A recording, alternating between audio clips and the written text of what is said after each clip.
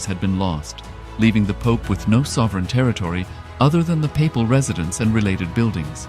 Yet his temporal powers were still acknowledged. He was recognized as a head of state, and later, the Lateran Treaty of 1929 formally re-established papal sovereignty over the Vatican City. The Sovereign Order of Malta further exemplifies this principle, retaining international recognition as a sovereign entity despite the permanent loss of their territory upon Napoleon's invasion in June 1798. Despite such permanent loss of territory, the sovereignty and the international legal personality of the Sovereign Order of Malta continue to persist. Much later in 1894, the order settled in Rome and acquired two properties, the Magistral Palace and the Magistral Villa that received extraterritorial status. Today, the order maintains diplomatic relations with 112 countries, issues its own diplomatic passports, currency, stamps, and vehicle registration plates, and has been granted observer status in the United Nations. All these examples of state re-establishment illustrate the principle of continuity of states, as per international law, that a state's legal personality persists over time. A nation continues to exist even after a complete loss of territory. A far more striking example is of the oceanic countries, which are under the threat of their entire nation being drowned and submerged due to rising sea levels owing to global warming. In response to such existential threat of climate change, Pacific Island nations, including Tuvalu, have enacted constitutional amendments and made international declarations affirming that their nation and their sovereign rights will continue to persist, despite their entire territory being lost to the sea.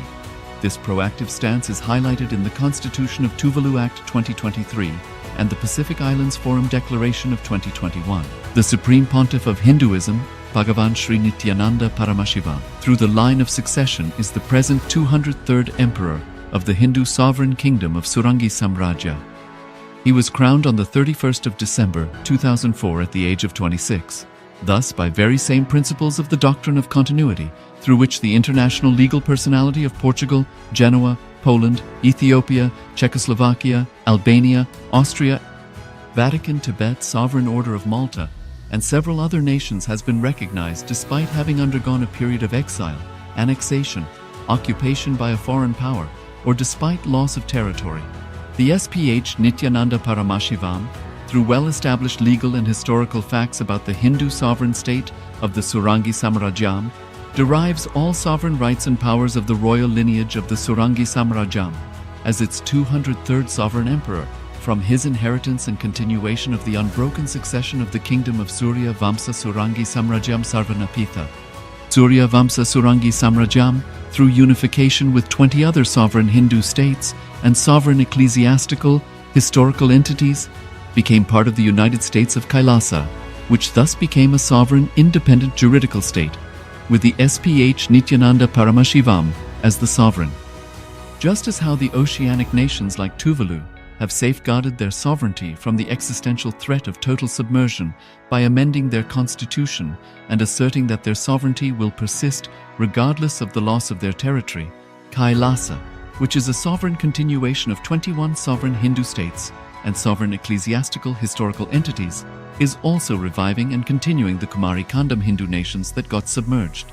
As per the doctrine of continuity, these facts imply that the Kailasa's statehood is recognized by international law and manifests as a natural outcome of well-established historical legal facts. Share your time, talent, and treasure. Become part of Kailasa. Sign up as an eCitizen https://kailasa.ecitizen.info.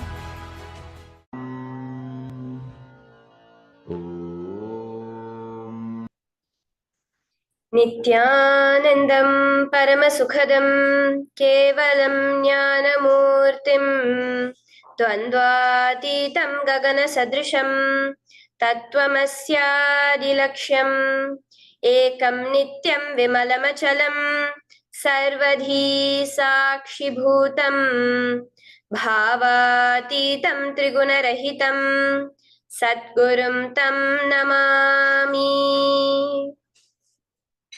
Welcome to Nithyananda Yoga, where we transcend the limits of conventional practice and dive deep into the source of our being, drawing from the original source of yoga itself.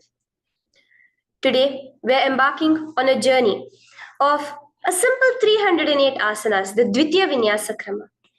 But it's not just about contorting the body or mastering complex postures. It is about connecting in oneness with the cosmos. Your body will be like wax, moldable and pliable. Today, as we embark on this journey, shed the notion of limitations. Forget the boundaries imposed by your bone and flesh. Instead, recognize yourself as the very source material of the cosmos, the consciousness from where we all come from. With each movement, you will not just be stretching muscles, you will be reaching into the depths of your consciousness. Visualize yourself as a sculptor, crafting your form with intention and precision. Want to grow 4 inches taller by the end of this session? Believe it, for your body is a wax waiting to be molded as per your intention. There is only one enemy towards this that we have built within each one of us. That is the parasites of negativity. Every muscle you have built in the moment of anger, of anxiety, of pain, of incompletion becomes the boundary of your consciousness. Today, we embark on a journey to detoxify ourselves, make us experience our original nature as divine. So as we go through these 12 components, which is so unique to Nithyananda Yoga, from the original source, the Vedas and Agamas, remember, you are not bound by limitations. You are the creator of your reality. Embrace your true nature. Let us sculpt our beings into an epitome of strength, flexibility, and bliss. Welcome to a transformative experience like no other, Nithyananda Yoga. There are 12 different components that consist Nithyananda Yoga. One is the asanas, which we traditionally know of. The various body postures revealed by Paramashiva to align the physical geometry of our body, the physical geography of our body, to the cosmic geometry, the cosmic geography. As Paramashiva says, sthiram sukham asanam, that body posture which is steady, comfortable, because it's in its original nature of Paramashivatva. The second are the pranayamas, the various systematic breathing techniques that Paramashiva has revealed for each one of us, that connect us to the higher dimensions of the cosmos and increase the life energy within us. The fourth are the bandhas, the different internal locks of the body. The third are the mudras, the various hand gestures and body movements to seal that life energy within ourselves.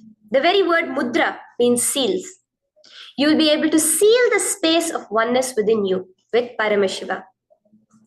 The fourth are the bandhas, the various internal locks of the body to awaken the Kundalini Shakti, our latent potential energy, and make us conducive for the ultimate experience.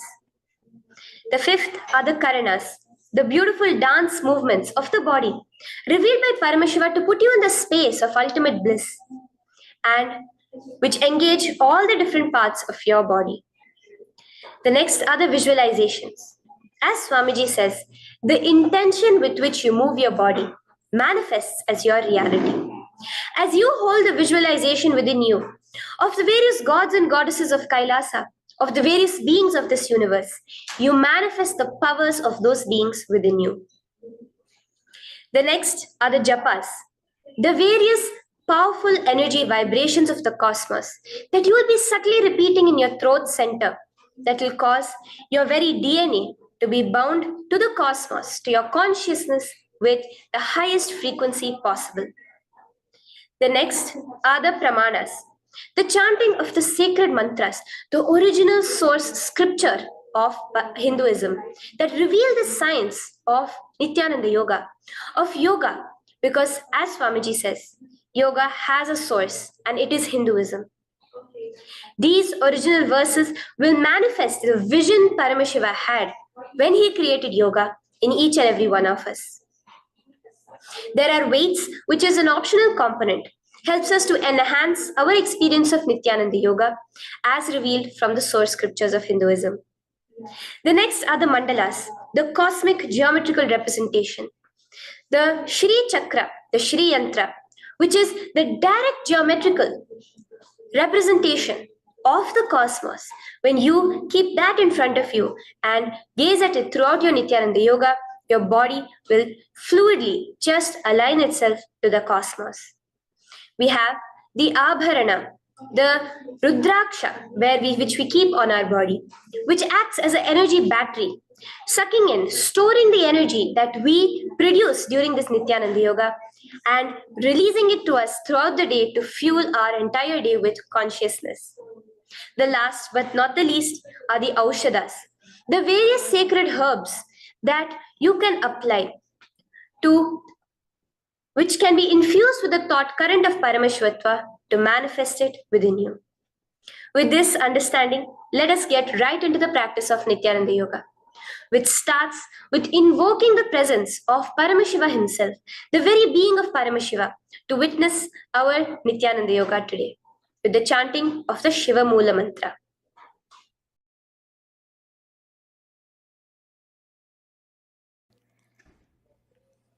Let us now chant the Shiva Moola Mantra 11 times internally. Om Ham Hom Shivaya Namaha. Om Ham Hom Shivaya Namaha. Om Ham Hom Shivaya Namaha. Om Ham Hom Shivaya Namaha. Om Ham Hom Shivaya Namaha. Om Ham Hom Shivaya Namaha. Om Ham Hom Shivaya Namaha. Om Ham Hom Shivaya Namaha. Om Ham Hom Shivaya Namaha. Om Ham Hom Shivaya Namaha. Om Ham Hom Shivaya Namaha. The next step of this ritual of yoga, as Swamiji reveals, yoga is a ritual, a methodology to connect yourself with the divine. As every ritual in Hinduism goes, we cleanse the three elements of our body, of the world, and of the ultimate with the Tattvachamanam.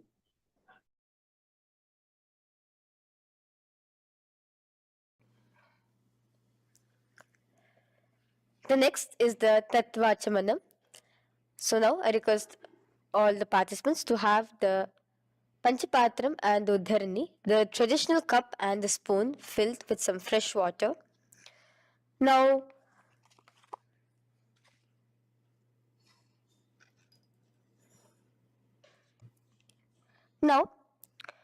keeping your right hand in the shape of a cow's ear, the Gokarna Mudra, pour an Uddharani of water from the Panchapatram and chanting each of the following mantras internally, drink the water that flows through the base of the palm. Om Atmatattvam Shodayami Svadha. Om Vidyatattvam Shodayami Svadha. Om Shivatattvam Shodayami Svadha. Wash your right hand with water from the Panchapatram. Now, chanting the following mantra internally, wipe the upper and lower lips twice using the base of the right hand thumb, moving the hand from right to the left of the lips. Om Ham Hridayaya Namaha. Wash your right hand with water from the Panchapatram. Now, with the tips of right hand index, middle and ring finger, touch above the upper lips and below the lower lips. Wash your right hand with water from the Panchapatram. Now, with the tips of right hand index finger and thumb joined together, touch your right nostril, left nostril. With the tips of right hand ring finger and thumb joined together, Touch your right eye, right ear, left ear. Wash your right hand with water from the Panchapatram. Now, with the base of the right hand thumb and little finger, touch the navel, right chest, left chest. With the right hand, fingertips together, touch the top of the head, right shoulder, left shoulder, and your heart center. With that, we have the Sankalpa. The Sankalpa, the manifestation of our conscious intention. What is it today each one of us want to manifest through Nithyananda Yoga? Hold that in your inner space. Through this conscious intention, which directly happens with the blessings, with the grace of the Supreme Pontiff of Hinduism, Bhagavan Shri Nithyananda Paramashivoham, you will just see your intention manifesting as reality.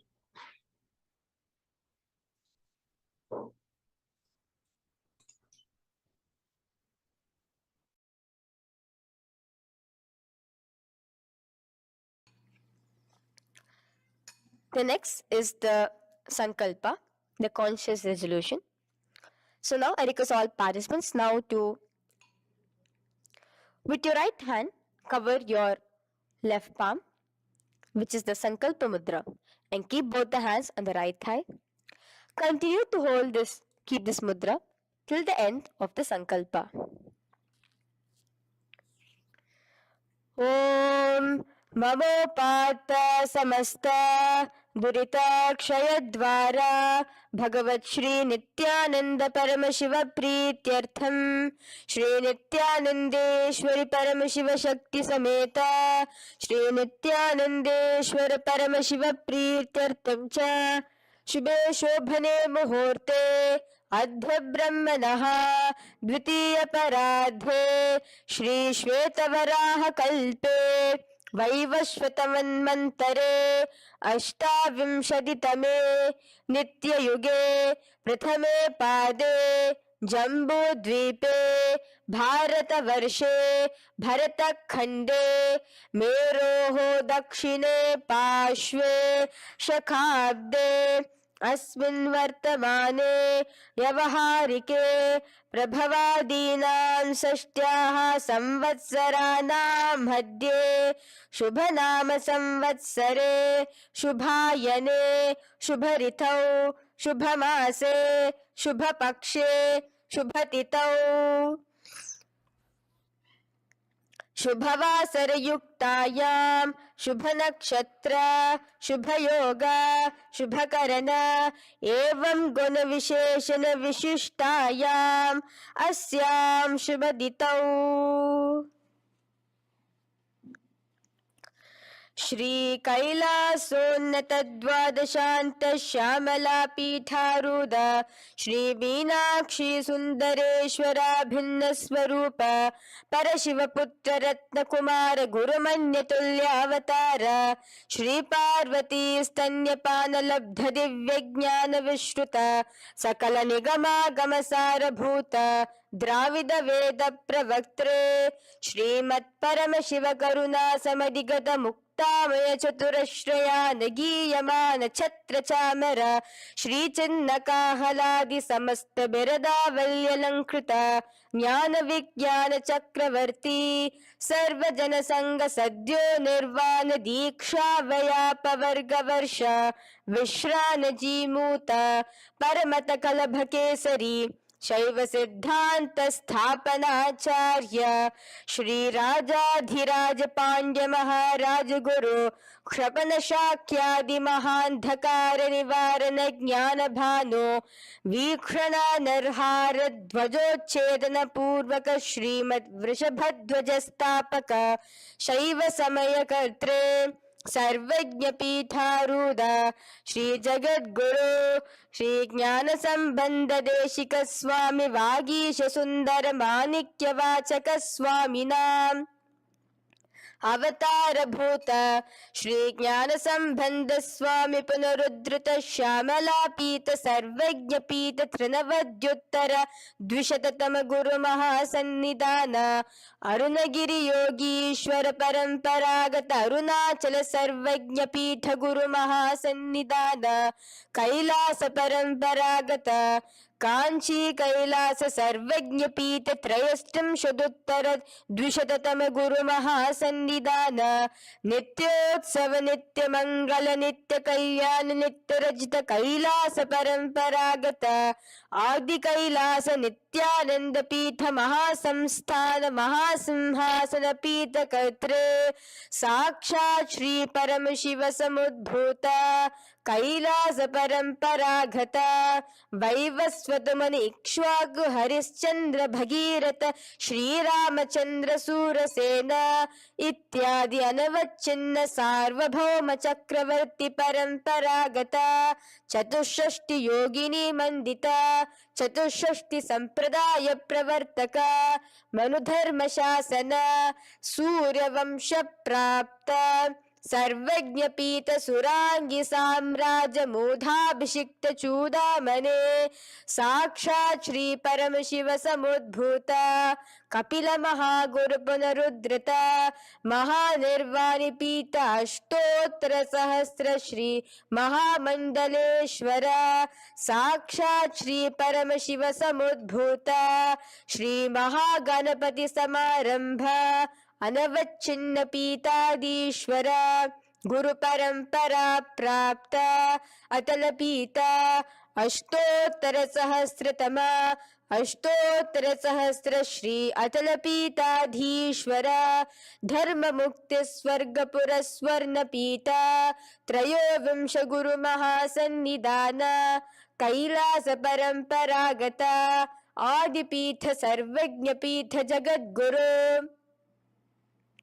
Shri Kailash पुनरुद्धारक Shri Kailash परमाचार्य श्रीमत् Paramhans परिव्राजकाचार्य वर्य सच्चिदानंद प्रणव स्वरूप श्रोत्रिय ब्रह्मनिष्ठ श्रीमद् जगद्गुरु श्रील श्री भगवत श्री नित्यानंद परम शिव श्री ज्ञान संबंध देशिक परमाचार्य स्वामिनां प्रीत्यर्थं तेषां पादारविन्दयोः भक्ति सिद्ध्यर्थं गुरुकृपा कटाक्ष सिद्ध्यर्थं क्षेमस्थैर्य वीर विजय आयुरारोग्य ऐश्वर्याणाम् अभिवृद्ध्यर्थं धर्मार्थ काम मोक्ष चतुर्विध फल पुरुषार्थ सिद्ध्यर्थं समस्त दुरितोपशान्त्यर्थं समस्त मंगलावाप्यर्थं भगवत् श्री नित्यानंद परम शिव प्रसादेन सकुटुम्बस्य ज्ञान वैराग्य जीवन मुक्ति प्राप्त्यर्थं भगवत् श्री नित्यानंद परम शिव कृपा कटाक्षेण पूर्ण आरोग्य युक्त दृढ़गात्र यौगिक शरीर सिद्ध्यर्थं परम शिव शक्ति आविष्करणार्थं नित्यानंद योगाभ्यासं करिष्ये. Now wash your right hand with water from the Panchapatram. Om Apaupasprisya. Now let's get started with the asanas. Okay? Sit first in a cross-legged position on the ground in Sukhasana. Bring your hands into the Bindu Mudra with your thumbs and index fingers touching each other. Place it on top of your knees. Here we have the Kumbhaka, the pranayama of Samana Kumbhaka. As you inhale and exhale, visualize flames licking up your spine. Do the bandhas, the locks, the Mahamudra Bandha, all three of the bandhas, where you are doing the Jalandhara Bandha, tucking in your chin to your chest, the Udyana Bandha, sucking in your stomach, and the Moola Bandha, clenching your perineum. For the first set of asanas, we have the japa Soham, which you'll be repeating in your throat center. As you do Sukhasana, visualize Lord Shiva in your inner space. The next asana is Parvatasana. Now, from the seated position, bring both your feet to the opposite thighs. Clasp your hands together in front of your heart center in the Anjali Mudra and raise it above your head. Keep your hands as straight as you can. Continue the Samana Kumbhaka and the Japa of Soham. Remain with all the three bandhas. The chin to your chest in Jalandhara Bandha, the stomach tucked in Udyana Bandha, and the clenched perineum in Mula Bandha. Here, visualize yourself as Mount Kailash.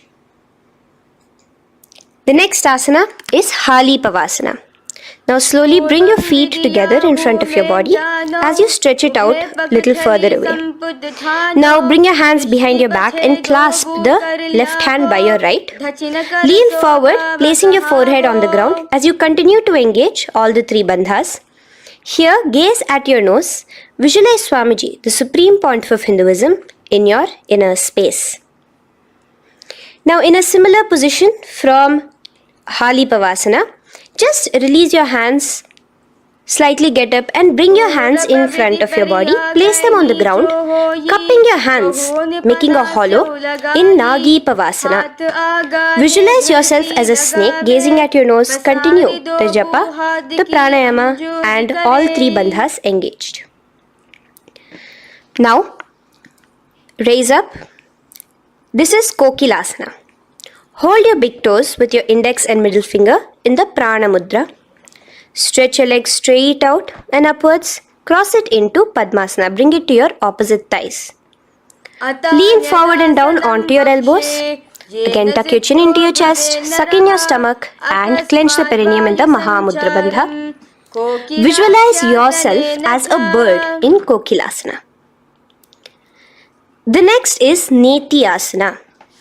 Now, raise up again. Bring one ankle to the top of the opposite knee. Hold the elbows with your hands. Hold the respective elbows with the opposite hands. Again, engage all the three bandhas and rotate your arms in a circular motion. Keep the spine completely straight and gaze towards your nose. Visualize Swamiji, the Supreme Pontiff of Hinduism, in your inner space. Next is Gajasana. Press your hands onto the ground. You can bring your feet a little back as you raise yourself up, your hips up high. Lower your head and then chest, scooping your body forward again and again. Here, engage the Udyana Bandha, where you suck in your stomach along with the Mula Bandha, clenching the perineum. Visualize yourself as an elephant. Gajasana. Now stop the movement slowly. In another dynamic asana, which is Rikshasana, you will start alternatively pressing the heel of one foot onto the ground while lifting the other heel up. Repeat this again and again. The next is Vaishyasana. Now slowly come to a standing position. Stand tall on the tips of just your big toes. Keep your head neck straight line. And bring the middle, index and ring fingers to your heart in the Hridaya Mudra. Continue engaging the Udyana Bandha. Visualize Swamiji in your inner space. Here we have a very interesting movement, which is the Karanas, the dance movements. So the first Karana is Urdhva Janu Karana, which literally means the raised knee. So now stand in the Aramandi position, which is your heels touching together, the toes facing outwards, almost at a 45-degree angle. Bend your knees low and keep both your hands at your chest, elbows parallel to the ground.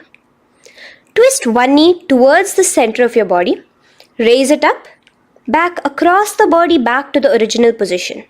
Simultaneously with the leg movement, follow it with your respective hand, up and across the body. Repeat this alternatively on both sides. Now, in Balalingasana, come back to a standing position straight and interlace your fingers from outside in. This is the Sarvavashankari Mudra. Hold on to your knee, pulling it up towards your chest. Pull it tight. Continue to keep your spine straight. Engage all the three bandhas, the Jalandhara Bandha, the Udyana Bandha and the Mula Bandha. As you are holding your knee, visualize yourself holding, caressing a baby. Balalingasana. The next asana is Padapidanasana. Now the same foot which is raised, clasp it with your hands and pull it behind towards your body, holding it with both your hands. Again, engage all the three bandhas, standing tall. Visualize Swamiji, the Supreme Pontiff of Hinduism, in your inner space.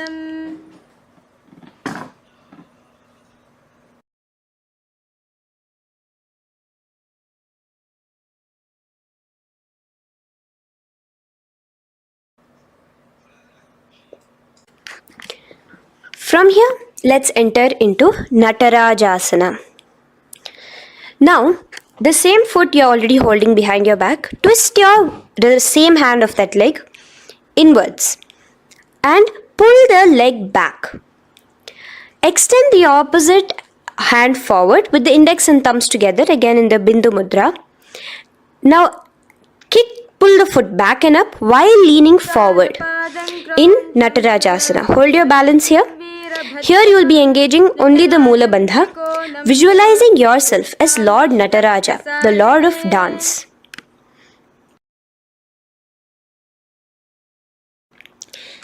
Now again let's repeat Balalingasana on the other side with the other leg. Pull it up towards your chest with the hands in the Sarva Vashankari Mudra. Engage all the three bandhas as you visualize yourself holding and caressing a baby. Now pull your foot back into Padapidanasana on the other side. Remain with all the three bandhas engaged. Visualize Swamiji in your inner space. And lean forward. Now hands stretched in the Bindu Mudra into Natarajasana. Balance there as you visualize yourself as Lord Nataraja. Now come back to a standing position. Release your leg. Gain your balance. As we enter into the Ardharechita Karana. Now again bring yourself to the Aramandi position, heels together, toes pointed outwards and knees bent. Now from this position, bring your right foot onto the tips of the toes behind the left heel. The heel should be up. Bring your left hand towards your chest, parallel to the ground again, and extend the right arm out and wide like a pendulum. Bring it back towards your chest. Now while your arm is swinging, remember to move your fingers one by one inwards towards the palm and then outwards. Now place the right hand over the nose. Uncross your ankles. Let's do this on the other side also. Cross the left ankle behind and stretch the left hand out like a pendulum.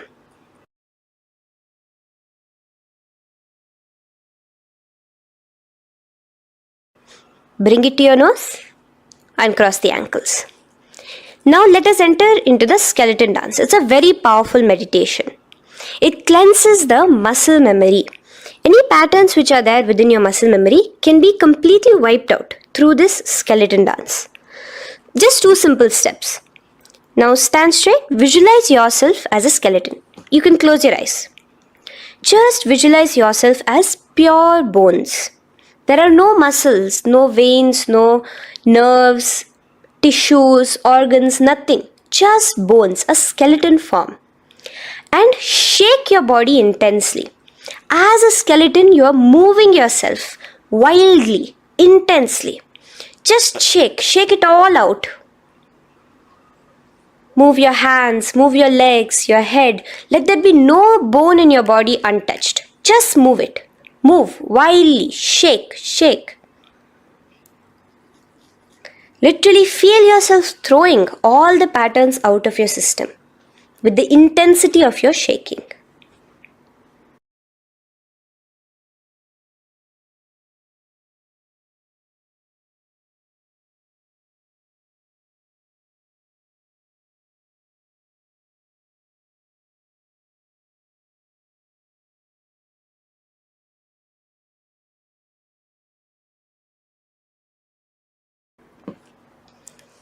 Now slowly calm down.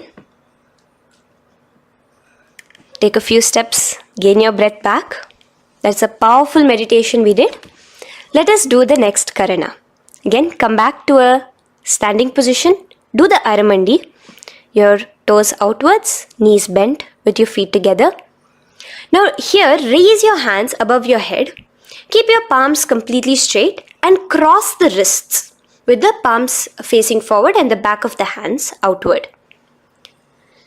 Now from the crossed wrists, uncross the wrists, spreading your arms out wide while you turn your hip towards the side. Turn by the waist sideways. Bring your hands back over the head and turn on the other side. Repeat this on the other side. Do it again. Let's twist out. Come back to the middle and twist out again. This is the Kati China Karana. Now stand tall. Raise your hands above your head. Bring yourself to the top of the tip of your toes. Let your hands face each other parallel to the ears. You're tall, pushing yourself, stretching yourself. Again, engage all the three bandhas. Tucking in your chin to the chest, sucking in your stomach and clenching your perineum. Visualize yourself as a palm tree. We have the japa changing over here where you will be repeating Shivoham in your throat center. Tadasana. Now, as we enter into Uttanasana, relax and lean forward, bringing your hands on by the ground next to your feet. Keep your palms flat on the ground. Try your best. Engage all the three bandhas. Remain with all the three bandhas engaged as you visualize Swamiji, the Supreme Pontiff of Hinduism himself, in your inner space. Now jump your feet back into Tarakshvasana, coming to a plank position. Keep your hands shoulder width apart. Be steady there. Tuck in your chin to your chest in the Jalandhara Bandha as well as engaging the Moola Bandha. Now rotate your head while in the Jalandhara Bandha from shoulder to shoulder, side to side. This is Tarakshvasana. Visualize Swamiji, the Supreme Pontiff of Hinduism, in your inner space. Yes. Now lay flat onto the ground in Bhujangasana.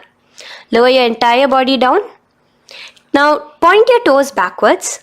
Keep your hands by the side of your chest and push yourself off the ground. Remember to use the strength of your lower back to hold yourself up. Open your mouth wide. Inhale through the hollow of your throat and exhale through your nose. This is the Bhujangani Mudra. In Bhujangasana, you will visualize yourself as a cobra. Now come back into a plank position. So you can tuck in your toes and come back into a plank position. In Shashasana, alternate bringing one knee towards your chest, back and forth. So you'll bring one knee front, push it back and bring the other knee. Repeat this again and again. Do the Sahaja Kumbhaka. Simple breathing in, breathing out. Engage the Moola Bandha, clenching your perineum. Visualize Swamiji, the Supreme Pontiff of Hinduism. Okay. Now place your legs back into the plank position as we enter into Rathasana. Again, bring one foot between your hands and alternate jumping one foot back and bringing the other foot forward simultaneously. Again and again. Continue the Sahaja Kumbhaka and the Moola Bandha engaged as you visualize yourself as a chariot, a Ratha, in Rathasana. Now, into Veerabhadrasana. Remain one leg in between your hands. So as you jump, one leg comes between your hands. Stop in that position. One leg stretched back. And raise yourself up into a standing position. So the front foot will be pointing forwards and bent at a 90-degree angle. The knee will be bent at a 90-degree angle. The other leg, which is extended back, the foot will be pointed sideways at a 45-degree angle. Now raise your palms, hands up, parallel beside your ears. Do the Uddiyana Bandha along with the Moola Bandha, pulling in your stomach in. Gaze towards your third eye as you visualize yourself as Lord Veerabhadra. Now relax down, switch your legs around And let us do Virabhadrasana on the other side. Stretch your hands up, gaze towards your third eye, suck in your stomach in the Uddiyana Bandha, and visualize yourself as Lord Virabhadra. Okay, bring your feet together now. Let us move into Vrikshasana. Now stand tall, gain your balance here slowly. Bring one foot towards the inner thigh. Bring your palms together, raise them up above your head in the Anjali Mudra. Keep your elbows as straight as you can. Again, continue the Uddiyana Bandha, sucking in your stomach.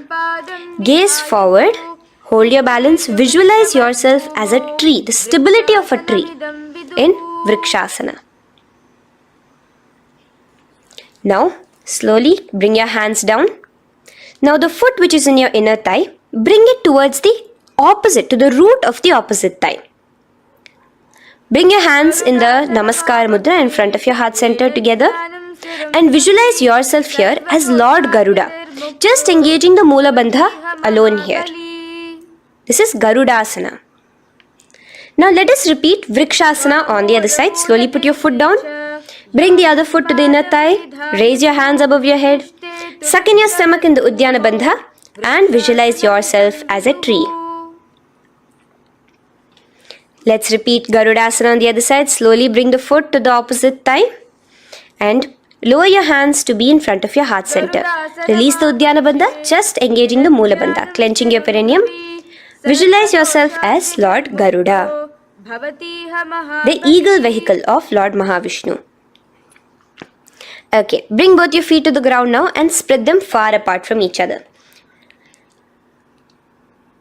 Now keep one leg toes pointing forward and the other set of toes pointing sideways. Straighten your arms out parallel towards the ground. Bring your front arm down towards the front foot, beside your foot, while the other arm extends towards the sky. Visualize yourself as a triangle in Trikonasana. Now raise up and let's repeat Trikonasana on the other side. Switch the position of your legs around and go forward. The other arm raised towards the sky. Visualize yourself as a triangle. Now come back to a standing position. Bring your feet together. We are having another Karana, the Nikuttaka Karana. Bring yourself to the Aramandi position. Feet together, knees out wide. Here now bring your hands towards your chest, but keep both your palms parallel towards each other. Bring your right foot onto the toes with the heels up. And simultaneously bringing the right hand towards the top. Now drop the right foot, simultaneously lifting the left foot onto the toes and switch the hands position. Now the left hand is on the top and the right hand is on the bottom. Repeat and let us do this repeatedly. Okay, relax now, come back to a straight position and sit down onto your toes. Sit on your heels with your toes on the ground, knees raised up off the ground, together in front of you in Angushtasana. Bring your hands together in the Namaskara Mudra in front of your heart center. We have a very interesting pranayama over here, which is the Bhramari Kumbhaka, where you will be subtly buzzing like a bee as you do this asana. The japa we will be entering into is Sadashivoham. In Angushtasana, engage the Moola Bandha as you visualize Swamiji, the Supreme Pontiff of Hinduism, in your inner space. Now in the same position, slowly bring your hands to the ground. Balance yourself as you stretch one foot forward, sitting on the heel of one foot and the other foot stretched forward, toes pointed upwards. Bring your hands to the Vara Mudra, just the tips of the finger on the ground while the palm faces forward, both your hands. Continue to engage the the Moola Bandha, clenching the perineum as you visualize Swamiji, the Supreme Pontiff of Hinduism, in your inner space. Now, stretch, the leg is stretched forward, right? Stretch the same hand, the respective hand forward and clasp onto the big toe of that foot in the Prana Mudra with your index and middle fingers. The other hand, bring it to the back of the respective heel in Vidhunanasana as you visualize Swamiji in your inner space. Okay, bring your 2 feet back together as we repeat Saurasana on the other side. Stretch your left leg forward now. Palms in the Varamudra on the ground. Visualize Swamiji in your inner space. And lean forward into Vidhunanasana on the other leg. Clasp your toes. Bring the other hand to the back heel. Continue to visualize Swamiji.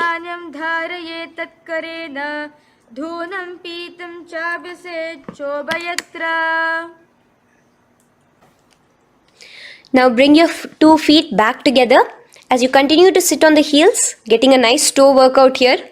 Balance on your toes, bring your knees together in front of you. Now place your palms on top of the respective knees with the hands facing upwards, the palms facing upwards. Leave a slight gap between your palms and knees. As you gaze forward, engage the Jalandhara Bandha, tucking in your chin to your chest, and look between the gap between your hands. Brahma Jurankushasana. The next is Kapilasana. Now spread your knees wide and place them onto the ground. Keep your hands on the respective knees.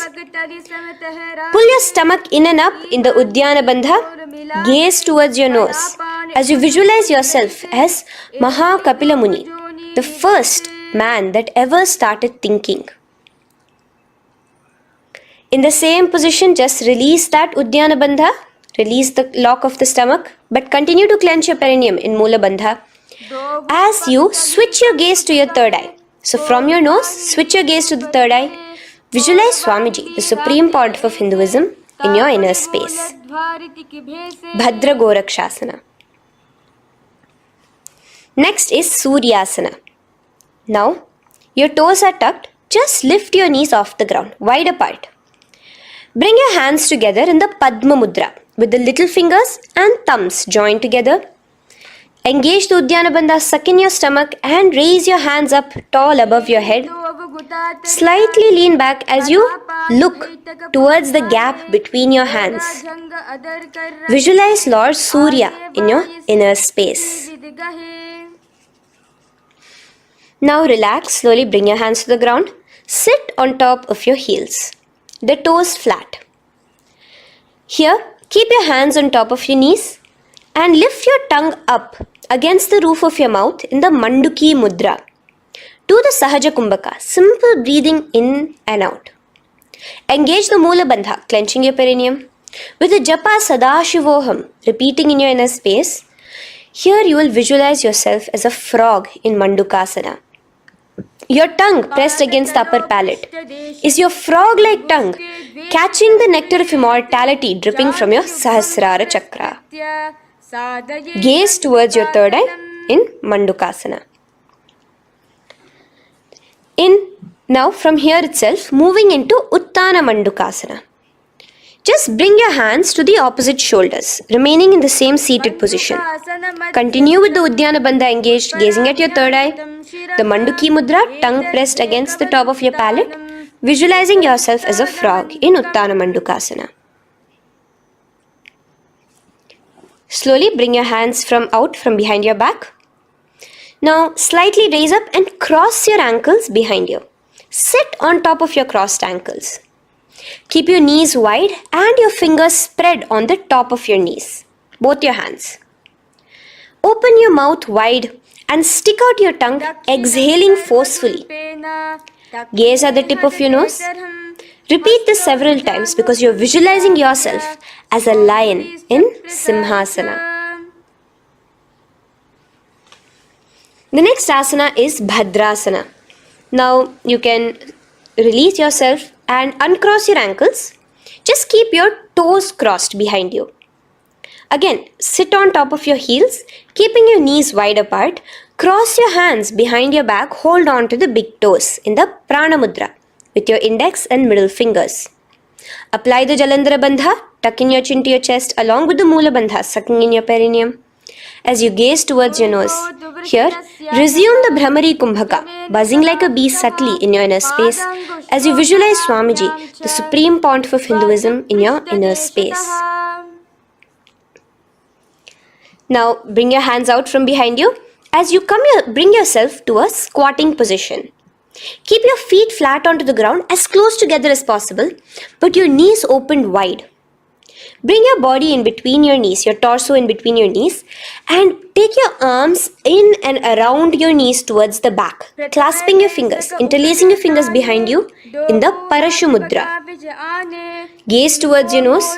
Visualize yourself as a crow in Kakabhusandhiya Asana. The next asana is Kanipavasana.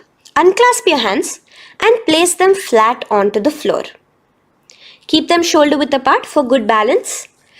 Now, slowly bring your knees to the back of your arms, above the elbows. Lean your chin forward and down. Keep your gaze steady as you lift your feet off the ground. In Kanipavasana, visualize Swamiji, the Supreme Pontiff of Hinduism, in your inner space. Now in the same position, slowly lower your head to the ground and stretch your legs up high, forming a tripod between your two hands and your head in Kapali Asana.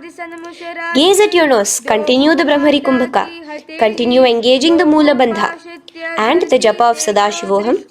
Visualize Swamiji in your inner space. The next asana is Parshva Mayurasana. Slowly bring your feet down. Yes, relax. And now squat on your toes with your knees together and twist your body. Place both the hands to one side of your knees. Now bring one of your elbows to the knee and the other of your elbows towards the hip. Lean onto your arms, balance, extending your legs out to the side. Gaze towards your third eye, visualizing yourself as a peacock. In Parshva Mayurasana, as you do the pranayama, the Rechaka Kumbhaka, let your exhalations be prolonged and your inhalations be slightly shorter. Now relax, bring your feet to the ground and bring your body to the other side of your knees. As you repeat Parshva Mayurasana on the other side, lean forward, stretch your legs, gaze at your third eye, visualize yourself as a peacock. Now let's do Bhairaganathasana. Now come again to a plank position. Place your hands down, stretch your legs back and bring one foot around your shoulder to be placed in between both your palms. Gaze at your third eye. Just engage the Mula Bandha, clenching your perineum. Here, this is Bhairaganathasana. Visualize yourself as Lord Kala Bhairava. Slowly bring your foot out and bring the other foot in between your palms, remaining in the plank position. Continue to visualize yourself as Lord Kala Bhairava in Bhairaganathasana on the other side. The next asana is Unmukha Pithasana. Now from the same plank position, bring your forearms onto the ground. Be steady as you walk your feet closer towards yourself, forming like a slight mountain. In Unmukha Pithasana, gaze at your third eye. Continue the Rechaka Kumbhaka. Visualize Swamiji in your inner space. The next asana is Vashishthasana. Now, just raise yourself onto one of your hands. So, release your forearms off the ground and raise yourself onto your right arm. And keep your body completely parallel to the ground as you raise your left arm straight above your head. Visualize yourself as Rishi Vashishta as you do the Vashishthasana. Gaze towards the hand on the top. Now slowly bring that hand down. As you switch the hands, bringing your right hand up towards the sky. Balance there, completely straight on your toes.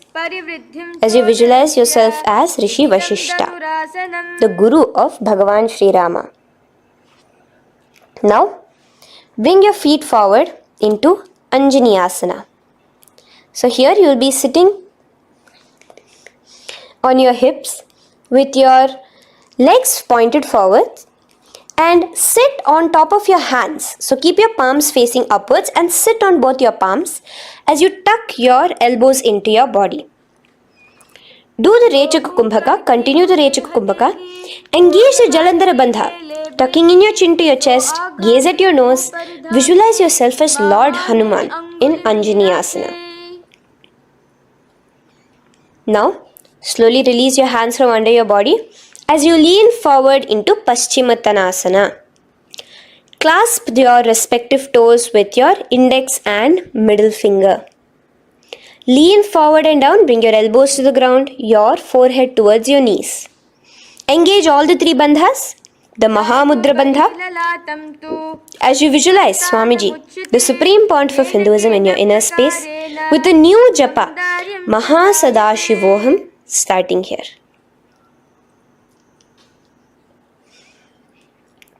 The next is Ugrasana. Now, you can raise up and clasp your hands behind your neck in the Parashamudra. Interlace both your fingers. Lean forward and down, bringing your forehead to your knees and your elbows onto the ground. Again, engage all the three bandhas in the Mahamudra Bandha as you visualize Devi Kali in your inner space in Ugrasana. The next is Marichi Asana. So raise up and keep one leg pointed forward while you bring the other leg towards the groin, the knee pointed upwards. Place the foot flat on the ground. Now lean forward, bring both your hands, wrap your arms around the raised knee, clasping your hands behind the back together. Bring your chest to the thigh with your head towards the knee. Here engage just the Moola Bandha, sucking in your perineum, as you visualize yourself as Rishi Marichi in Marichi Asana. The next asana is Mahamudrasana. Now slowly raise up and the raised knee, let it rest by your side with your leg towards the inner thigh of the opposite leg. Now again reach down, hold your foot, bring your elbows to the ground, your forehead to your knees. Engage all the three bandhas in the Mahamudra Bandha. Gaze at your nose, visualize Swamiji himself in your inner space. Raise up. Let's repeat Marichi Asana on the other side. Bring the other foot straight while the other foot comes into the groin. Knee up. Lean forward, clasping your hands behind your back. Visualize yourself as Sage Marichi. Now from here, raise up, engage all the three bandhas as you let your knee fall to the side. Lean forward, clasping the foot. Gaze at your nose. Visualize Swamiji in your inner space in Mahamudrasana on the other side. Now, bring yourself to a seated position.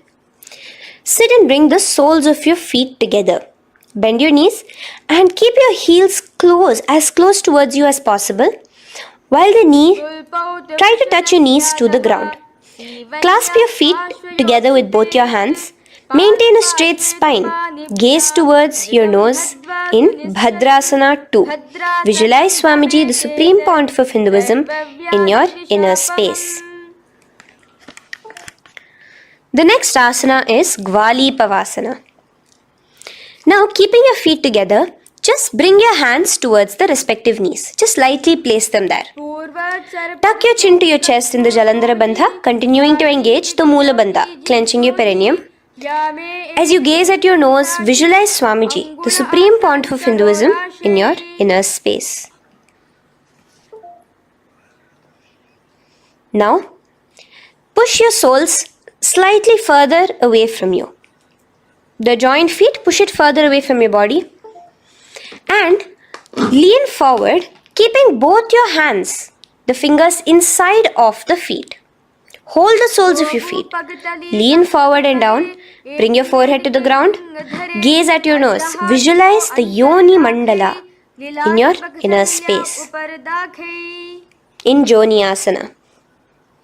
The next is Midiki Pavasana. Raise up. Stretch your arms out wide beside your body as you lean forward, your arms going over your knees. Bring your forehead to your feet. Continue to gaze at your nose. Visualize Swamiji, the Supreme Pontiff of Hinduism, in your inner space.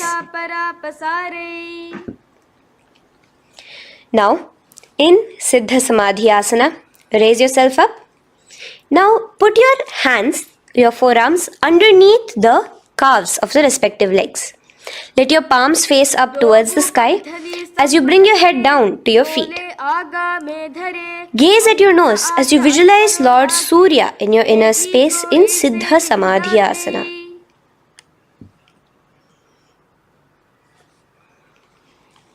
The next asana is Chinaki Pavasana. Raise up now. Bring both your feet together in front of you. Bring your feet back close to your body. Now place your hands underneath both the feet and pull your feet open like a book facing towards the sky. Both your feet. Press your elbows onto your thighs near the knees and gaze towards your nose, visualizing Swamiji in your inner space in Chinaki Pavasana. Giving yourself a nice stretch. Now release your feet and bring your hands to the respective knees. Gently push down on your knees, pushing it towards the ground. Suck in your stomach in the Uddiyana Bandha. Gaze at your third eye, visualizing Swamiji in your inner space. This is Charapata Chokasana. The next asana is Bhairavasana. Now continuing to remain with your feet together, you can use the help of your hands to bring your toes onto the ground with your heels pointed upwards. Just push yourself and try to do it. Continue to remain with the Uddiyana Bandha engaged, your stomach sucked in. Bring your hands to the Bindu Mudra with the index and thumbs together on top of the knees. Gaze at your third eye. Visualize yourself as Lord Kala Bhairava in Bhairavasana. The next asana is Samanasana. So slowly you can bring your feet out from underneath. Take now one foot towards your chest, holding with both your hands as the other foot rests by the perineum. Pull the sole onto your chest. Gaze at your third eye.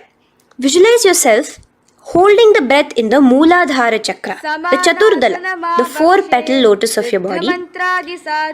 Gaze at your third eye. Visualize Swamiji, the Supreme Pontiff of Hinduism, in your inner space in Samanasana.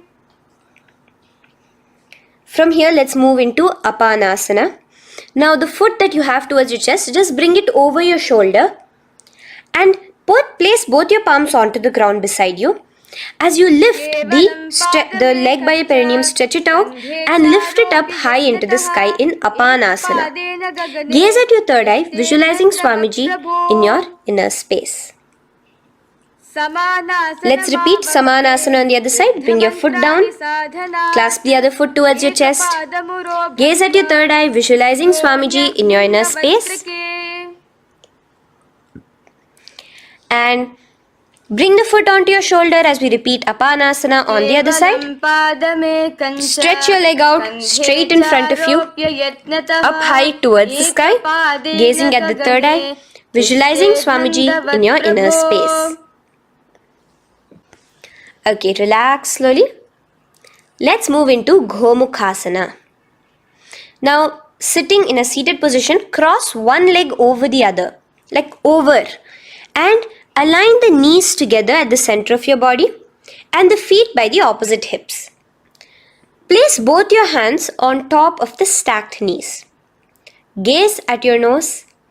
Here we have a beautiful pranayama, very cooling pranayama, which is the Sheetkari pranayama, where you will be inhaling through your clenched teeth with your tongue pressed against behind your teeth and exhaling through your nose, creating a hissing sound. The japa will be for the next sequence of asanas. Om Nithyanandoham. Visualize the face of a cow in Gomukhasana.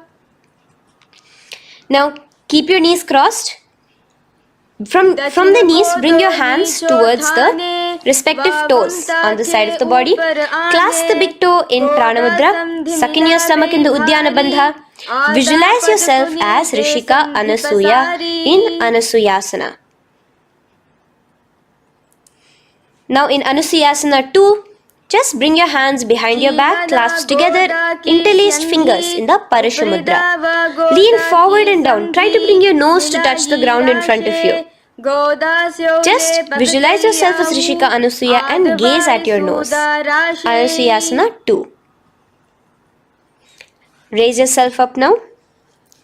Now bring one foot towards the perineum, knee resting on the ground.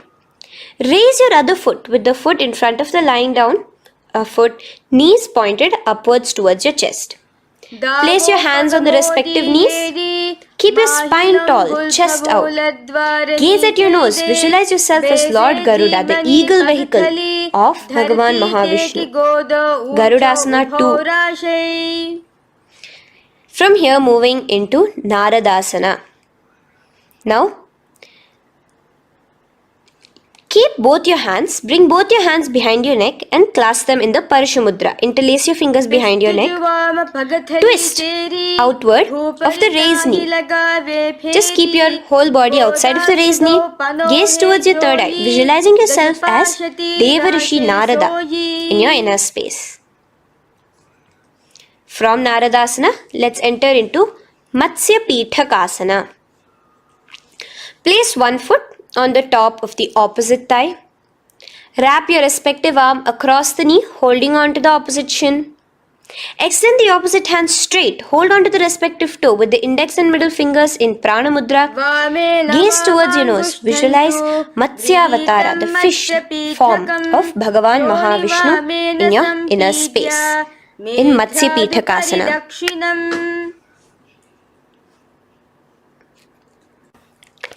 From there, let's repeat the Gomukhasana and the rest of the asanas on the other side too. So slowly you can cross your knees over to the other side in Gomukhasana. Keep your hands on the top of your knees. Gaze at your nose as you visualize the face of a cow in Gomukhasana.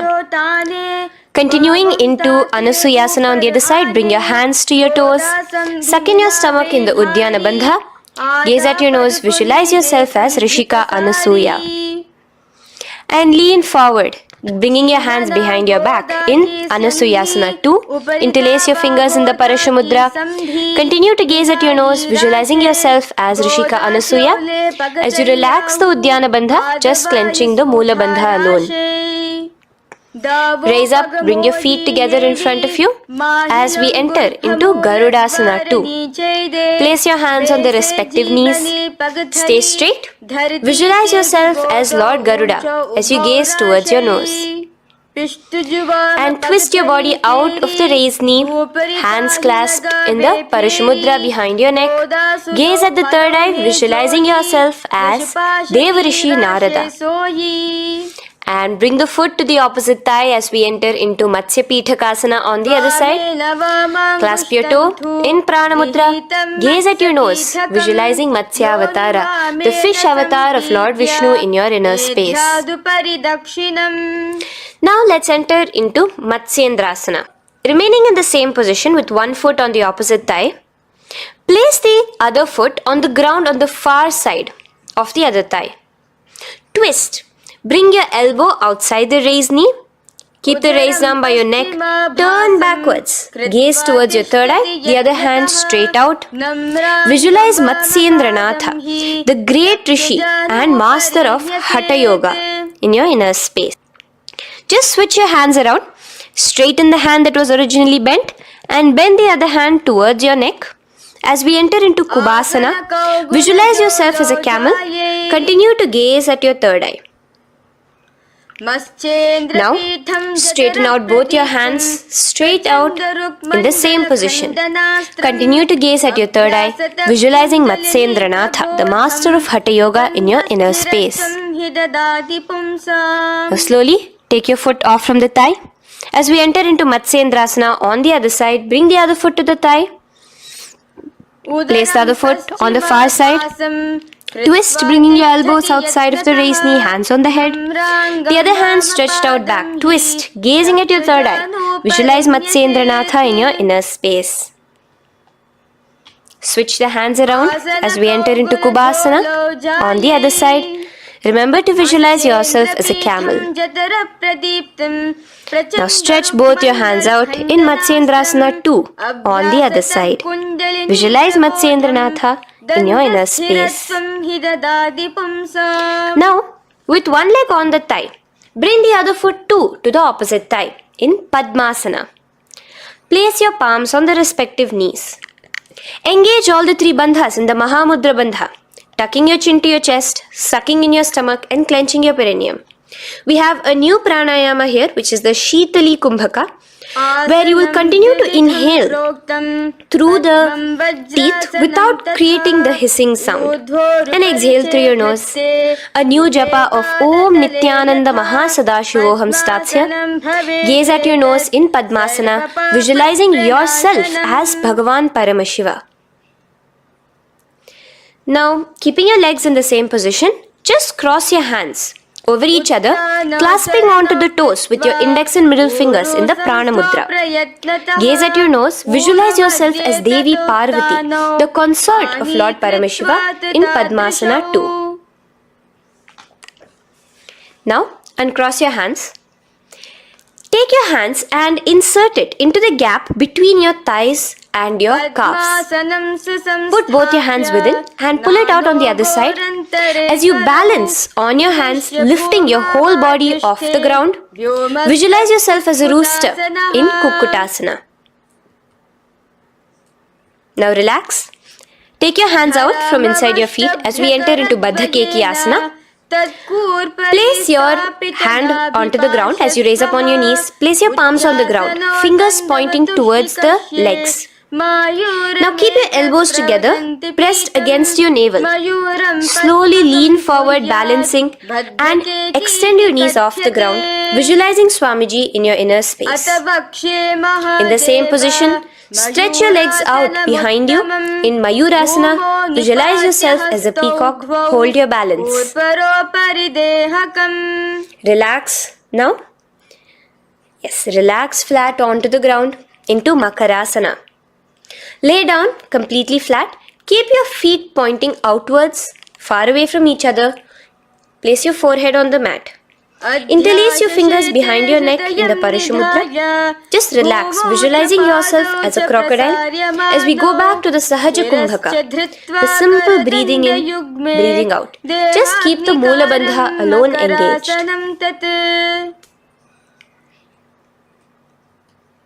The next asana is Shalabhasana. Now lay on your stomach and place your hands on the ground beside the chest. From the laying position, raise your legs up. Use your core strength to bring your thighs off the ground. Visualizing yourself as a locust in Shalabhasana. Relax your feet down and bring your hands to your feet, pulling your feet down towards the ground beside your hips. In Ushtrasana, visualize yourself as a camel. Now slowly kick your legs back. Rise your hand is clasping your feet. Pull your feet towards the sky, lifting your chest and thighs off the ground. In Dhanurasana, gaze at your third eye. Visualize yourself as Paramashiva's bow. Relax slowly and come up to a sitting position.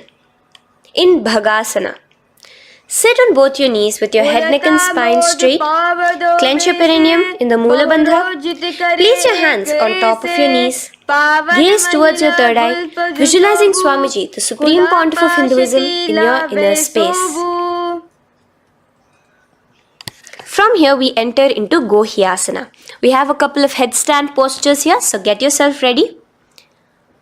Now place your forearms on the ground with your fingers interlocked. Ensure your elbows are at shoulder width for the best balance. Place the top of your head on the ground, holding your head with your hands. Slowly walk your toes forward until your hips are in a straight line with your shoulders, and just kick your feet up slightly. Make sure not to lose your balance. Keep your knees bent together at your chest, toes pointed upwards. Gaze to your nose, visualizing Swamiji in your inner space. From here, stretch your legs out into Shirasasana, continuing to hold the balance there as you continue to gaze at your nose, visualizing Swamiji in your inner space. Bring your feet to the ground, relax slowly. The next asana is Podhyasana. So come to a seated position. Bring your hands behind your calves, stretching your legs up and your forehead to your knees. Visualize Swamiji in your inner space. Here we have a new Kumbhaka, which is the Bhastrika Kumbhaka, where you will be exhaling forcefully, making the sound of a bellows. Podhyasana. The japa for this next series is Om Nithyananda Paramashivoham, the Mahavakya. Relax yourself. Continuing to remain balanced with your legs up, just bring your hands to the opposite shoulders. In Parighasana, visualize yourself as a mace as you gaze towards your third eye. Now relax. Keep your elbows and palms onto the ground as your legs are raised. Visualize yourself as a boat in Naukasana. Continuing to gaze towards your third eye, remember to continue the Bhastrika Kumbhaka. Forceful exhalation. Now, continuing to keep your balance, just bring your hands to your feet and scoop your hands underneath the heels, pull it towards the chest. Keep your spine upright, gaze towards your nose. Visualize yourself as Lord Rudra in Rudrasana, the most ferocious form of Paramashiva. Now lay on your back, so you can remove your hands from underneath your feet and lay on your back. With your feet flat on the ground, knees pointed upwards. Now place your palms down. Just let your fingers touch the back of your heel. Do not clasp your feet. Lift your hips up high, pressing the feet onto the ground. Chin tucked to the chest in the Jalandhara Bandha automatically. Gaze at your nose, visualizing Swamiji in Unmukha Pithasana 2. Now lay onto the ground in Shavasana. Just lay completely flat with your palms facing upwards by the side of your body. Just unclutch from any movement happening within you. Visualize your body is dead. The Supreme Pontiff of Hinduism, Swamiji, is just liberating you. Just let your awareness, your energy completely pervade your body in the Shakti Chalan Mudra as you continue to vibrate with the Mahavakya.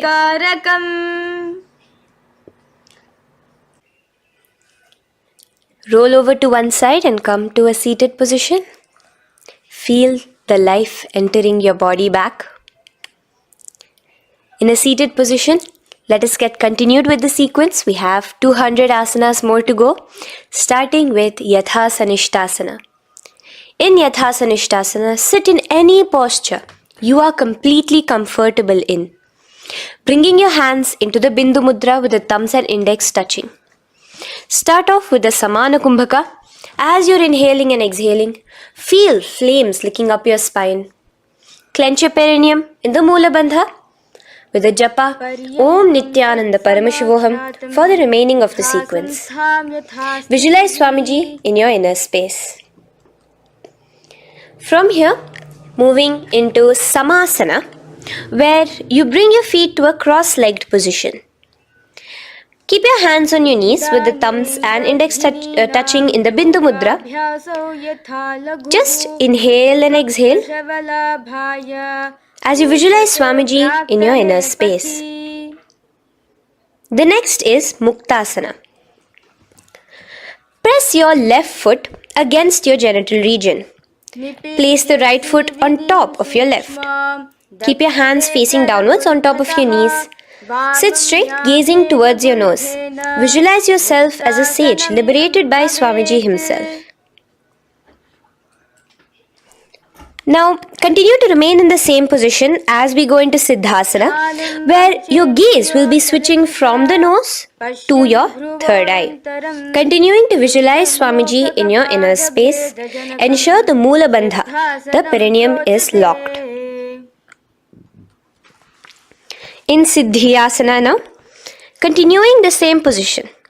Engage all the three bandhas, sucking in your stomach, bringing your chin to your chest in the Mahamudra Bandha. Switch the gaze to the ground in front of you from your third eye. Visualize Swamiji in your inner space.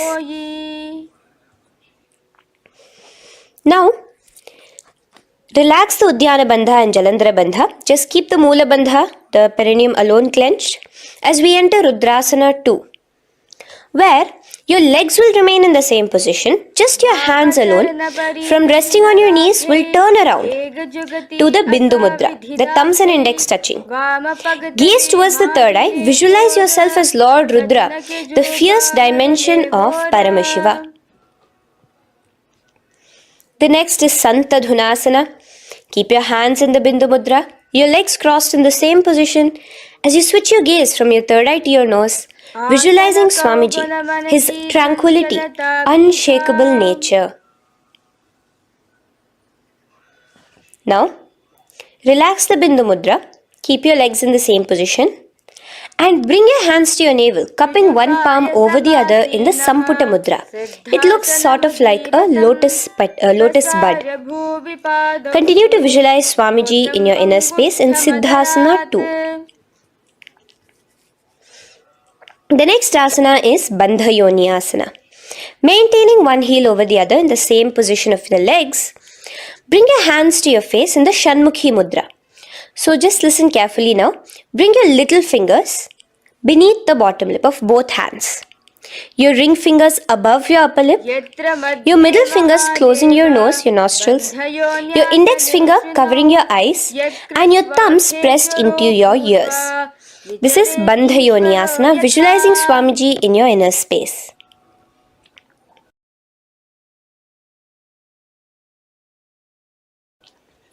The next asana is Virasana. Now, you can remove your hands from your face and bring one foot onto the opposite thigh, and the other foot underneath the thigh. Keep your hands in the Bindu Mudra, thumb and index fingers together on the top of your knees as you embody the space and state of bravery, Veera, in Virasana. Now, changing the leg position again as we enter into Valmikasana. Keep your left heel on the right side of the generative organ, toes under the thigh. Keep your right foot on top of the left leg, toes by the knee. Again, bring your hands into the Bindu Mudra on top of the knees. Gaze towards your third eye. Visualize Rishi Valmiki, the poet, the first poet and author of Ramayanam. The next asana is Joni Mudrasana. So you're going to remain here as you switch your gaze to your nose, visualizing the Yoni Mandala, a beautiful formation, divine cosmic geometry, representing Devi, Shakti, a symbol of the creative energy of the universe in Joni Mudrasana. In the same position, switch your gaze to your third eye, continuing to visualize the Yoni Mandala in your inner space. Now, let's move into Bhadrasana 3. So bring your feet, the soles of your feet together, uncross them and bring them together in front of your body. Hold it with both your hands, pulling it against you. Push your knees down towards the ground. As you gaze at your nose, suck your stomach in the Udyana Bandha. Visualize Lord Veerabhadra in your inner space. Bhadrasana 3. In the same position, we are entering into Aghorasana, where your left hand will rest on top of the left knee, while your right hand comes towards your face. Now, do the Khechari Mudra, where you are bringing your tongue towards the upper palate, gazing towards your third eye. Now, with your right hand, cover your mouth, close the left nostril with your index finger, inhale through the right nostril. Close both the nostrils, hold your breath and exhale through the left nostril in the Abhyantara Kumbhaka. Repeat this on the other side. Visualize yourself as an Aghori, completely dedicated to Paramashiva in Aghorasana. The next asana is Kaneri Pavasana. So you can distance your feet a little away from your body. As you lean forward, place your elbows onto the soles of your feet and rest your chin on your palms. Gaze at your nose, suck your stomach in Udyana Bandha. Here, continuing with the Rechaka Kumbhaka, where your exhalations are prolonged than your inhalations, visualizing yourself as a female elephant drinking water in Kaneri Pavasana. The next asana is Parasana. So now, come to a seated position, raise yourself up and keep your knees raised. Bring your hands underneath your knees.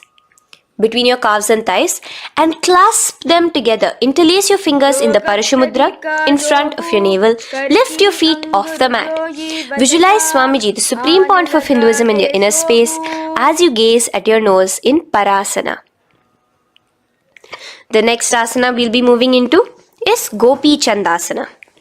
Now take your hands out from in between the feet as you let your feet rest on the ground. Take your hands out from underneath your calves. Interlace your fingers around the feet with the soles of the feet together and raise it up towards your chest. Rest your knee on top of your feet. Gaze at your nose. Embody the state and space of a king in Gopi Chandasana. The next asana is Udarasana. So now just quickly release your legs, bring your hands underneath your calves and hold on to your feet again from inside out. Both your feet together. Bring your feet up to your chin, resting your chin on top of the interlaced fingers. Bring your feet to your chest, gaze at your nose, visualizing your body, the Supreme Pontiff of Hinduism, free from any defects in Udarasana. Now, in the same position, just lift your legs up towards your head. Let the top of your hands come towards the top of your head, your forehead. And this is Vishishtasana. Visualize yourself excelling in everything in this posture. Now, slowly relax. Keep your hands underneath your shins as you take your hands up to the shoulder, pulling your hand and interlacing your fingers behind your neck. In Bhujasana, visualize yourself as a cobra. The next asana is Kalyanasana. So in the same seated posture, bring your hands around from behind your neck, remove them and put them around your back, interlacing the fingers behind you. Gaze at your nose. Visualize yourself as a beautiful, auspicious goddess in Kalyanasana.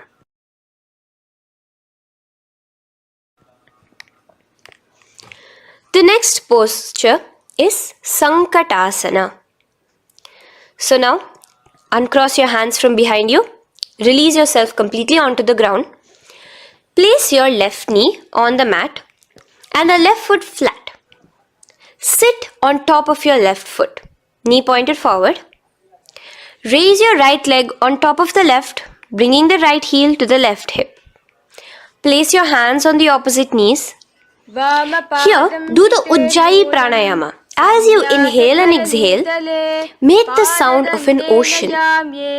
Visualize yourself as a swan, a beautiful swan in Sankatasana. The next is Dhenukasana.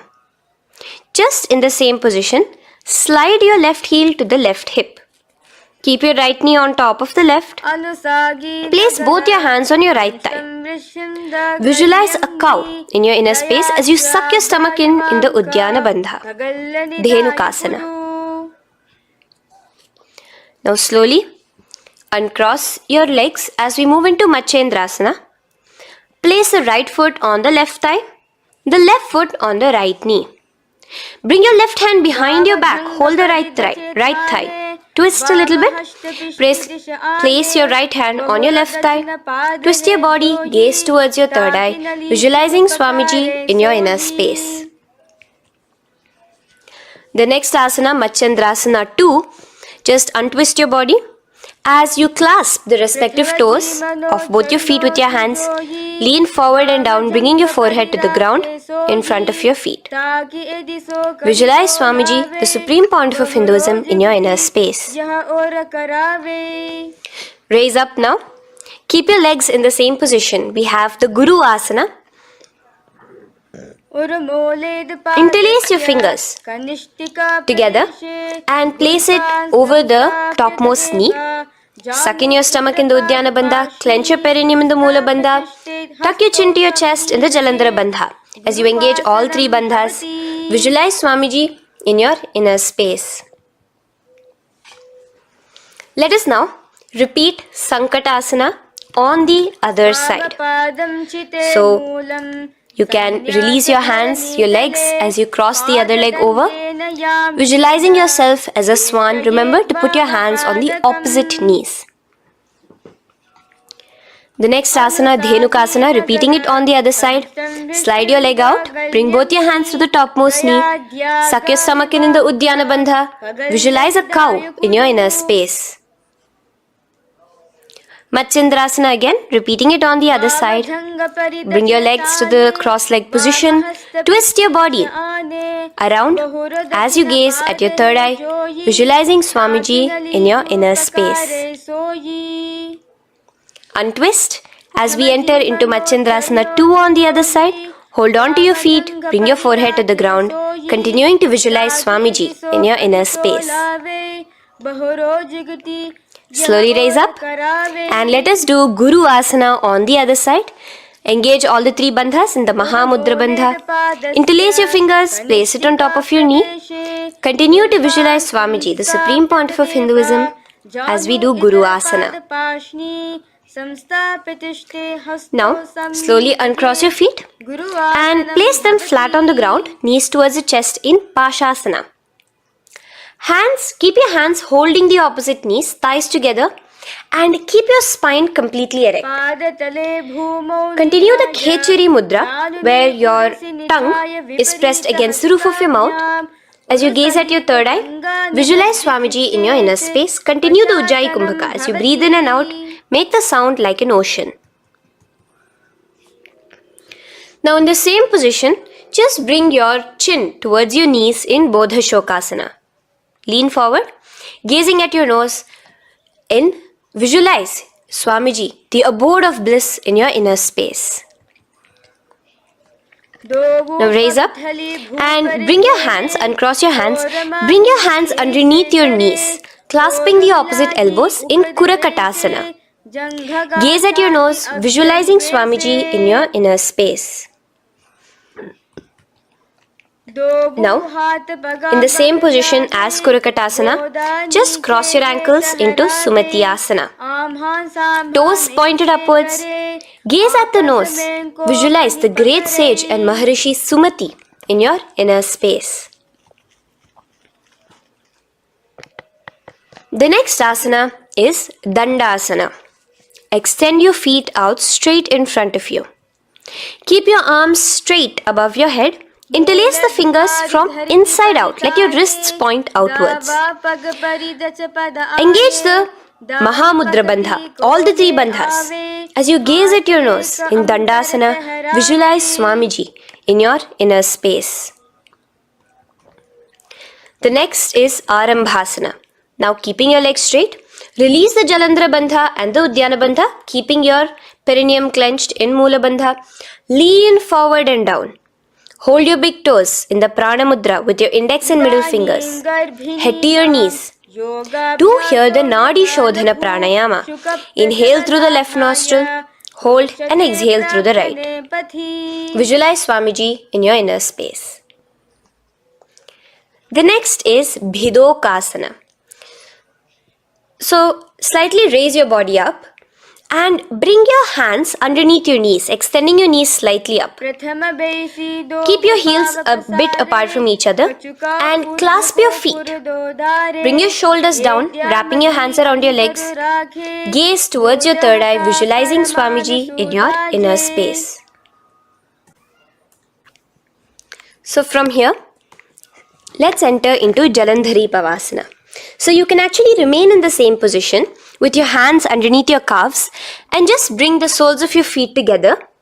You might want to bring your body closer. Place your head on top of your feet with the palms facing upwards on the ground.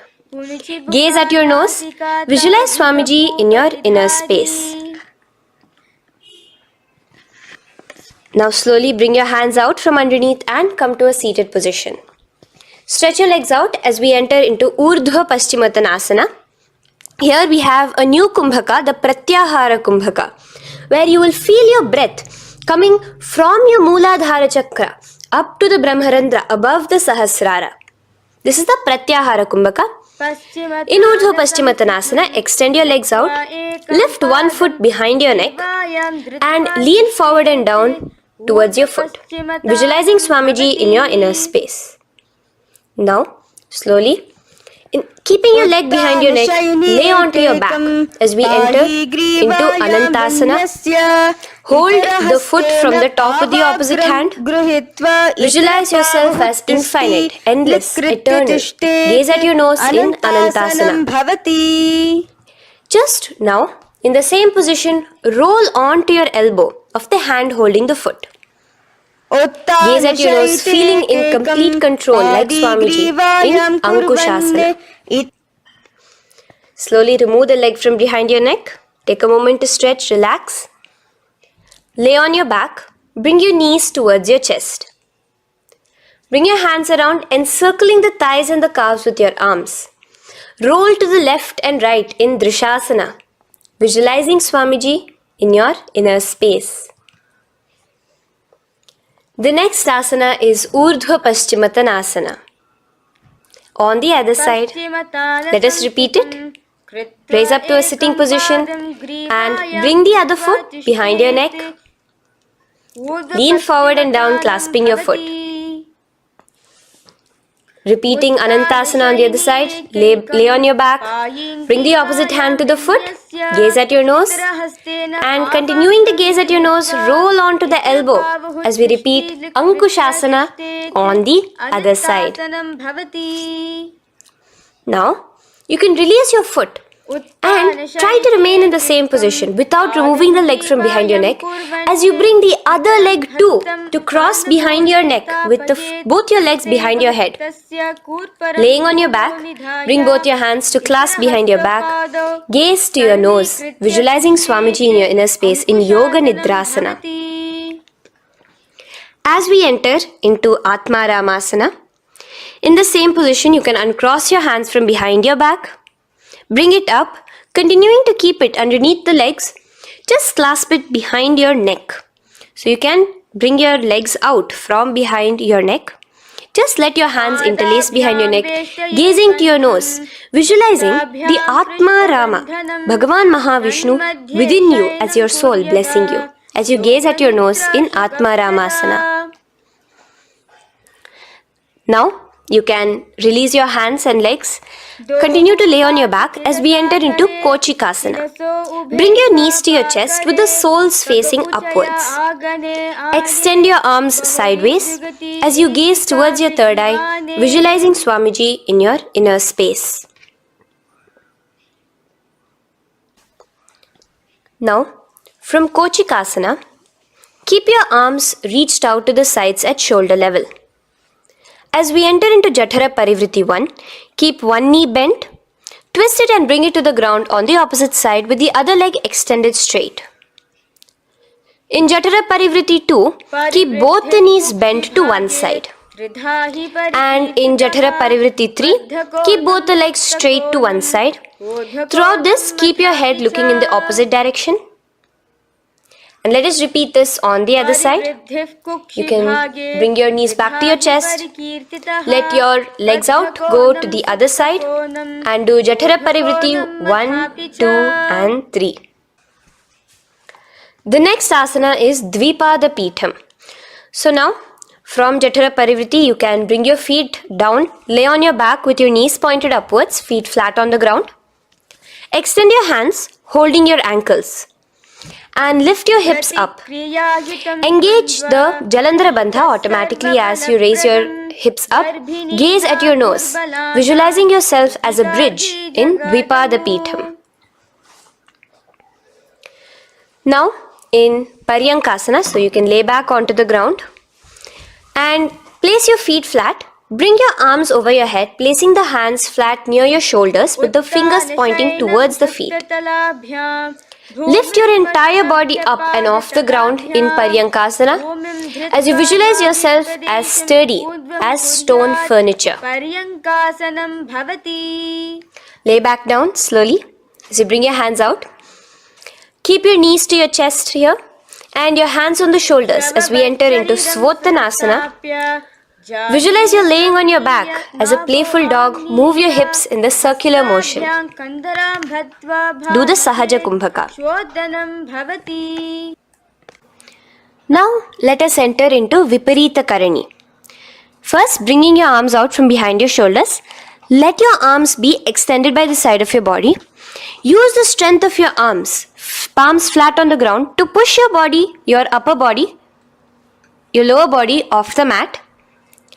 And keep your legs straight above you, extended. Move your legs around and around in Viparita Karani. Automatically the Jalandhara Bandha is engaged. Breathing during the Jalandhara Bandha is the Murcha Kumbhaka. Visualize Swamiji in your inner space. The next is Viparita Karani 2. In the same position, just stop the rotational movement of your legs. Visualize Swamiji in your inner space. Now, as we enter into Langalasana, just let your feet from the top rest onto the ground above your head. Interlace your fingers in the Parashu Mudra behind your body. Visualize yourself as a plow in Langalasana, continuing to engage the Jalandhara Bandha. भूमिं कर्षयेत् लङ्घलासनं भवति. Now, in Shaita Paschimottanasana, bring your hands out from behind your body and hold on to the toes above your head.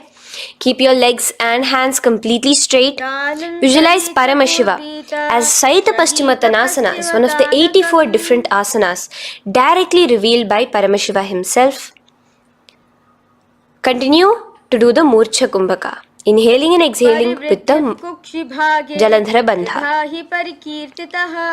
Clasping your toes now, spread your feet wide apart from each other in Supta Konasana. Visualize Swamiji in your inner space. Bring your feet back together as we enter into Chakrasana. Clasp your ankles, keeping your legs and hands completely straight above your head. Visualize yourself as a chakra, a wheel in Chakorasana. Now slowly rest your back onto the ground. Keep your legs raised up in Supta Prasarita Padangushtasana. Clasp the respective toes in the Prana Mudra with your index and middle fingers and spread your legs out wide apart from each other. Visualizing Swamiji in your inner space, restart the Ujjayi Kumbhaka where you're inhaling and exhaling, making the sound of an ocean. Bring your feet together in Supta Padangushtasana in the same position, continuing to visualize Swamiji in your inner space.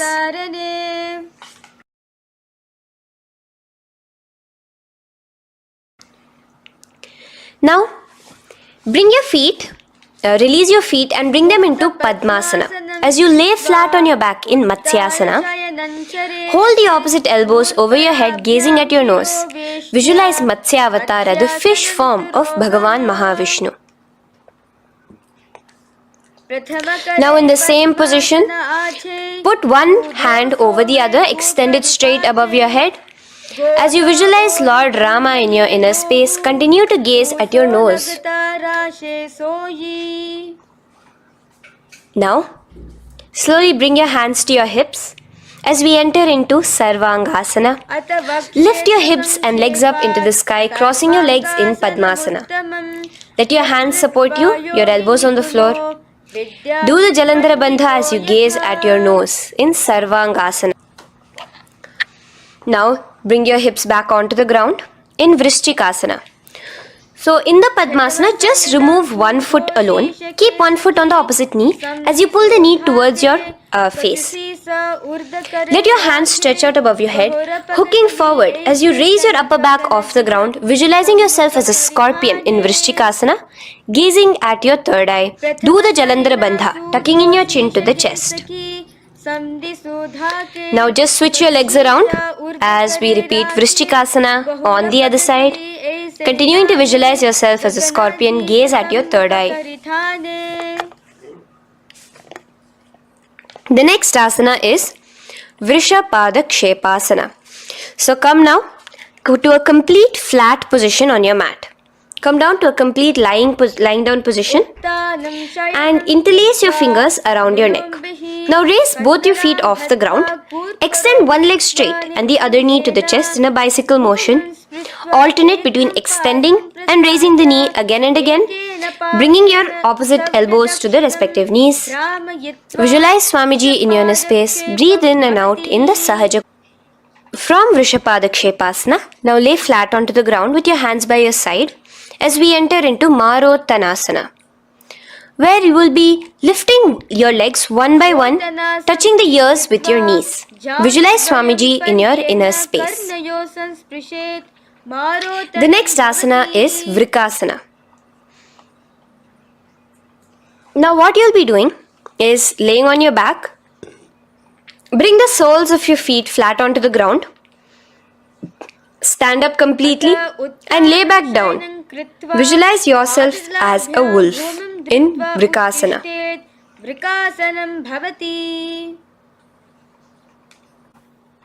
Now come back to a seated position as we enter into Luthasana, where you are going to be quickly throwing your legs above your head as you roll over completely, finishing in a prone position. Do this a couple of times. Come forward, roll over. Come forward and roll over again. Visualize Swamiji, the Supreme Pontiff of Hinduism, in your inner space. Now, take a moment to relax. Lay on your belly with your toes extended in Sarathasana. Keep your hands onto the ground by your shoulders. Now here, contract your lips and make a sound like a flute, whistling while inhaling. Visualize yourself as a ratha, as a chariot carrying warriors into battle for dharma on your back. Now from Sarathasana, let us enter into Dehalyullanghanasana. So place your palms on the ground and bring yourself to a plank position. Jump your leg forward and back between your arms, visualizing Swamiji in your inner space. Jump forward now. When your legs are between your hands, stand tall. Holding your toes with your hands, walk back and forth. Visualize yourself as a wise 60-year-old elephant in Jatyasana.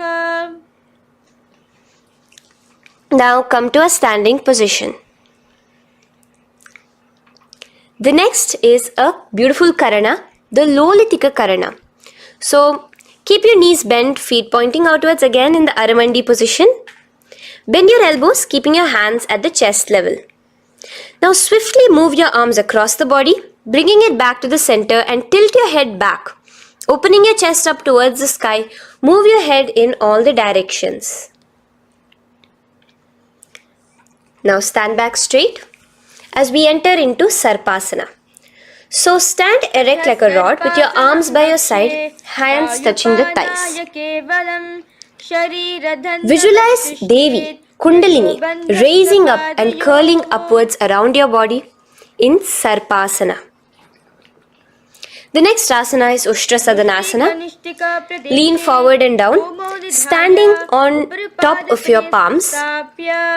Begin to move and walk like a camel, visualizing yourself as a camel. In the same position, continuing to walk around, switch your visualization to visualizing yourself as a horse as you start to walk around like a horse in Ashvasana. Now raise up tall as we enter into Kapota Nitakasana. Interlace your fingers behind the back, pulling them down towards your calves. Open up your chest. Keep your hands in the Parashamudra. Visualize yourself as a soaring bird diving down in Kapota Nitakasana. Now, stand tall as we enter into another Karana here, the Tala Pushpaputam Karana. Bring yourself to the Aramandi with your hands in the Namaskara Mudra. Simultaneously now, open up your palms while raising one heel off the ground, slightly lowering the waist and shoulder of the heel you have raised. Visualize you're offering a bouquet of flowers to Paramashiva as you come back to a standing position and repeat this on the other side. Let's do this a few times, offering flowers to Paramashiva. Now, come to a standing position. Stand straight and bring your hands together in the Namaskara Mudra. Slightly lean forward. Visualize yourself as a rhinoceros. Your hand is the horn as you gaze at your nose in Khadgasana. The next asana is Uttanottanam. So come to a standing position and sit down all the way as low as you can to the ground and stand up. Do this again. Sit down, stand up, and again. Sit down, stand up. As you gaze at your nose throughout this. The next asana is Musalasana. Now come back to a standing position. Raise your hands above your head. Tall as you jump up and down repeatedly. Visualize yourself as a mace. Jump here in Musalasana. The next asana is Uchirshaka. So come back to a standing position. Pull the sole of one foot towards your belly. Now with the other leg, sit down and stand up. Release the leg. Pick the other leg up, pull it towards your belly, sit down and stand up in Uchirshaka as you visualize Swamiji in your inner space gazing at your nose. The next is a Karana, which we will be entering into the Parshvajanu Karana. So again, bringing yourself to the Aramandi position, bend and lift one knee towards your chest, pointing the toes downwards. Keep your arm around the knee, holding it with the hand in a fist. Let the other hand hang down on the thigh, wrist twisted, fingers pointing inwards. This is the Parshvajanu Karana. Now slowly release as we enter into Tandavasana. Stretch one leg out straight in front of you as you alternate between sitting and standing. Visualize yourself fiercely dancing as Paramashiva. Raise the foot to the inner thigh of the opposite side.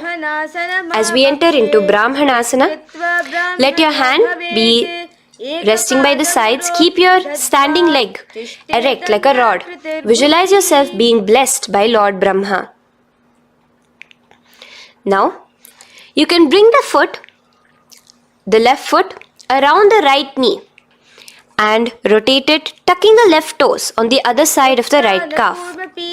Simultaneously cross your left arm below the right, bring your palms together in the Namaskara Mudra. Visualize yourself as Lord Garuda in Garudasana 3. Now slowly uncross your legs and hands as we enter into Ekapadasana, coming to a standing position. On the right leg, bring your left foot to the opposite thigh with your hands relaxed by the knees. Now take a hold of the raised foot with your hand in the Prana Mudra. Stretch your leg out wide, out to the side and rotate your body quickly on the standing leg. Visualize yourself as the North Pole star in Dhruvasana. From here now, in the foot which is in your hand, just slowly, once you finish the rotating movement, in Trivikramasana, bring it up towards the back of your neck. Stand as tall as you can and alternate between sitting and standing. Visualize Bhagavan Mahavishnu in your inner space. Now you can take the leg out from behind your neck and stand straight.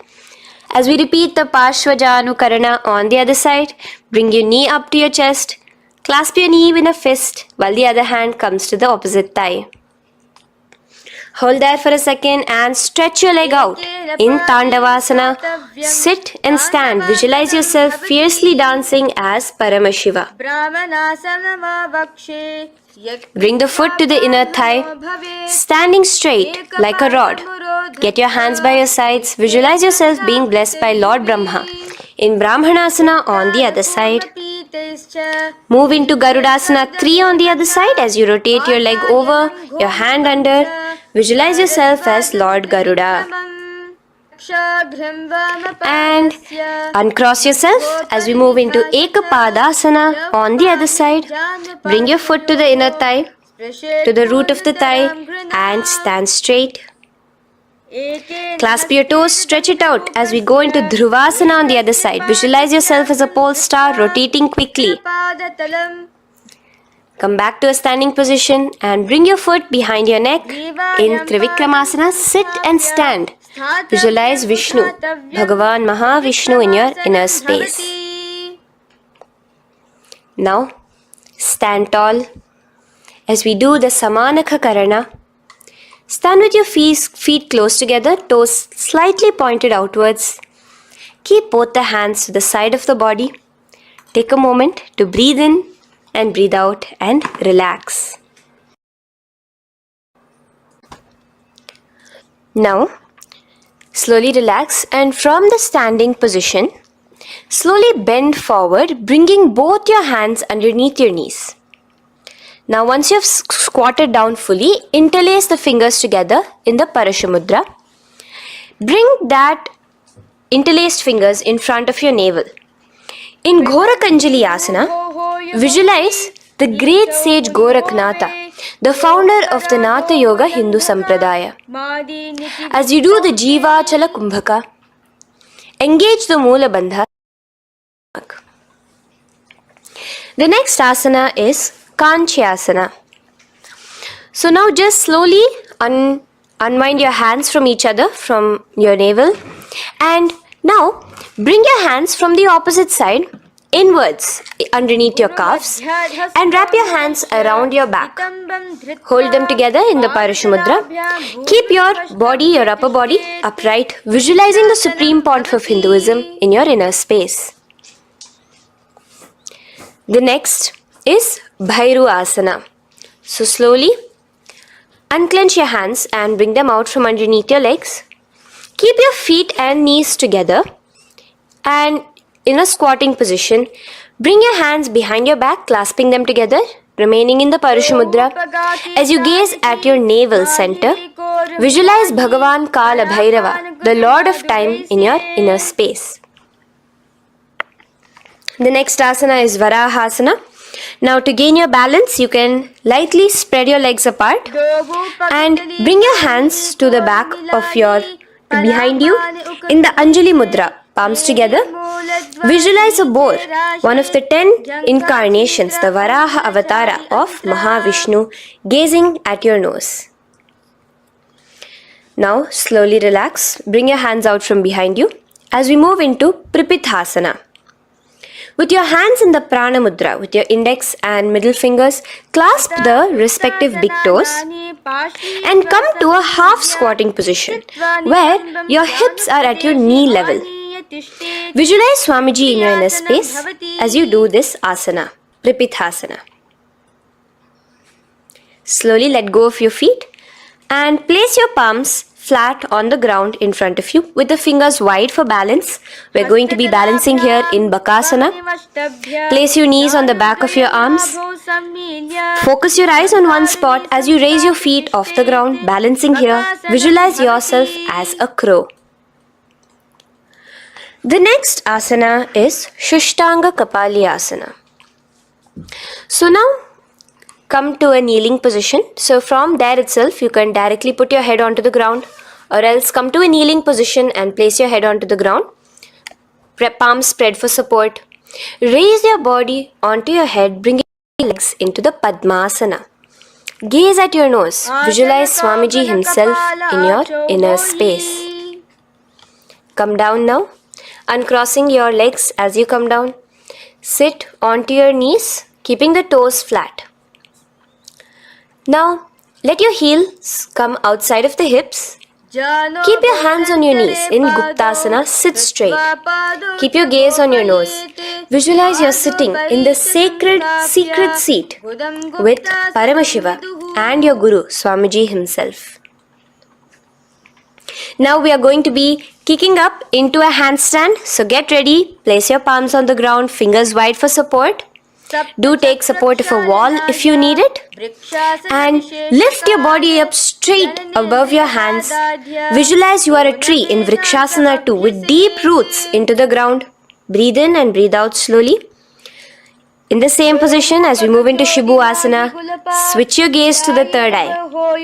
Hold it there for a few seconds. And relax. Bring your feet back to the ground.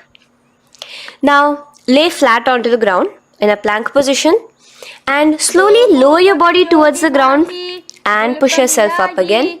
In Matsyasana 2, go down and come up, visualizing yourself as a fish. The next asana is Sarpasana 2. So here you're going to lay prone, completely flat now. You can lower yourself to the ground. Bring your hands to the hips.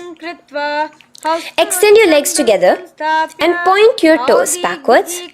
Lift your chest up and move left to right. You're moving like a snake while visualizing yourself as a snake in Sarpasana 2.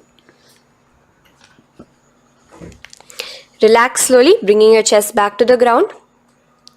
Now, keep your feet together, pointing backwards. As you bring your elbows onto the ground, rest your upper body on your elbows. Bring your hands together in the Padma Mudra with your little fingers and thumbs together and rest your chin on your hands. Niralambanasana, where feeling yourself completely supported, knowing that Swamiji is there in your life. Now, slowly relax, place your palms on the ground beside your chest and push yourself up, your hands straight up completely. As you bend your knees, bringing your feet to touch the top of your head. Lean your neck back, touching your head with your tip of your toes. See yourself, visualize yourself as an umbrella, protecting your Guru from the sun's rays in Chhatrasana. Slowly relax, you can bring your feet down. As we move into Vajrasana, just push your body back and sit on top of your knees, with the heels flat on the ground. Now stretch your arms in front of you with the palms facing downwards. Place your forehead on the mat. Visualize you are the weapon of Indra, the Vajra, symbolizing indestructibility as you gaze at your nose. As we enter into Meshasana, raise yourself into the same Gajasana position on your hands and legs with your hips pointed upwards. And alternate striking the ground with the opposite hands. Experience yourself, visualize yourself as a powerful ram as you alternate striking the ground in Meshasana. Now stop striking the ground, bring your palms down again. As we move into Ajasana, kick your legs off the ground and lower your forehead to the mat. Let's do it again. Kick your legs off the mat. Lower your forehead to the ground. You are unborn, existing for all of eternity in Ajasana. Now, come to a seated position as we move into Dhanantara Asana. Sit on your heel with your legs together. Pull your toes underneath you. As you bring your hands top of the knees, gaze at your nose, visualize Swamiji in your inner space. Here, do the Ujjayi Pranayama, inhaling and exhaling like an ocean, Dhanantara Asana. From Dhanantara Asana, now interlace your fingers in front of you and then behind you. Stretch your arms towards all the sides, backwards, forwards. Giving a massage to the various different joints and muscles in your body. Lean forward, get up again. Continuing to visualize Swamiji in your inner space. Relax your hands and now take your respective heels and point them outwards, outside the side of your hips. Keep your hands on your knees with your thighs and knees resting on the ground, spine straight. Visualize yourself as Lord Garuda in Garudasana 4. You have Mahavishnu and Mahalakshmi on your back as you are flying. The next asana is Ananda Mandirasana. Now you can continue to remain in the same position. You can bring your feet pointing inwards. Use your hands to clasp underneath your ankle. Make sure your knees are spread out wide. Gaze at the third eye. Visualize residing in the blissful space of a temple. You are in a temple in Ananda Mandirasana. Now, as we move into Mandukasana, keep your knees wide and sit on top of your ankles. Your hands underneath your knees. Gaze to your nose. Visualize yourself as a frog. Suck in your stomach in the Udyana Bandha and remember to do the Manduki Mudra, your tongue. your frog-like tongue, catching the nectar dripping from the Sahasrara Chakra in Mandukasana 2. Now, as we move into Narasimhasana, tuck your toes in and sit on top of the heels. Place your palms on the ground, spread your fingers wide and spread your knees apart onto the ground too. Gaze towards your nose, stick out your tongue and exhale forcefully, visualizing the Narasimha Avatara, the form of Mahavishnu as a half lion and half man. Now just raise up, bring your hands off the ground. Here we'll be doing a new pranayama, which is the Bhishraka pranayama, as we enter into Bhishrakasana. So continue to keep your knees and feet on the floor. As you bring your hand up to your face, make a hollow of your palms and place it over the mouth. Keep your thumbs under your teeth and close your lips. Gaze to your nose. Inhale through your left nostril, exhaling through the mouth. Gaze at your nose again. Visualize yourself as Devi, presiding over any and all minuscule fears you may have within you. Now moving back into the Ujjayi Pranayama, let us do Makadasana. So you can take your hands off your face and slowly remaining in the same position, bring it to your armpits. Bring your fingers to your armpits. Imitate as if a monkey is scratching. As you gaze to your third eye, visualize yourself as a playful monkey in Makadasana. From Makadasana, let's move into Vajra Sangharasana. So you can slowly lift your knees off the ground, just balancing on your toes, sitting on the heels. Bring your hands behind your back and clasp the opposite elbows. Gaze to your nose, embody a diamond. Visualize yourself as a diamond-like strength for yourself and your Sangha. The next asana is Khanjanasana. So now you can uncross your hands. Rest on top of the heels with your knees on the ground. Keep the toes down, ankles crossed behind. Place your palms on the mat to your side. Suck your stomach in the Uddiyana Bandha as you gaze at your nose in Khanjanasana. Now, you can uncross your ankles and just sit with your toes flat. Keep your knees wide on the floor. Rest your hands on the knees. Just relax the Uddiyana Bandha, just sucking in your perineum in the Mula Bandha. Gaze at your nose, visualize yourself as a turtle with a stable body and mind to live for hundreds of years. And without changing anything in your physical posture, just visualize yourself uniting with Swamiji himself in Yogasana. Now, raise up onto your knees, cross your ankles behind your back until the feet are coming towards the opposite knees. Now, bring your hands behind you and hold on to the calves with the fingers inside, the thumbs outside. Gaze at the third eye as you visualize yourself in a space of oneness with Paramashiva himself as Swamiji. Now you can uncross your ankles, come back to us standing on your knees as we enter into Ushtrasana 2. So now, in the kneeling position, bend backward, hold your ankles with your hands. Keep your arms straight. As you push your hips forward and tilt your head backwards, visualize yourself as a camel in Ushtrasana 2. Slowly, in the same position, lower yourself onto your back in Jatyasana 2. As you are lowering yourself, experience yourself as a blooming lotus. Bring your head, the back of your head onto the mat. Gaze to your nose. Now, let's move into Viratasana. So, try your best to do this without the support of your hands, but you can use your hand support if needed as you raise up from Jatyasana and back down. Raise up and go back down as you gaze at your nose. Raise up and go back down. Visualize Swamiji in your inner space. Now from Viratasana, raise your hips up higher, bringing your forearms onto the mat behind you in a short back bend posture. Hold the back of your heels in Kapotasana. Visualize yourself as a beautiful dove, a Kapota, as we move on from Kapotasana into Varasana.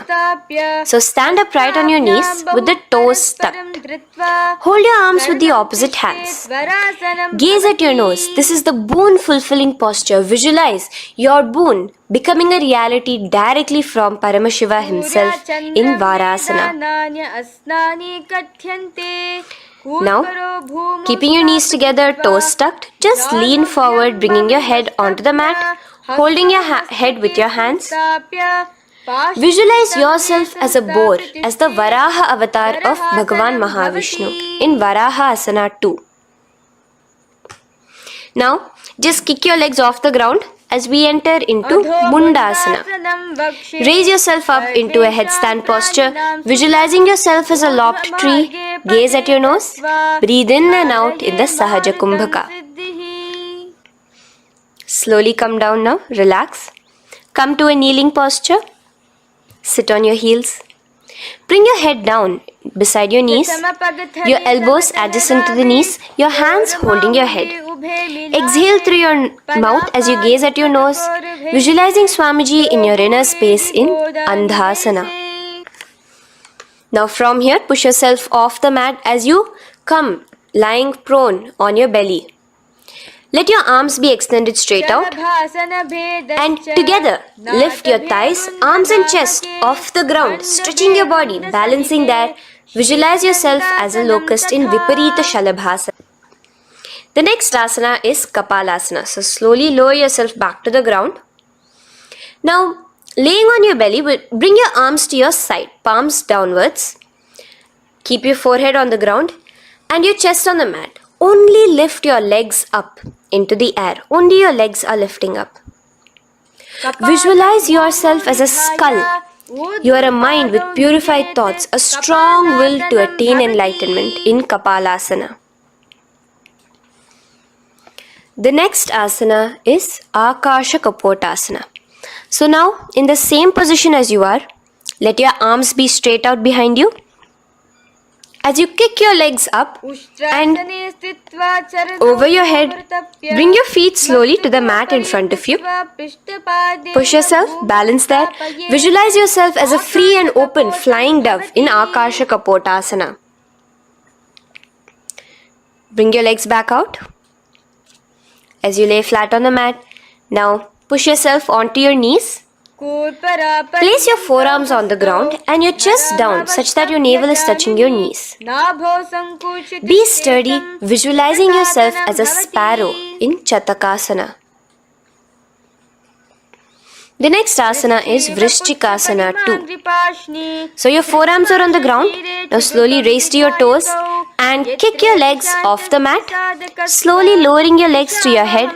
Visualize yourself as a scorpion as you balance in Vrishchikasana 2. Slowly release yourself, coming back to the ground as we enter into Vrishasana. Sit down on top of your right heel and let your left foot remain outside of the hip, the ankle to the side. Place your hands on the mat, visualizing yourself as a bull in Vrishasana. Now, bring both your knees underneath you, sit on both your heels, cross your left leg over top of the right lightly and in Lolasana, push yourself off the ground.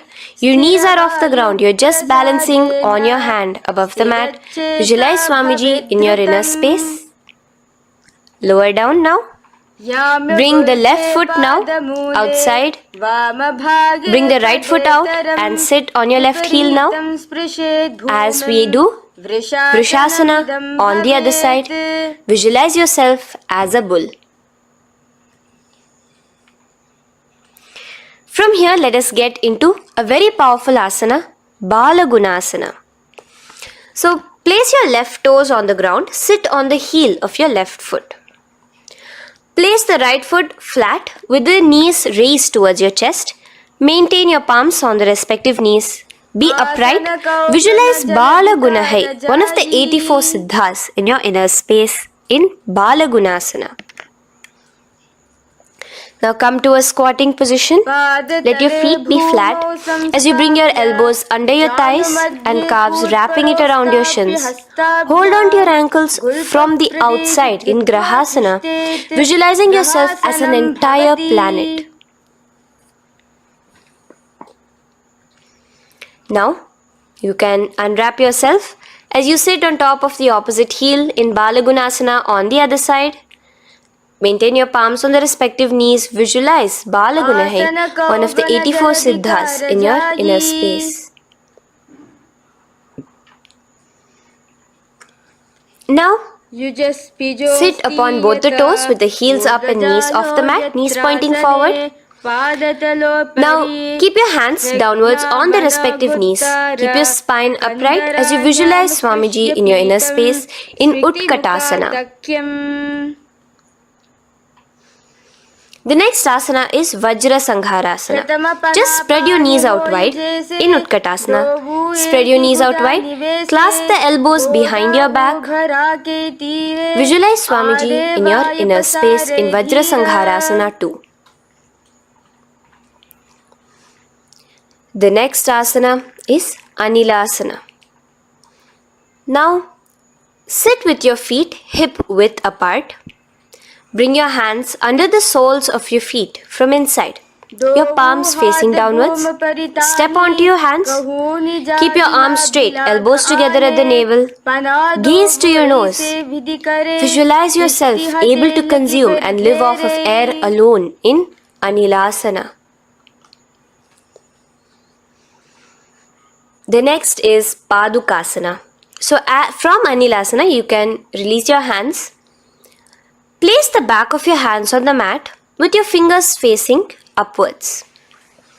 With your fingers facing towards your body, palms upwards.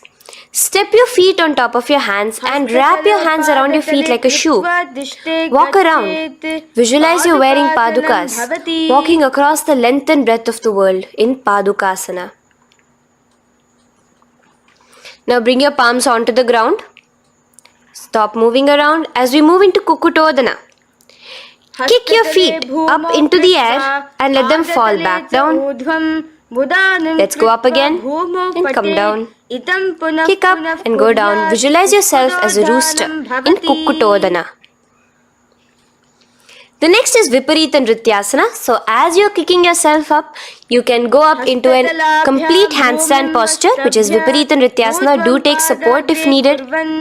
And move around on your two hands as if you are dancing in Viparita Nrityasana. Slowly come back down to a standing position. Lean forward and let your feet be slightly apart from each other. Bring one palm down on the mat with the arms straight. Bring the opposite hand to your head and be stable in Kunjarasana. Now just put that hand down as you bring the other hand to your head, repeating Kunjarasana on the other side. Be stable here. Now you can squat back down onto the ground. Keep your feet flat. Hold your respective ankles and lift your feet off the ground in Kadamba Asana. Visualize yourself as a Kadamba tree, a pious tree that promotes a long life. The next asana is Pavana Muktasana. Now sit back down onto the ground. Bring your knees towards your chest. Let your hands wrap around your knees. Hold it close to your body. Visualize all the excess vata, air, just balancing and releasing in your system in Pavana Muktasana. Now, let us move into Chakorasana. So first stretch your legs out in front of you. Bring one leg behind your head. Now place both hands on the ground and lift your body off the ground while lifting the other leg too, up straight.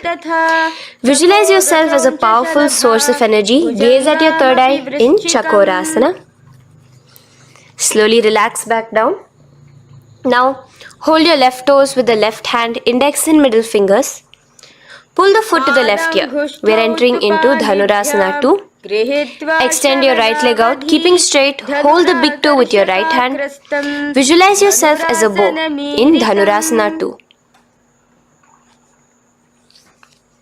The next is Ashtavakrasana. So lift your left leg over top of the left shoulder. After releasing your hands, bring the right foot across and hook it on top of the left foot. Lean forward and down, keep your palms onto the ground. Extend your legs out to the left, lift your head up and chest. You're completely balancing only on your hands as you visualize yourself as a flying crane in Ashtavakrasana. Now slowly relax down. From here, bring your right foot to the left thigh and your left foot flat onto the ground. Knees raised up. Have your left shoulder underneath the respective leg and place your hands flat on the ground. Gaze towards your third eye. Visualize you are immortal, able to exist solely from prana alone in pranasana. From here, moving into Parshva Matsyendrasana. Place your right foot at the root of the left thigh. Then the left leg by the side of the right knee. Hold the left leg by the right hand. Twist your body out. Remain steady here, gazing at the third eye. Visualize Matsyendranatha, the great Rishi Yogi, master of Hatha Yoga, in your inner space. Now slowly unwind yourselves. As we repeat Chakorasana on the other side, lift the other leg behind your head. Place both your hands on the ground and keep your entire body off the ground straight up. Gaze at your third eye, visualizing yourself as a powerful source of energy. Now relax back onto the ground. Let's repeat Dhanurasana 2 on the other side. Clasp your respective hands with the feet. Pull one foot back, the other foot extended forward, visualizing yourself as a bow. Release your feet as you cross them over each other, over top the shoulder in Ashtavakrasana on the other side. Raise off the ground. Visualize yourself as a flying crane. The next asana, we'll be repeating Pranasana on the other side. Bring the right foot to the left thigh. Bring your hands onto the ground with the knee raised. Gaze at your third eye, visualizing yourself able to live off just prana, just air alone. And relax as we do Parshva Matsyendrasana on the other side. Twist yourself, visualizing Matsyendranatha, gaze towards your third eye. And from there, let us enter into Ardha Paschimottanasana. Keep one leg straight and press your perineum with the other heel. Bring your chest forward and down. Hold your toes and feet and bring your head towards your knees. Here in Ardha Paschimottanasana, visualize Swamiji in your inner space. Now raise up and the foot which was at the inner thigh, now rotate it outside of the hip. Now hold the sole of your other foot and lift your leg up towards your forehead. Try to bring your knee to your forehead as you keep your knee straight. Gaze to the nose in Kraunchasana. Visualize yourself as a crane. Now slowly relax down your leg. Now the leg which is now straight, you can bring it to the inner thigh as you straighten out the other leg. As we repeat, Ardha Paschimottanasana on the other side. Lean forward and down, clasping your foot. Bring your forehead to your knee. Visualize Swamiji in your inner space. Slowly raise up. Place your right ankle outside of the hip now. Hold the sole of the left foot, lifting the leg up towards your forehead. Stretch yourself there. Gaze at the tip of your nose. Visualize yourself as a crane in Kraunchasana on the other side. Now from here, bring the soles between the thighs and calves. So once you have relaxed yourself, bring your soles between the thighs and calves. Keep your spine straight. Palms resting on your knees. Visualize a swastika, embodying peace, well-being, good fortune and prosperity as you gaze at your nose in swastikasana. Now, without changing anything about your position, just take your hands alone. Cover the respective heels with your hands in Gorakshasana as you tuck your chin to your chest in Jalandhara Bandha. Gaze at your nose. Visualize the great Rishi Gorakhnatha, the founder of the Natha Yoga Hindu order. Now release the Jalandhara Bandha. Continue to keep the Mula Bandha engaged throughout the whole sequence. As you raise one foot to the opposite thigh, bring your hands to your face in the Shanmukhi Mudra, closing your eyes with your index finger, nose with the middle finger, ears with the thumbs. Gaze at your third eye as you meditate on Swamiji himself, the Supreme Pontiff of Hinduism. Now release the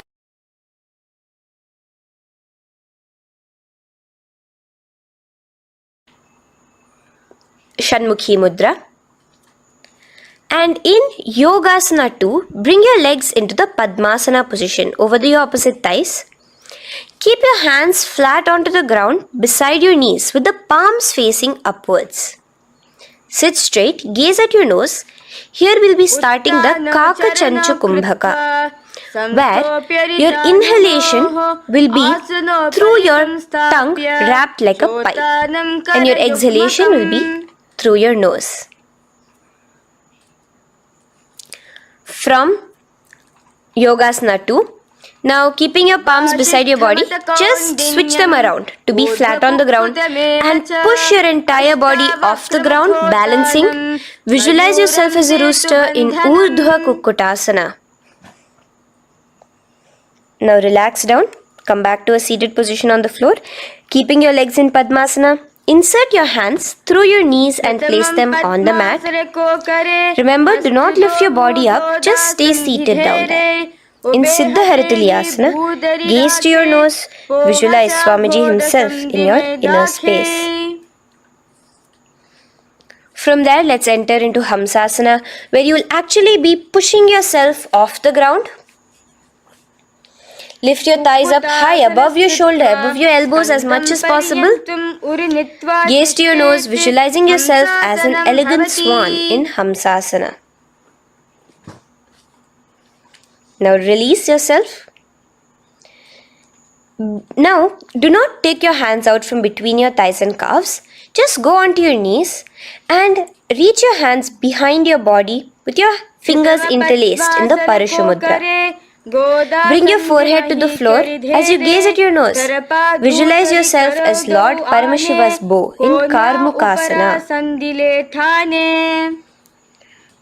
Now, slowly come back to the seated position as we move into Kurmasana 2.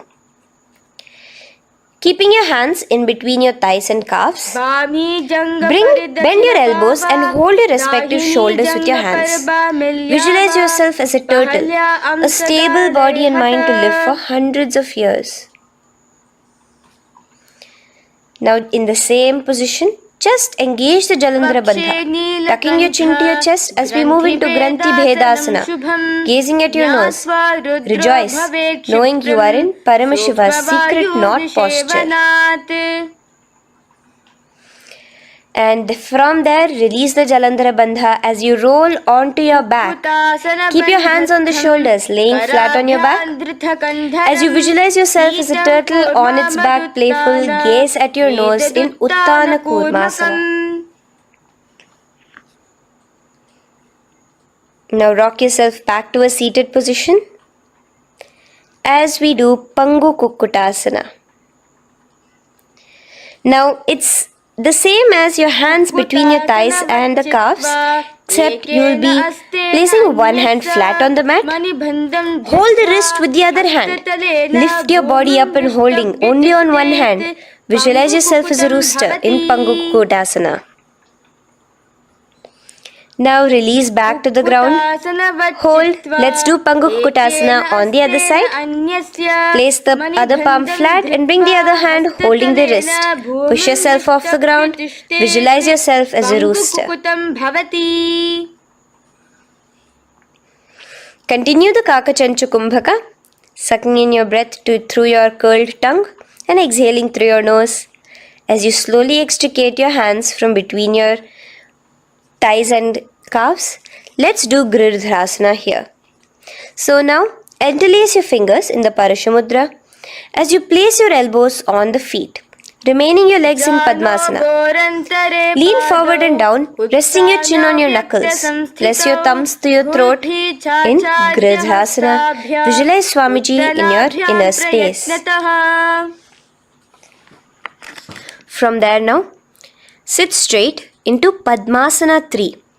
So with your legs in Padmasana, bring one hand over the other near your navel center. Engage all the 3 bandhas, suck in your stomach, clench your perineum, tuck your chin to your chest and gaze at your nose in Padmasana 3. Slowly now, as we move into Padmasana 4, bring your hands to the respective knees. Release the Jalandhara Bandha and release the Udyana Bandha, just engaging the Moola Bandha alone. Visualize Paramashiva in your inner space as you gaze at your nose in Padmasana 4. Now we'll be entering into Karmukasana 2. So in the Padmasana position, hook your right hand index and middle finger in the Prana Mudra around the toe. Pull it back while your left hand rests on the knee. Now, as you visualize yourself as Paramashiva's bow, just release your right foot, bring your left hand to the left toe, right toe, and let your right hand be on the right knee. Now from here, let's do Karmukasana 3. So you can release your toes, cross your hands behind your back, continue to keep your legs in Padmasana, and with your respective cross behind your back, hold on to the toes in the Prana Mudra. Engage all the 3 bandhas, suck in your stomach, clench your perineum, tuck your chin to your chest. Visualize yourself as Paramashiva's bow in Karmukasana 3. Slowly relax the bandhas, just keeping the Moola Bandha. Continue to hold on to your toes. Release the Udyana Bandha and the Jalandhara Bandha. Switch your gaze to the third eye. Visualize you are Paramashiva's third eye itself. Anything you come across, you just rejuvenate it, destroy it in Dridhasana. Now, try to keep your hands at the toes. If not, just keep your hands crossed behind you as you lean onto your back in Padmasana, where you are entering into the Nagrasana position. Lay flat onto the back, visualizing yourself as a snake, gaze at your nose in Nagrasana. Do the Sahaja Kumbhaka, simple breathing, inhaling and exhaling.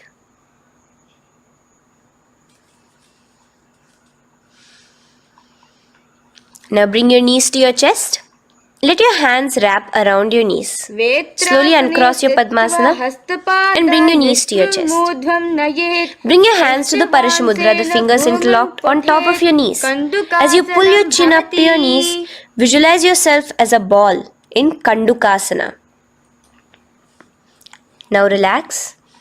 Bring your feet onto the ground, the knees pointed upwards in Urdhva Pavanasana. As you interlace your fingers, bring the interlaced fingers behind your head. Laying down, gaze at your nose in Urdhva Pavanasana. The next asana is Marakata Pithasana. Now, from behind your head, take your hands out and clasp onto your feet. Just step lightly onto your palms. As you push your hips up into the sky, automatically engaging the Jalandhara Bandha.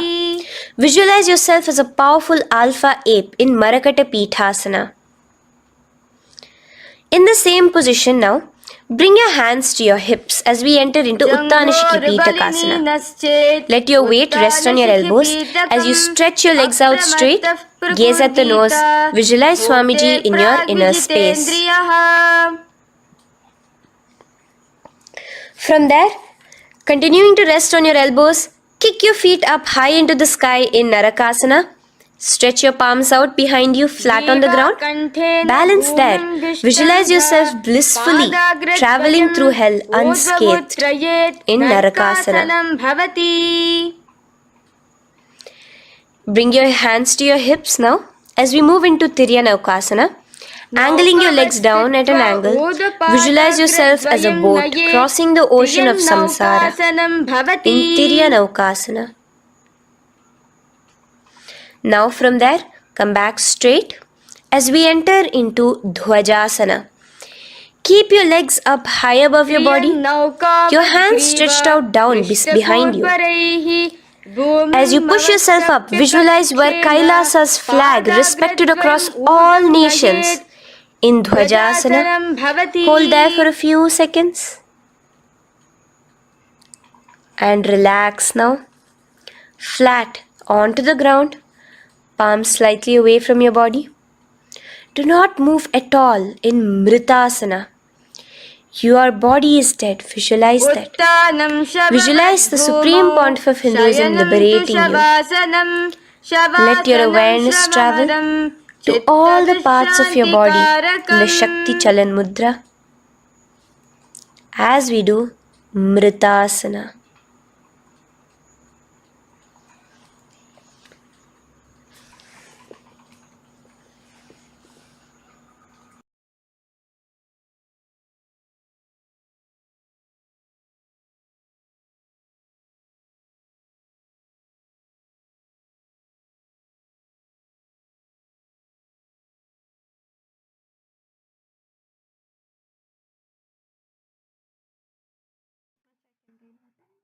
Om Purnamadah Purnamidam Purnat Purnamudachyate Purnasya Purnamadaya Purnamevavashishyate Om Shanti Shanti Shantihi Harihi Om Tat Sat Sarvam Bhagavat Shri Nithyananda Paramashiva Padukarpanamastu Om Nithyanandam.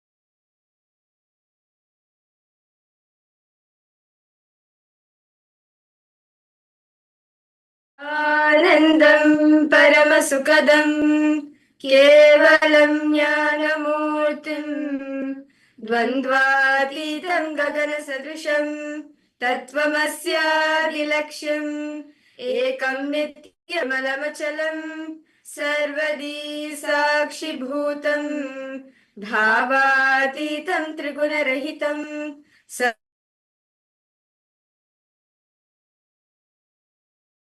We welcome all the participants for yet another new day of the Paramashivoham program. Well, right now, all of us did the intense Nithyananda yoga, right? All of us had very beautiful Nithyananda yoga. I would like to welcome every single participants who joined us for today's session. Ma Claire, Nithyananda, Ma, nice to see you for the program. Ma Besdi, Ma Lucy Wong, Ananda Lakshmi. My God, so many participants have joined. Welcome to each and every one of you, Nithyanandam. And today we are going to be having a very interesting session. Today, all of the participants, all of you are going to be understanding the secrets. We're having the darshan of Bhagwan Vrishabharudamurti. And Swamiji will be like us in that form, manifesting through Paramashiva. And today, as we begin our day with another exciting, like as we prepare ourselves throughout the day, we will be beginning our day with the third eye reading with the third eye power. Okay, before we get into the power manifestation, I request all participants to post how yoga for all of you. You have any questions, any on certain asanas and how to do the asanas, do feel free to post also, no problem. Or you're not sure of the pranayamas or the bandhas, because all participants feel free, that's fine. If you have some doubts in the yoga, you can go ahead and share with us, and we are definitely here to guide you on how to experience the full benefits of what Swamiji is giving. So, yes, so how was the yoga for all of you? Amazing, great. How was it? How did each of you enjoy the yoga? A difference from today to from yesterday to today?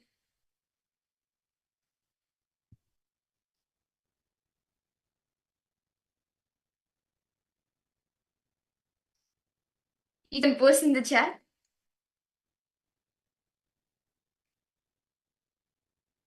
Mabhovati, I saw you doing the yoga. How yoga for you? Great.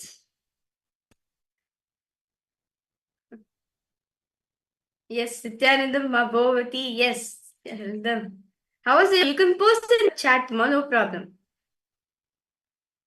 You can post it in the chat. Yeah. You may not be able to unmute, but you can post in the chat.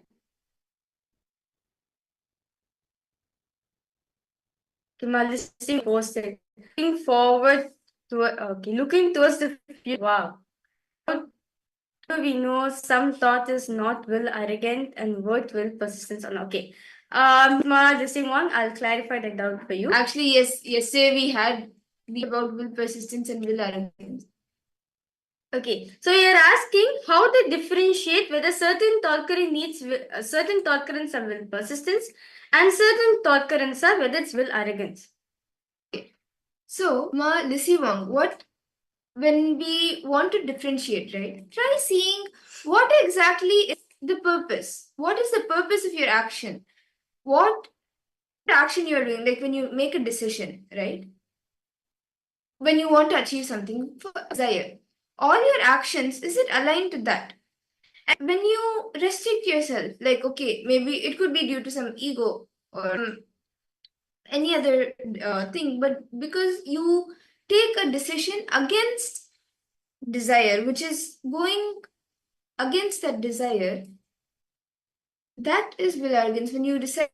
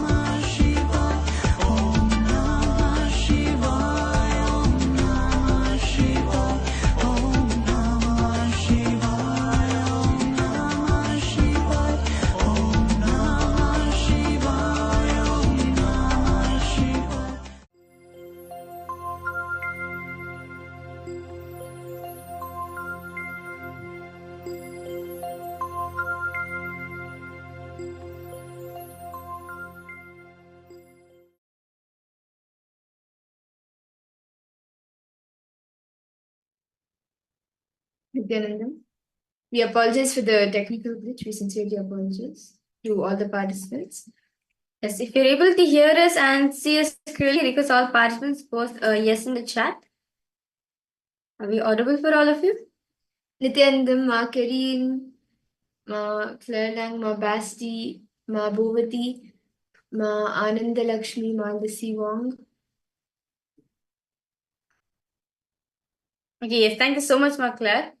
Okay, Melissa, you have continued. When to stop our pursuit of wealth, even it's for the greater good, the family, company, group, and society. What's Swamiji's view on your? Okay. Okay, so wealth, right, ma? Actually, maybe let's complete for the will, arrogance, and will persistence. See, Melissa, what? Will persistence is determined to manifest something. Determined that no matter what comes in my way, I'm going to manifest that. But whereas will arrogance is like a barricade you put up on yourself, saying that this is my limitation. This is what I can do so much. Ma, listen, when I request you, ma, okay, you're giving the example of money, right? You're giving the example of wealth. Will arrogance is, I have tried enough. I've tried enough. I have went through enough failures in my life. I don't want to go through this again. I don't want to. And each time when a situation like this arises, you're like, no, I don't want to take up. I'm just going to be with myself. I don't want to take up any responsibility. I understand I had enough of my life. Like many times in certain situations, right? We step forward saying that no, I don't want to do that. I'm like basically you denying, right? That is will arrogance. Where you know for a fact there's a possibility for you, but instead of going for the possibility, you deny the possibility for yourself. That is will arrogance. Whereas will persistence is, no matter what happens in my life, I will still work on generating wealth for myself. I will go, no matter what happens, I will continue to generate wealth for myself. That is will persistence. So will arrogance is different, will persistence is different. Many times in life, in situations, Swamiji says, we choose will arrogance instead of will persistence. Because we feel, how much time do I need to be will persistent? How much more do I need to be persistent about it? At some one point, right, even if you carry that persistence within yourself, you tend to give up. You feel like giving up on yourself. That is will arrogance. But will persistence, in spite of all these, in spite of whatever comes in my inner space, instead of what all I went through, standing up for it until I manifest that, that is will persistence. Are you understanding now, ma? Do you have any questions? Okay, great. So, shall we all enter into the power manifestation? Yes. Okay. So, we had a beautiful yoga session right now, right? So, we are going to be having the power of third eye reading. So, I request all participants, so please get your ribbons and come. And today, actually, we will be having the darshan. We will be blessed with the darshan of Bhagavan Rishabharudha Murti. And today, throughout the day, we will be learning about how we can be free, break free from all our pain and all our suffering.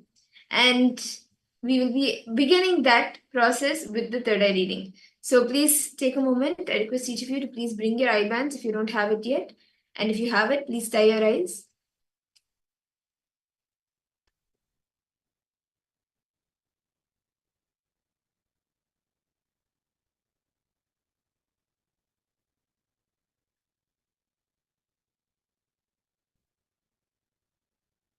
And for all the participants not on camera, I request if you would come on camera. Ma Wong, Ma Kareen, Ma Shermain, Ma Basli. I request if each of you could come on camera. Yes, Ma Bhavati, Nithyananda. Ma Bhavati, you can tie your eyes, ma. We'll be doing the third eye reading now. So you can tie your eyes.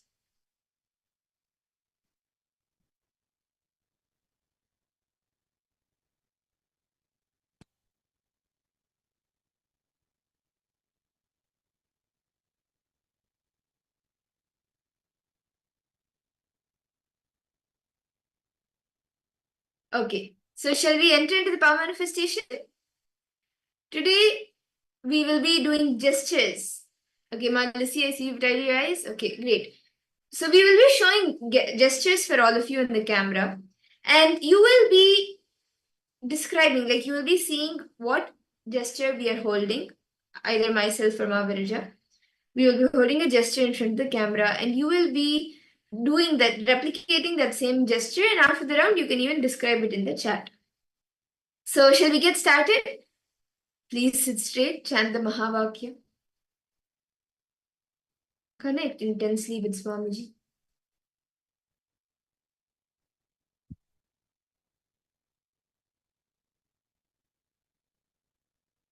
Please sit straight.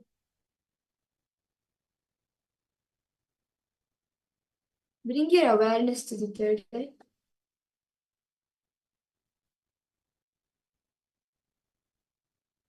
Okay. So now I will be showing a gesture for all of you. And I request each of you to start seeing. Each of you can start replicating the gesture and see which gesture I'm holding.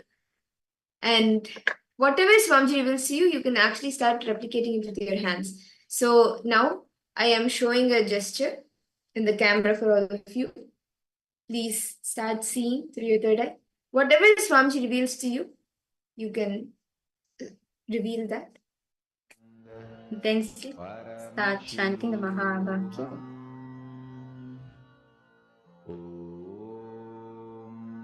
Nithyananda Paramashivoham.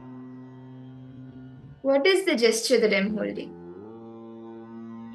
Nithyananda Paramashivoham.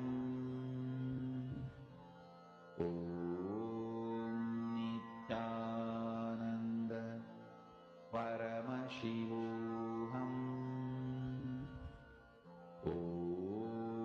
Nithyananda Paramashivoham. Continue to chant the Mahavakya. Om Nithyananda Paramashivoham. Om Nithyananda Paramashivoham.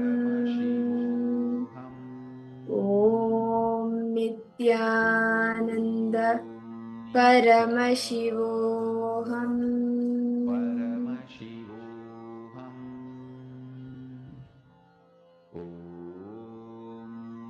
Nithyananda Paramashivoham. Nithyananda Paramashivoham.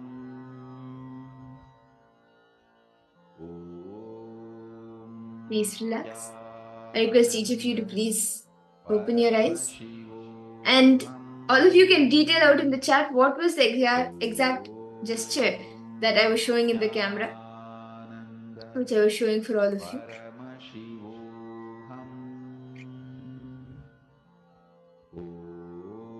Please post in the chat.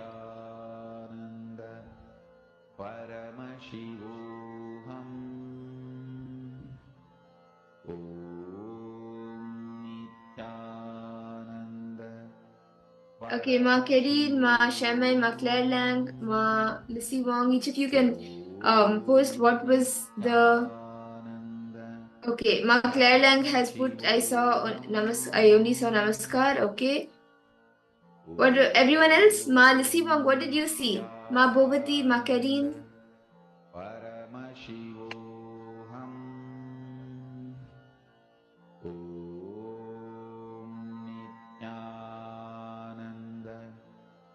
You can even show it in the camera if you're not able to describe it completely.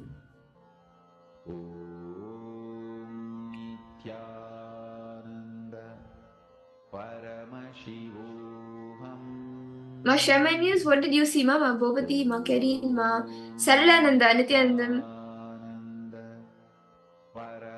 Ma Ananda Lakshmi. Thumbs up. Okay. Come on, any other answers before we reveal the answer?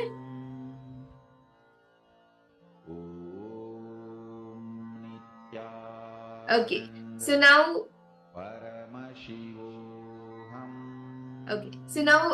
Ma Karin, I see your message, ma. Okay. Yes, so I'll be showing the answer now. The gesture that I was holding was this. This was the gesture that I was holding. It's actually called the Alapadma, right? Yes, it is the Alapadma gesture. It is used in Bharatanatyam. It is used in even sculptures, the Hindu traditional sculpting. So this was the gesture. Yes. So shall we move to another round? Let's do another quick round. I'll be showing another gesture, and each of you can see again. Can I request all of you to please close your eyes? Nithyananda Paramashivoham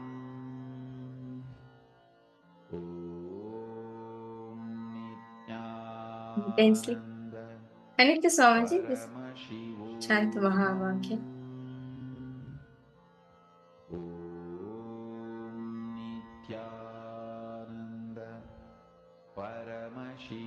Okay, now I'll be showing the gesture. I request each of you to see. Start seeing, connect with Swamiji and start seeing what is the gesture that I'm holding.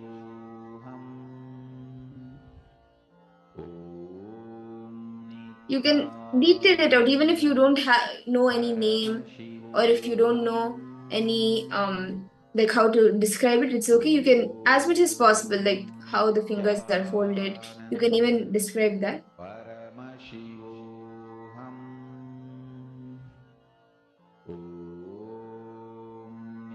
Nithyananda Paramashivoham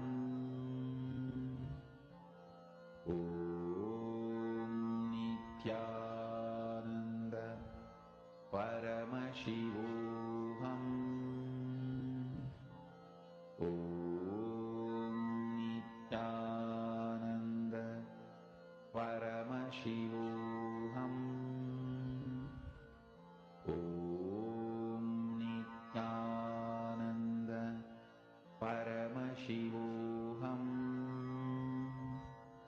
Please chant the Mahavakya intensely.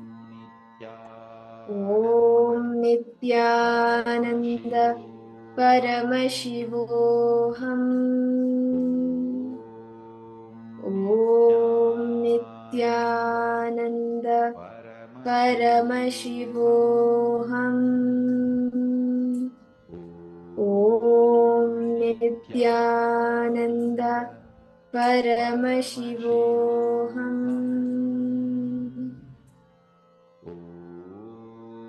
Nithyananda Paramashivoham Nithyananda Paramashivoham Nithyananda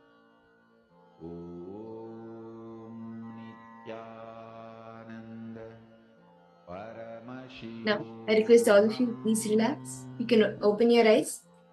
And please post in the chat, what were you able to see? What was the hand gesture that I was holding? What did Swamiji reveal to you? And what did you experience? See, more than the manifestation, like more than actually seeing what is manifested and all of that, it is the experience that you go through that is important. Because once you have the initiation, the powers are always manifesting, always the manifestation is happening. But the experience matters. The experience, what you go through, is what is the fruit. And that is some, I would request each of you to share what you experienced. How did Swamiji manifest through you? It may take some time for you, like even in other powers, it may take some time for you to actually see it happening with your naked eyes. But the manifestation is already happening.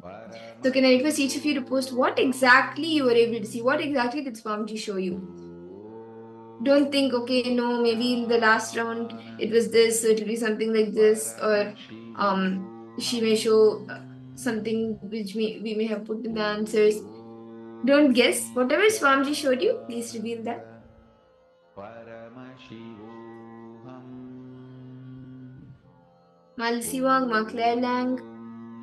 Nithyananda Paramashivoham Nithyananda. Okay, so Maclair Lang has put, I saw the mudra where we hold the flower in the palm and the finger in mudra. Don't know the name. Oh, okay. That's Oh, the okay. Kurma Kurma Mudra. mudra. Okay. Okay. Okay. Yes. Yes. We're seeing it you in the camera. Ma. Yes, that's the Kurma mudra. Okay. And Ma Kerin, Ma Basti. Okay, Ma Kerin, were you able to do this round, Ma, or you can finish and come? Okay. Ma Lissy Wong, what did you see?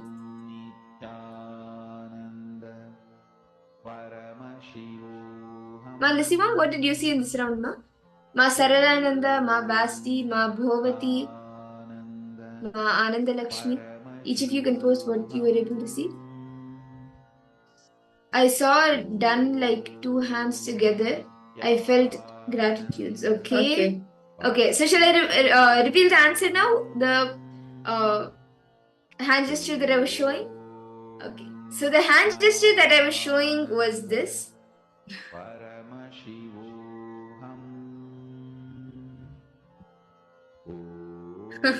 This was the hand gesture.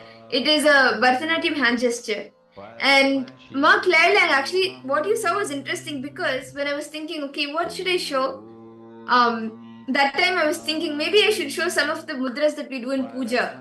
And so I was like, all the mudras that we do in puja was running. Like not the Shiva Puja mudras were there, but I thought maybe something simple I should do from the Guru Puja thing. So like I was actually thinking of doing this one or the Kurma Mudra, the Sankalpa Mudra or the Kurma Mudra. So that's you did mind reading, I think. That's amazing, Ma. Yes.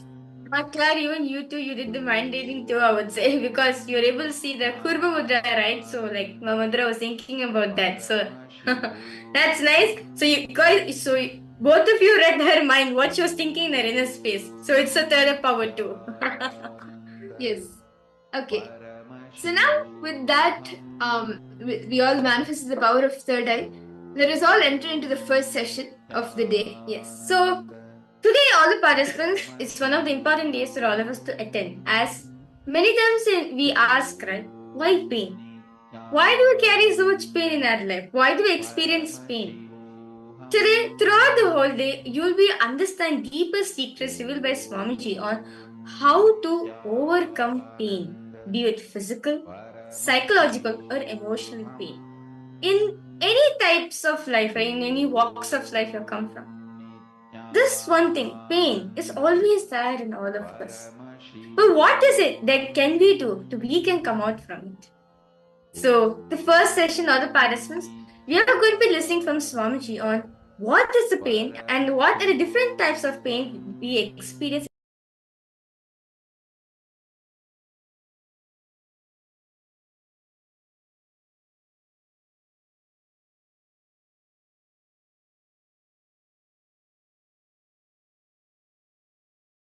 Understand, the good news I have for all of you is joy, pain, happiness, sadness, both are delusion. Both are pseudo ideas taught to you by society. How society teaches you pseudo dignity, it teaches you the pseudo happiness, pseudo sadness. Idea of happiness which you carry, for which you are asked to run your life, an idea of pain you carry, for which you are asked to run your life to avoid the pain. To avoid the pain, you are asked to run your life. Both are absolutely pseudo and stupid. Listen carefully. If you fundamentally remove the pus from your core cognitions of life, if you detox yourself from the ideas of pseudo dignity, pseudo pain, pseudo happiness, your life is success. Your life will be successful. What is happiness, the whole idea of happiness and pain is just delusion. Some accidental, irreproducible, because irreproducible, most unscientific.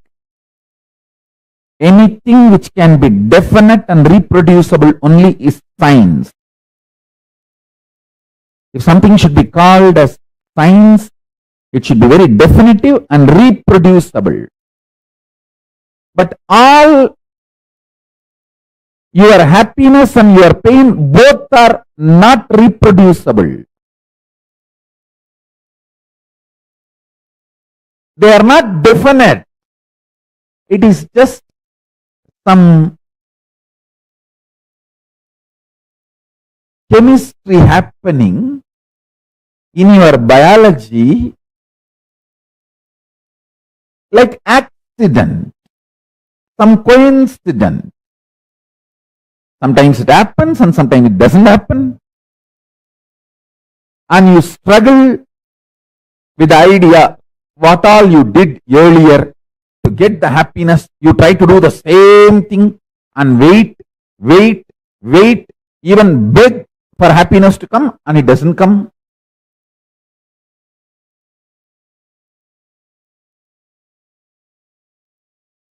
Same way, you plan what all you did to avoid some pain or sadness, and you avoid all of that perfectly, but suddenly that sadness is vibrant, literally taking over you, paralyzing you. You don't know. All pains, sufferings, delusions, everything has no existence. Because Paramashiva does not have pain. If he has a pain, if he has a suffering, then I can say, your pain is inside Paramashiva's pain. No, that statement has no meaning. Your body is inside Paramashiva's body. Your mind is inside Paramashiva's mind. Your consciousness is inside Paramashiva's consciousness. But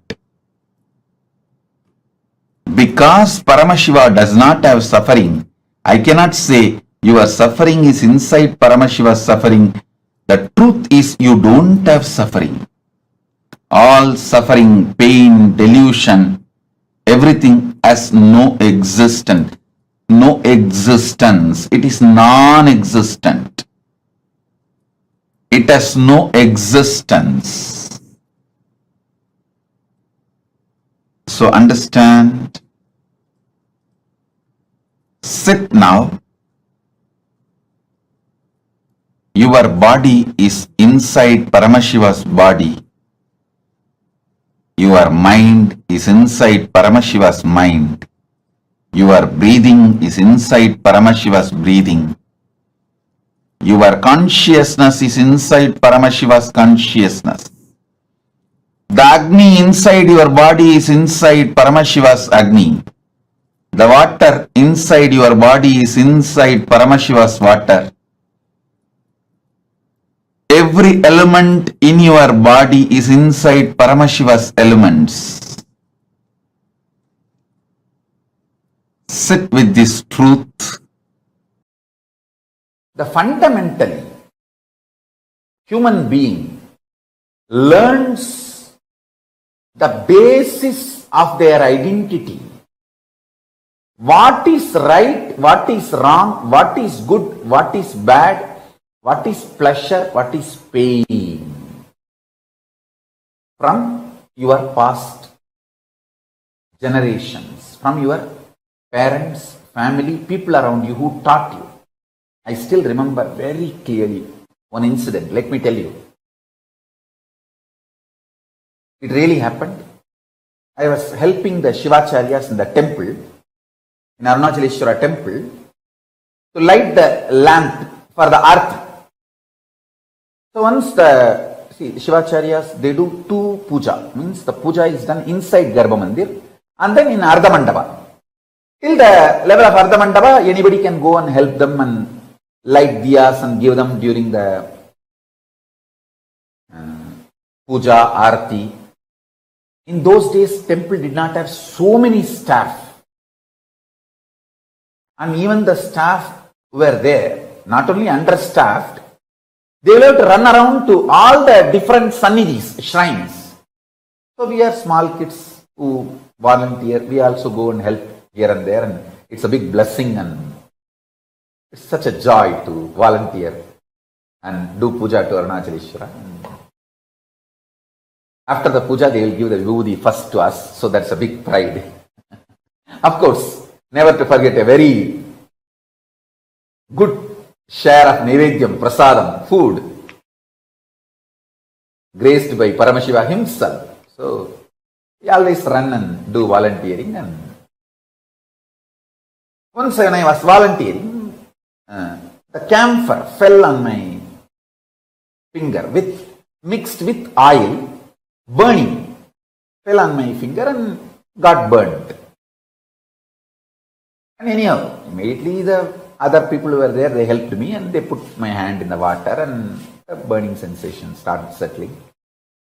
Then I ran to Arunagiri Yogeshwara. Those days I used to be having darshan of Arunagiri Yogeshwara regularly, physically. I ran to him and said, like this it happened. And he just held that finger and said, Kana, நெருப்பு சுடுங்கிறது தப்பு பாடமப்பா, பாடத்தால் தான் சுடுதை தவிர இருப்பினால் சுடலப்பா. He was telling me, the fire burns, fire hurts, is because the lesson we learned that fire will burn, not by the existence fire will burn. Of course, don't try in your home. Just listen to the whole story. Then he got little camphor and he held that finger which got burnt with his hand and asked me to touch the camphor with other hand. And he held my hand continuously. Slowly I could see from my stomach the fire spreading all over my body. The heat was increasing. But it was such pleasure, intense, pleasant experience and pleasure from inside. And it went, the temperature went to the extreme. The camphor which was touched by my other hand just lit up. To that level, my body temperature has gone up, but no pain, no suffering. It was pure pleasure. I still remember how he raised the whole, not just temperature, my cognition about fire. That's it. I realized even the so-called fundamental experience, like fire burns, is because you learned that way. You are delusory learning, not because of its existence. He said, hey, Agni, தத்துவமப்பா, அது வயத்துக்குள்ளே தான் இருக்கு. நம்ம வயத்துக்குள்ளே இருக்கிறது எப்படி துக்கம் கொடுக்கும்? He was trying to teach me in Tamil. I am trying to repeat the words as it is. Fire is a principle, fundamental principle of existence, and it is there inside our stomach. Anything which is inside our stomach, how can that destroy us or burn us or disturb us? This layer, the mental layer, Manomaya Kosha, strong thought currents overpowering you, is the biggest incompletion stored in Manomaya Kosha, the mental layer. Please listen. In the mental layer, the powerful, strongest incompletion recorded, strongest incompletion stored is thought currents overpowering you, making you powerless.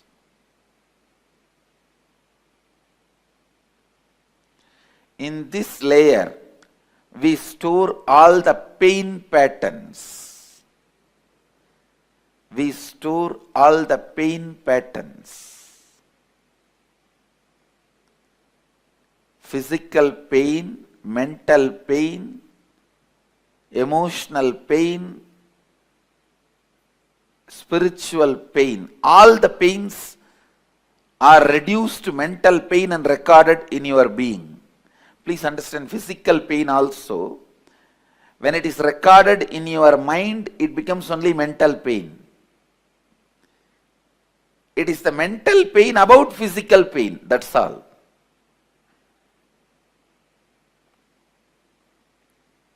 Physical pain, all of you know.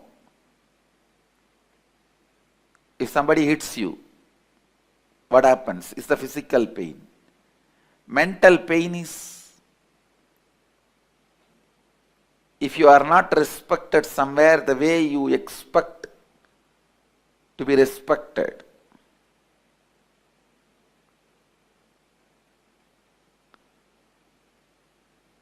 Emotional pain is somebody whom you really love or trust cheats you.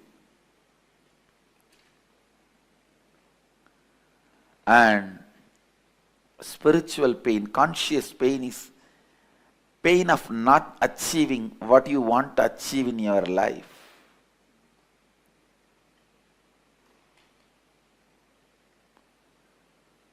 Listen,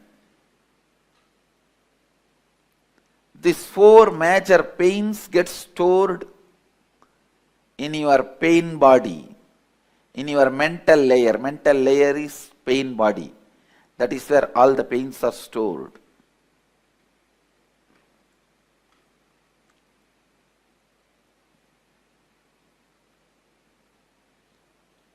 I'll lead you into a very powerful process to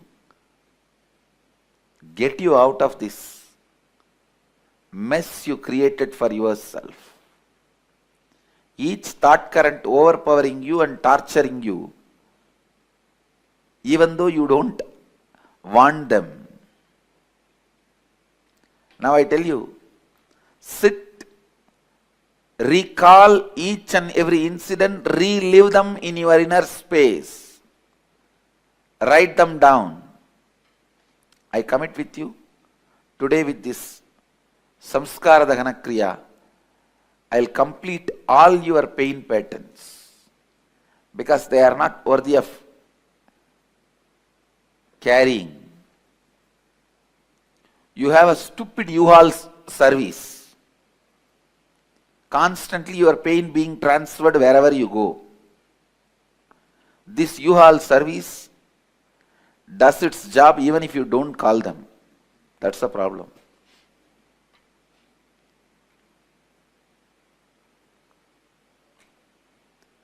The unique process we will do now, you are literally going to write your autobiography. Understand? This process is called Samskara Dahana Kriya.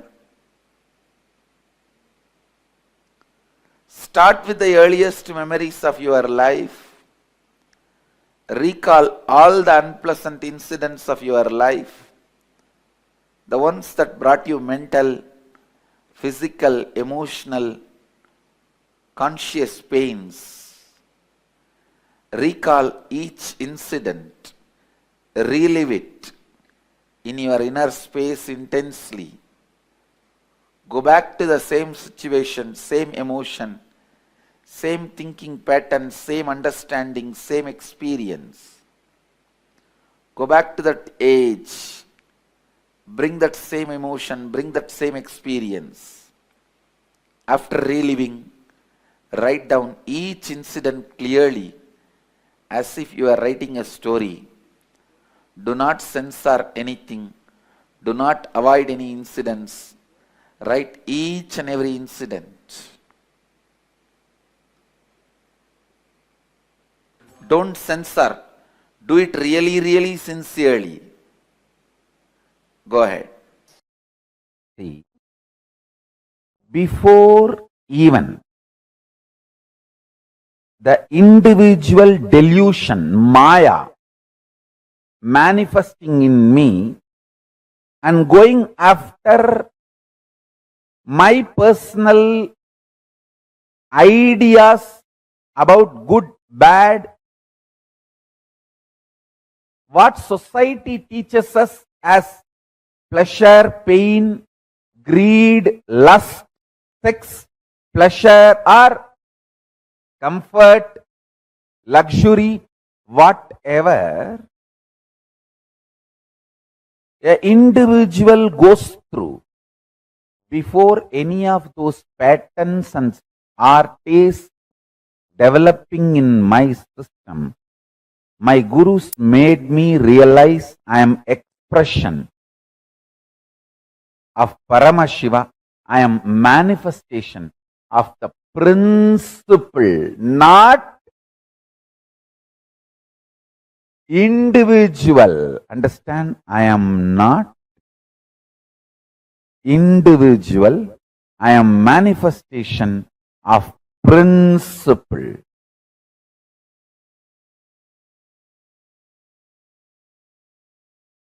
You need to understand. I am a manifestation of principle. Tattva, not an individual. Before even any identity or desires, fears of individual developing in my system, my gurus made me realize I am a principle, tattva. If you think your lifespan, your existence is much more, then the idea of your pleasures will become different. The ideas about your pleasure will become different. Understand? If you think you are going to be having births and deaths, that's the truth. Till you are enlightened. The births and deaths is going to be your life cycle. Then simply you know what is going to be your pleasure, what is going to be your pain, what should be your pleasure, what should be your pain. Having a larger vision, more clear vision about you. Actually, when you have more clear vision about you, all your actions will be aligned to that.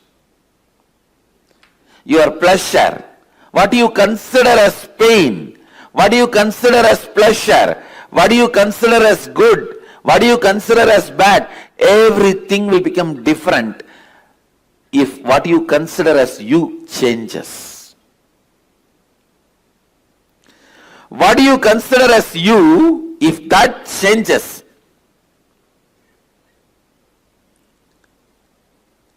if you start understanding what you consider as you is little more than the immediate life you are observing. A common man looks at only the 20-25 years he is supposed to live healthily with all the so-called pleasure.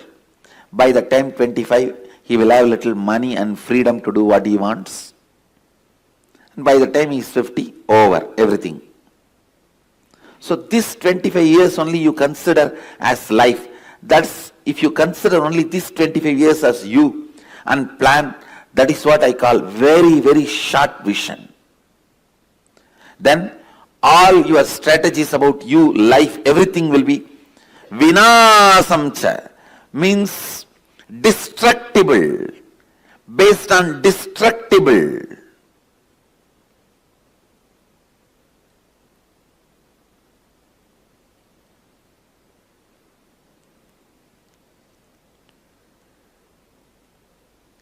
If your strategies are based on something destructible, do not enjoy, do not expect long-term peace or bliss, because your strategy itself is not for that. When you are building your house itself, you are building with bamboo concrete, which lifespan is only 20 years. And then you expect your fourth generation to live in that house. You make a wall. This is for the photograph of all my first generation. Then this is my sons and daughters. That is for my grandsons and granddaughters. That is for my great-grandsons and great-granddaughters. The house itself is going to live only 20 years. When I cut my thigh and went back to Annamalai Swamigal, he said, what you did is neither wrong nor right. I couldn't understand. What do you mean? He said, because of this cutting yourself, you got the click. Ultimately, that you are not the body. Actually, after that only he gave me the initiation into that Aham Spurana. The methodology of the Aham Spurana by great incarnation, Ramana Maharshi. It was transmitted to me by Annamalai Swamigal. So Ramana Maharshi is my Paramaguru. And Annamalai Swamigal transmitted that Aham Spurana, Anubhava into me, and which became reality when I was 12 in the Pavalakkundru. After that, once Annamalai Swamigal was telling me, now understand the thing you did, cutting your thighs, neither right nor wrong. Because you got the vision, you don't need sacrifice. You don't need to cut yourself again. If Annamalai Swamigal said cutting yourself is right, I would have been continuously doing that everywhere. And all of you will be sitting and cutting yourself. It is not right. Same way, it is not wrong. You need certain kind of a ferociousness to do sacrifice till the vision clicks. That kind of a ferociousness is required for the vision to click. So because the ferociousness is required for the vision to click, the experimenting on yourself, cutting yourself, your thigh was not wrong. Because it is not required regularly, once the vision clicks, it is not right.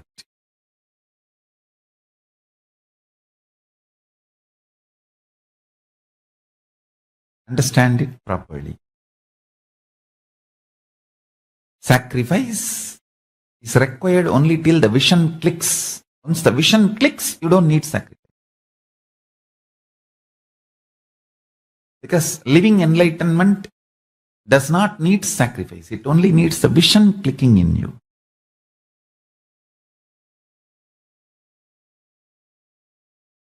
But till the vision clicks, you need to have the patience and perseverance, will, persistence. For that you need sacrifice.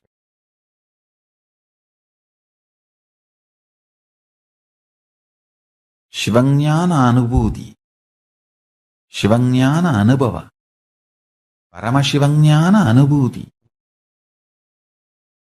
is a vision manifest, not torture or suffering. Please understand. Your very biomemory vibrates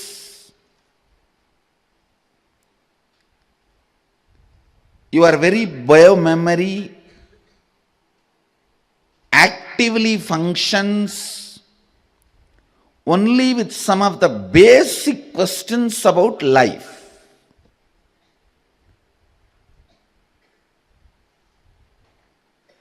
What is pleasure? How can I have more? What is pain? How can I avoid that? What is life? Is this understandings help me? Is this understandings going to help me? What is joy?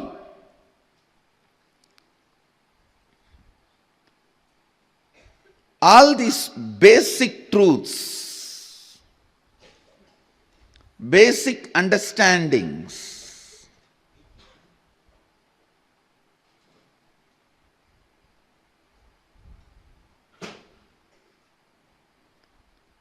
how can I experience them? These basic questions about life only continues to make you function, act. Entertaining these basic questions. What is pain? How can I avoid it? What is joy? How can I have more? What is life? Please understand how many times you may hear answer for these questions from your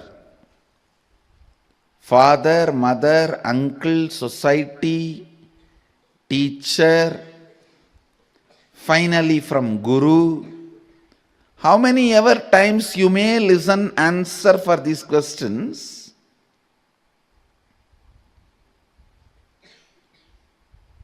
Listening to better and better answers for these questions and clicking with them is maturity. Listening your own answer and experiencing once for all is enlightenment. Understand? It's nothing but basic questions. What is life? What is death? Why suffering? Why pain? What is bliss?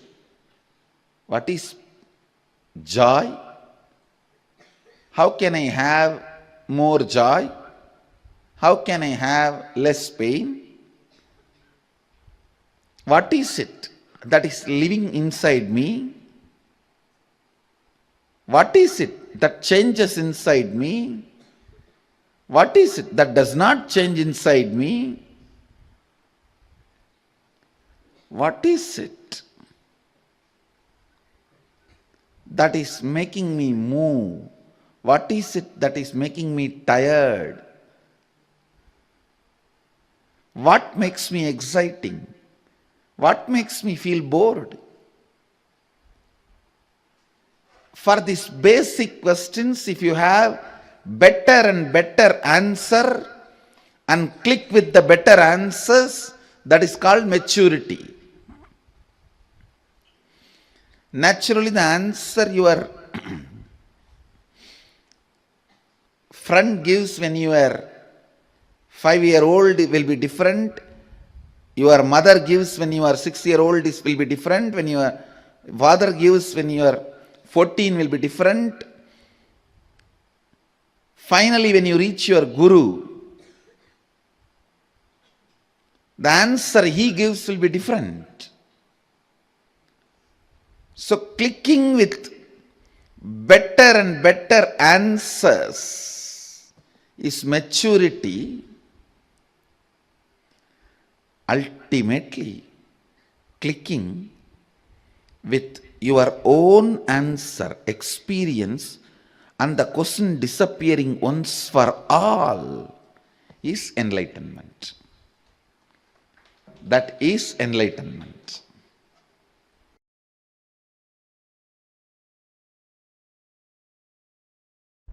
Listen carefully.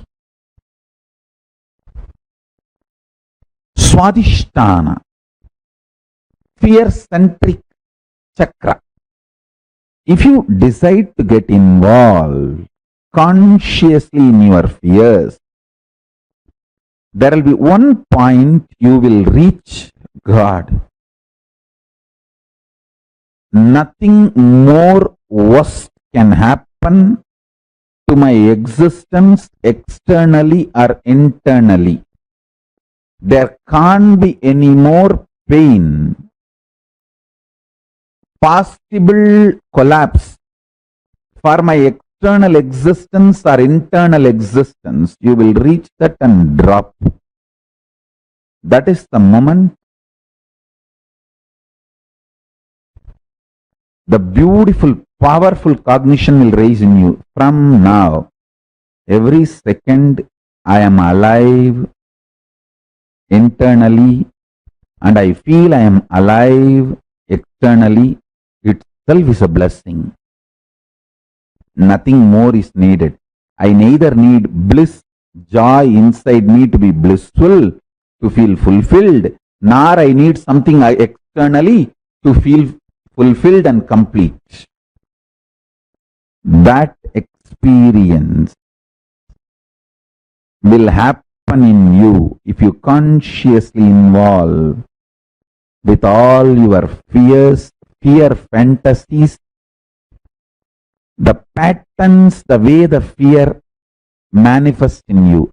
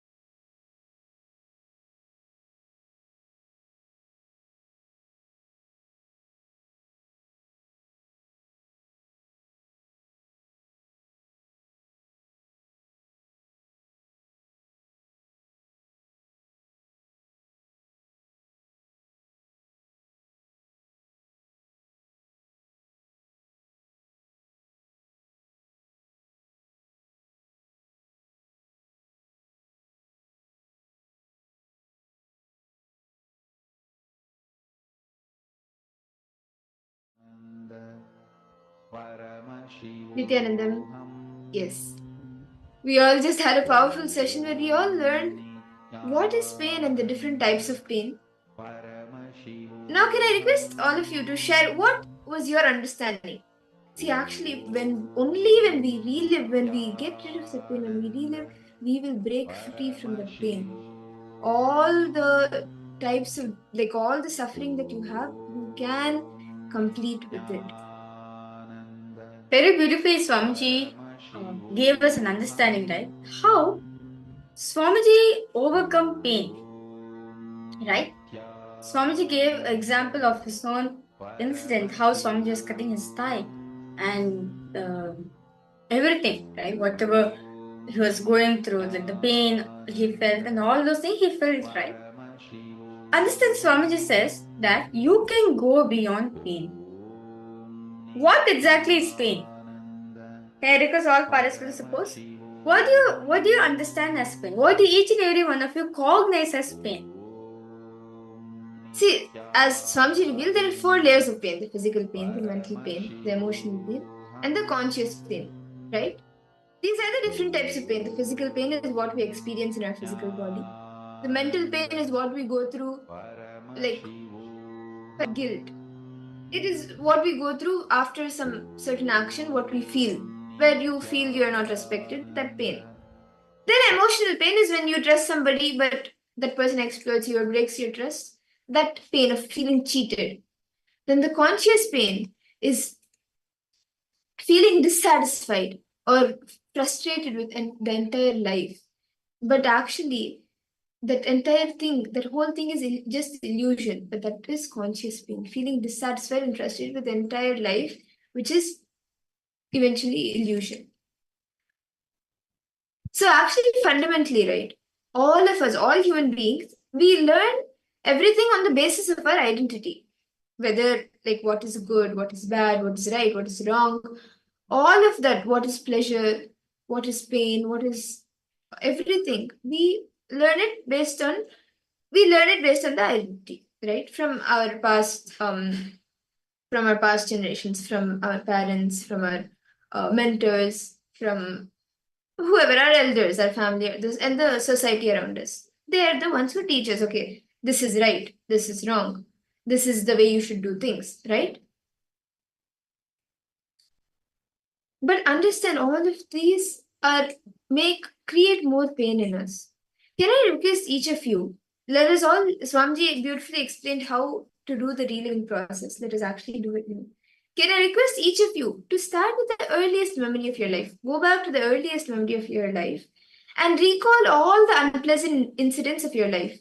The ones that brought you mental pain, physical pain, emotional pain, and conscious pain. The earliest incident for each of these 4 pains, the earliest incident when you felt like that. Can each of you please take a few minutes to do this?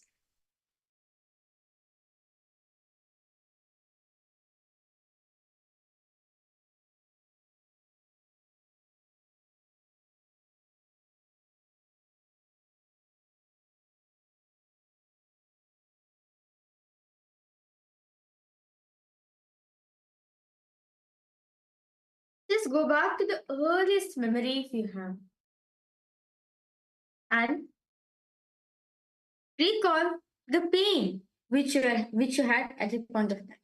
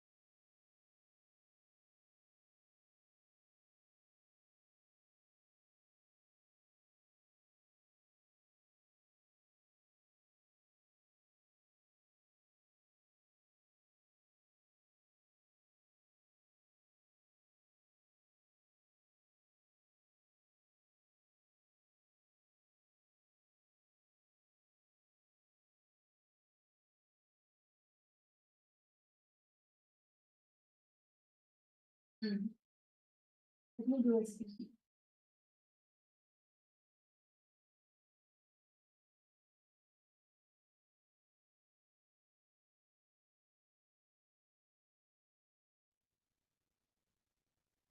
Yes.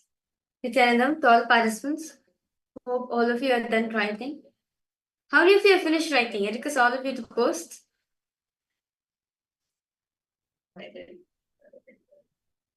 Now, the next step is we are going to relive our each of the incidents we have written. All participants understanding? Okay, Makarin, you are done. How about rest of the participants? Maclaire, Teresa, Madhusingwang. Okay. Have all of you written down? Okay, that's great. Now, what you're going to be doing is you're going to reliving that incident once. Right? See, some of us, just by remembering that incident itself gives a lots of emotion. Right? Now, when you're remembering the situation, relive it. Do not remember, relive. Relive meaning go back to that same age. Go back to that same age. Go back to the same situation, the same emotion you felt. Okay? If you feel like crying, no problem. Express it out. See, only when you express the emotion, you will only feel complete about it. See, all this while we have only suppressed ourselves. We only suppress the emotion within ourselves. But only when you release it, only when you release the pain, only when you let the pain express itself through you, you will even feel completion within yourself. So now I request all participants to recall each of the incident. Relive it in your inner space. Just take one incident. For example, you've written 5 incidents, right? Now go by by one, each incident, recall it within yourself. To the extent where you're having the same clothes, the same situation, the same thinking process, the same understanding, the same experience you had at that time. Go back to the same age and maturity you are having. Okay. So let's intensely do this for some time. Just recall. Now, I request all participants just sit now. Go one by one, with each of the incidents we have written. One by one, write it down intensely. Relive it within yourself. Do not remember, relive it in your inner space. Relive it means you're literally going back to the same age. That's the power Swami just said. If the incidents happened to you at 9 years old, literally you should feel yourself with a 9-year-old child is sitting there. Okay. So request all participants, start reliving one by one. Take all the incidents you've written down and complete it. If emotions are coming out, express it out. No problem. Just express yourself.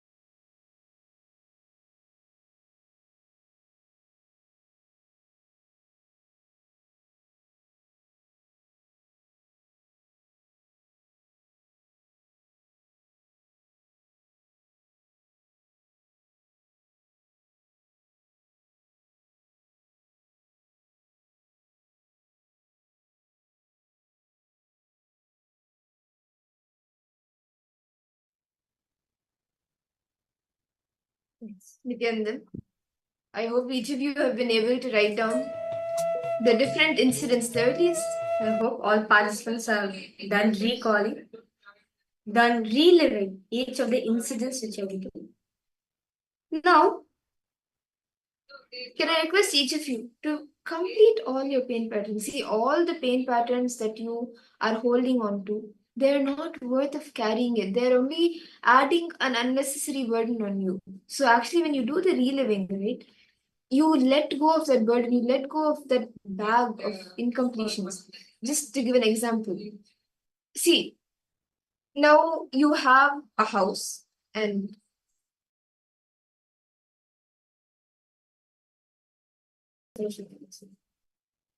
uh, so we have a house and you have there's like trash, like you're getting a really bad smell. What would be the right thing to do? Would it be to spray like a room freshener or like a perfume to remove the smell, or actually go to the root and take the trash out and throw it out? What would heal the smell? Like what would remove the smell completely? Actually going to the root, taking the trash out and throwing it, right? The same way, all the incompletions are just like a burden in you, like a weight in you, which you need to go to the root, remove it, and throw it out. And that is what this reliving process does and helps you. Okay. Shall we all move to the next step? Okay. So now all the participants, now we are done reliving each of the incidents, right?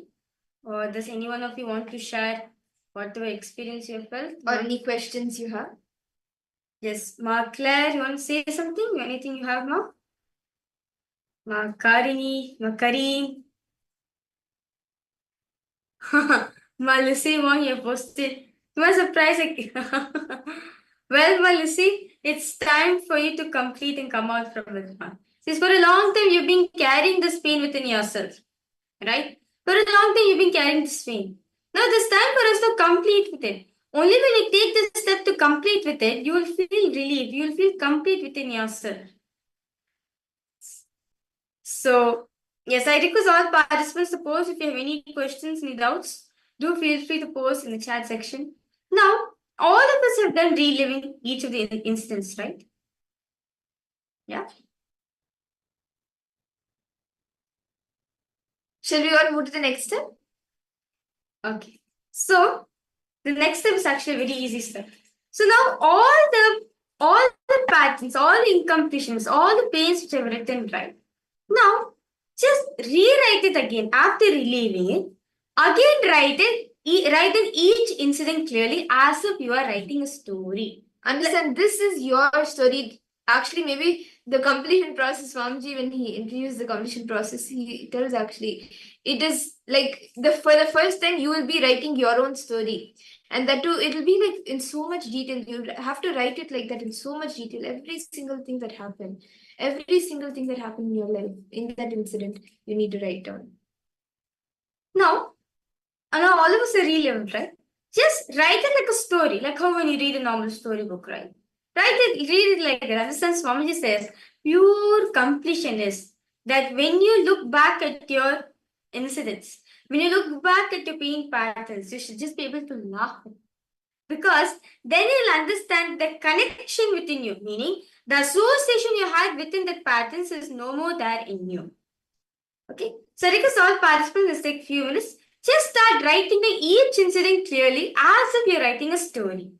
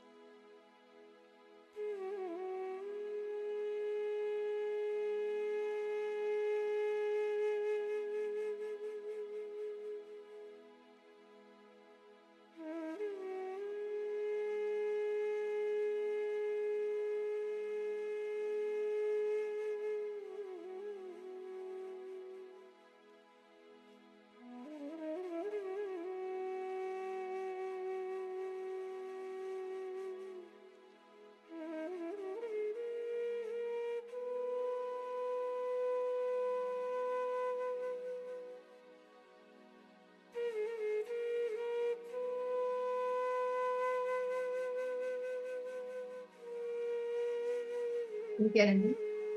I hope each of you have been able to relive and also write down the different incidents as you relive the incidents.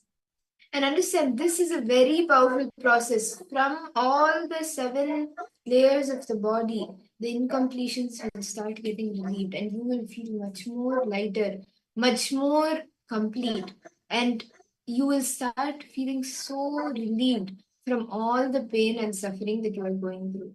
Be it any type of pain, be it any type of suffering. And with that, in that same space of completion, that because see the completion process is very powerful, and as a result of that power is manifest extraordinarily. So let us enter into the power manifestation. Today we have a very exciting power. We are going to be doing the Aushadha Darshanam, where each of you will actually be like just by seeing the image of a medicine or just with the name of any type of medicine, you will be able to see the different qualities, the different benefits that that medicine can give you if consumed or if used. What benefits does that medicine have? You will be able to scan and see. So that is what we will be doing. Now, let's say I've asked a question. How should we feel after we relive through it? What's the purpose of reliving it? I think before we just try to not touch it and try to forget it. Yes, well, actually, that's very true. Many times we forget, right? Many times we actually feel like, okay, why do I need to relive it? Because we carry so much of pain. But Swamiji says, when you relive it, you will feel unclutched. I would say that's the correct thing. You will feel unclutched. You will feel completely unclutched from the situation. So even though if the situation is reminded of you once again, you will not be affected by it. You will not feel any pain about it. The pain associated with that incident will not affect you. See, when we remember, or when we just remember it and say, okay, I'm not going to touch this anymore, we tend to push it under the carpet, and whenever it resurfaces, it brings lots of pain, lots of suffering. Or sometimes we just say, okay, just let it be there, I'm not going to remember it at all. And when we try remembering it, it's like we have to dig deep into something that we have just pushed under the carpet, and it brings lots of pain. But when you remove it from under the carpet and when you let it go, that is the real reliving. Because even if you remember from your memory, if you remember the incident, the pain related to that incident, associated with that incident, will not. It will only be like a learning for you. It will not have any pain. Like whether you are holding any pain, like any grudges or any pain against some of the people who were in the incident or towards life from that incident, all of that will not be there. You will see life itself as a new possibility. Okay, so let's now move ahead to the. I request all participants, suppose if you have any questions, any further doubts, do feel free to post in the chat section. And I just want to ask, Mark Clareland, how was your manifestation for SJP? How is it going, Mark?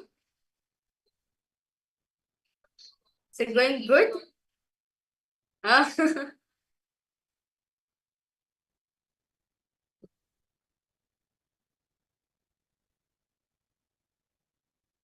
Wow, that's nice. Okay.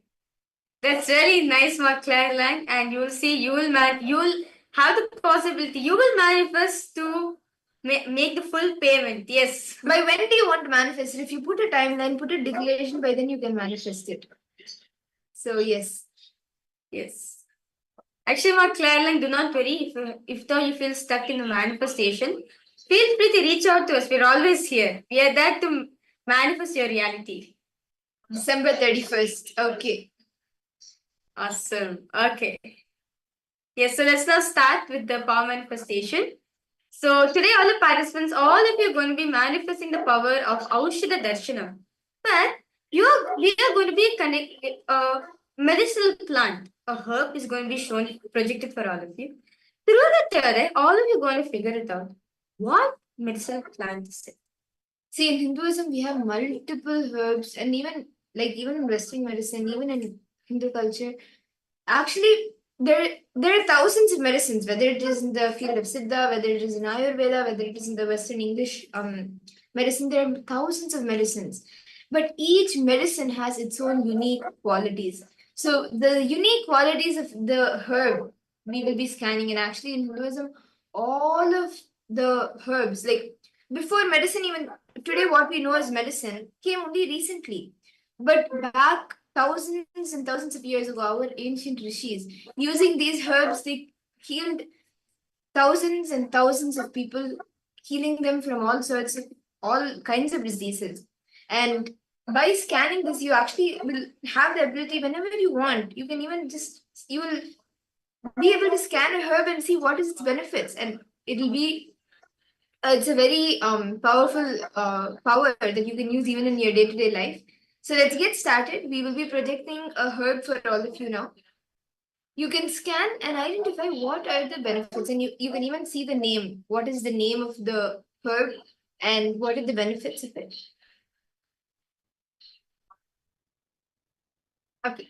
So now all the participants, now a picture of a medicine is going to be projected for all of you, a plant, okay? So this is the image.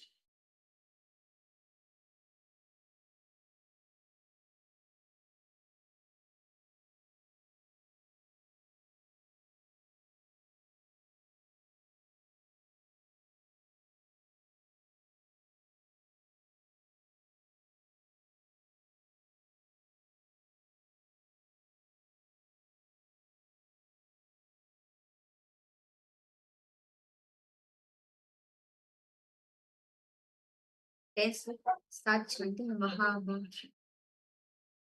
Om Nithyananda Paramashivoham. Om Nithyananda Paramashivoham. Om Nithyananda Paramashivoham.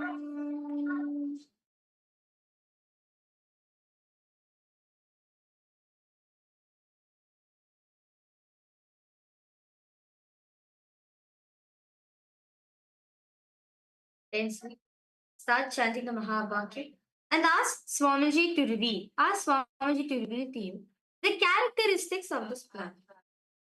What this plant is.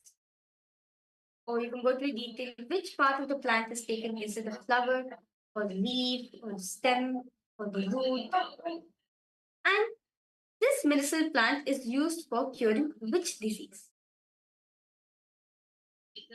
Intensely continue to chant Mahabharata. Paramashivoham Om Nithyananda Paramashivoham Om Nithyananda Paramashivoham Om Nithyananda Paramashivoham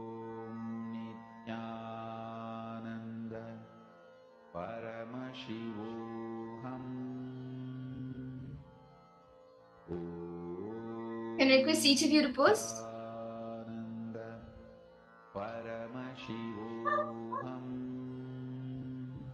What did you see as the answer? What are the benefits of the plant that we all just saw?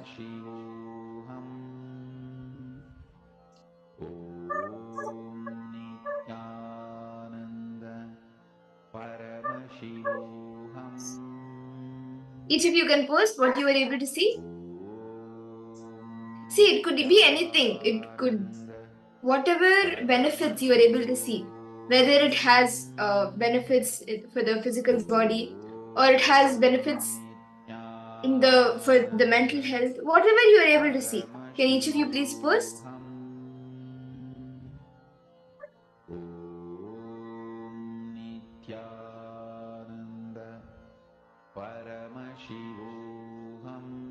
Please take a moment to detail out all the different benefits that you were able to see.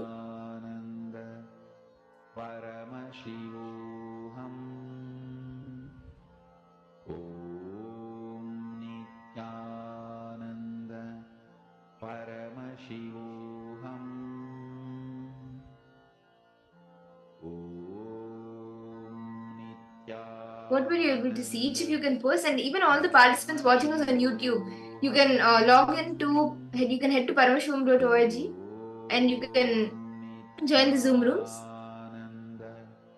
Yes. Come on, Erica's all participants to post. The answer. What medicinal plant is this? What's the name and the benefits of this plant?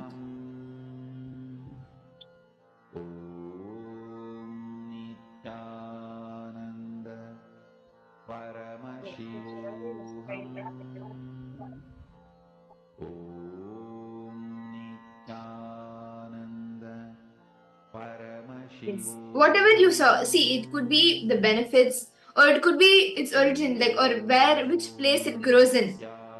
Which place does it grow in? Or which season does it grow in? Any details that you saw, you can post it. And if you want to take a minute and scan deeper, you can do that also. Maybe initially we didn't say to scan even the season. So you can actually scan and see what is the season or what is the area it grows in. Which area does it mainly grow in? And what season does it grow in? And what is the time, the best time to take it?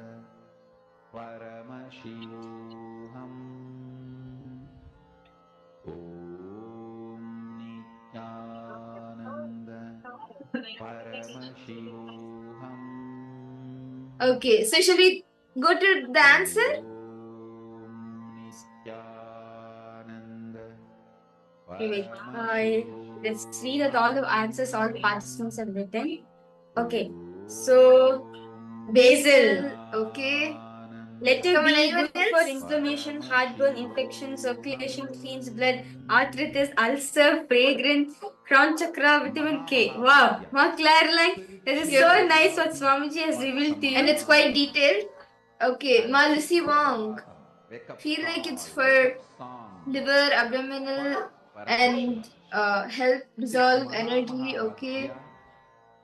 Emotional blockages of chi. Okay. So let's now, let's all reveal the answer now. So this plant, which all of us saw right now, right, is the Punarnava plant. It is the herb called Punarnava. Remember this one powerful cognition. This So this after this plant, it helps in anemia, liver diseases, wounds, and also kidney health. And I think both of you have put liver, Ma Clairlang and also Ma Lissy Wong. And that is one of the benefits. That's amazing. Okay, let's go through the answers. With this one spiritual Yes, powerful Ma Lissy Wong was spot on. Yes, Ma Lissy Wong, you have put liver. And good. Okay. Wounds. Okay, yes. McClellan, yes. Inflammation and infection, yes. Wounds, yes, that's good. Ma Elizabeth, I request you, Ma, if you just connect the Swami little more Swami that I've shown you, just that it's yes. Also promotes kidney health and also anemia. So basically, it's for all health, it's for whole body. So, say for example, those are the people who are suffering from anemia. This plant is for you. Yes. See, and my Elizabeth, try going deeper. See, you're connecting with Swamiji, right? That's the best way. Like you're chanting the Mahamaki, you're connecting to Swamiji. Whatever he shows you, from there, ask him to ask Swamiji to show more deeper. Try going more deeper and deeper into it. Okay. So, shall all of us enter into the next session now for the day? Should we all enter into the next session? And actually, in this session, we will be learning how we can liberate ourselves from the obsessive-compulsive disorders.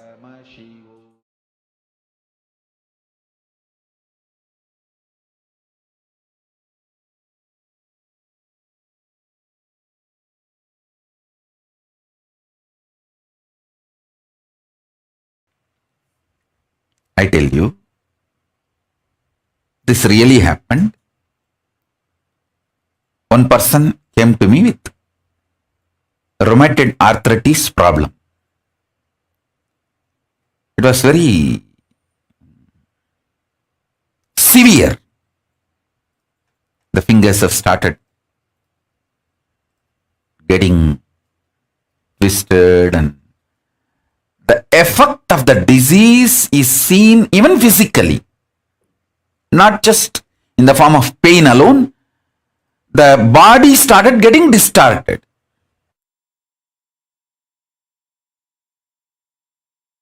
I sat with that person and spoke to the person to understand the source. Obsessive compulsive reactionary pattern of her which triggered this disease in her. Please understand. All diseases are triggered inside you due to some compulsive reactionary pattern.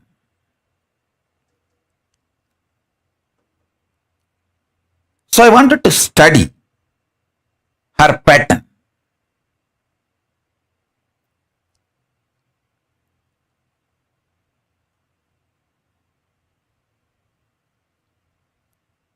Speaking to her for 10 minutes, I could see very clearly her whole problem is her anger towards mother-in-law, and how she gets triggered by mother-in-law, and how continuously she triggers mother-in-law to trigger her. It's like it has become a very powerful cycle, vicious circle. And even if she stays away from mother-in-law, she projects the same mother-in-law on somebody else and does this. Just the person outside is replaced, but the pattern and the vicious circle continues. Please understand, this obsessive compulsive reactionary pattern, when it gets cultured in you, when it grows deep roots in you, it creates its own fears, insecurity, jealousy, guilt, self-doubt, self-hatred, self-denial. It takes all forms. It becomes literally like a Brahma Rakshas, ghost possessing you. And naturally, if you have to go and fall at the feet of mother-in-law and surrender, you will feel, no, she is going to exploit me. The death is much worse than falling at my mother-in-law's feet. All these kinds of fears, emotions, insecurities, self-doubt, self-denial, so much will come up. But if you are capable of breaking all of that, I told her, you will experience, not just you will be free from the arthritis, you will start experiencing levitation.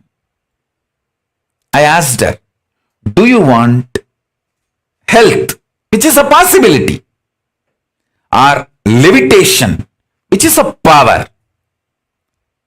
She looked at me and said, Swamiji, what you want for me? I said, naturally power. Because she's too sweet devotee and too devoted. Let me put it in a simple, straightforward, raw words. Human beings, as you are just bunch of patterns, thought currents, compulsive thought currents, compulsive behavior patterns, which I call incompletions. Understand?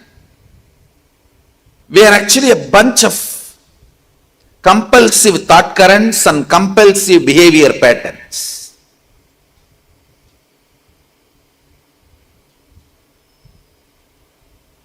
With a strong belief that these compulsive thought currents and compulsive behavior patterns are us. Please understand. Your actions can never be separated from you, and your reactions can never be part of you. The problem is, you act and you don't want to be responsible for your actions. And you always think all your reactions are you. Please understand. Your reactions are not you. They are a bunch of compulsive behavior patterns or compulsive thought currents. Your reactions are not you.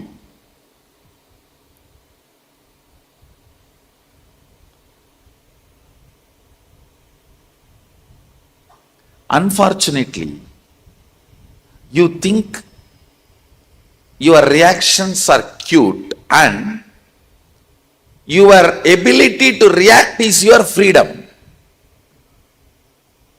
No, really, you think your ability to shout, scream, react, overact, all this is your freedom.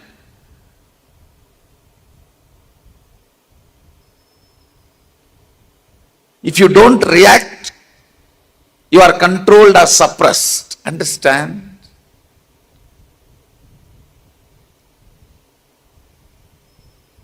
Your reactions are a bunch of compulsive thought currents, compulsive behavior patterns.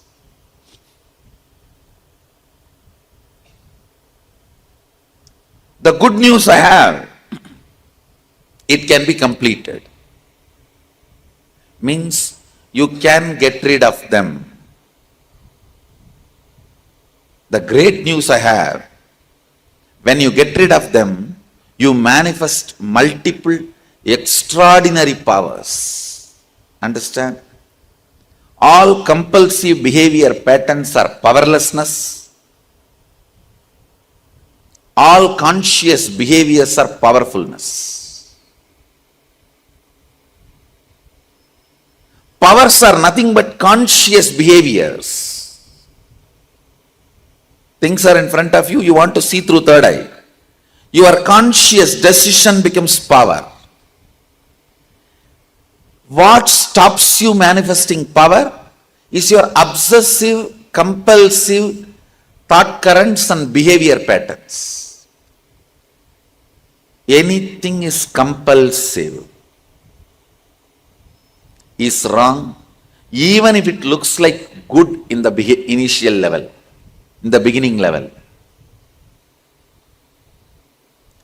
Anything conscious raises you to the higher and higher levels of reality. Now, first thing I want to do, helping you to complete with all the obsessive thought currents or obsessive behavior patterns you have. For example, I'll give you an example. Sometimes evening 6 o'clock means you will be in depression. Why? You don't know. You will have that low mood. Morning 9 o'clock means restlessness. Even if you don't go to office, even if it is a holiday, you will have that same restlessness. Morning 10 o'clock means after seeing the boss, talking to him 10 minutes, having shoulder pain. It's called decision fatigue. Decision fatigue is the most stupid thing a human being can have. I call them imaginary diseases. Whole Hinduism is focused on human beings experiencing conscious sovereignty. Listen, fundamentally, mind binds you, chains you through patterns, obsessive, compulsive, reactionary behavior patterns, many other bondages, illusions, delusions. Mind binds you, chains you.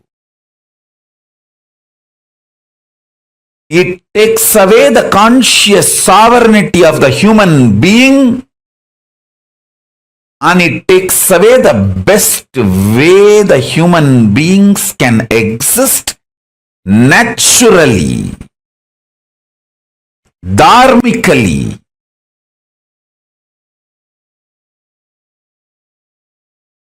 A simple human existence. And the best things that simple human conscious existence can manifest, everything is hijacked, taken away, chained, bound by mind. And when you start manifesting ferociousness and break the patterns, manifest powers, your mind is transformed into supermind. If needed, everything else can be given away just for conscious sovereignty. Conscious sovereignty is worthy of everything. Let me explain conscious sovereignty.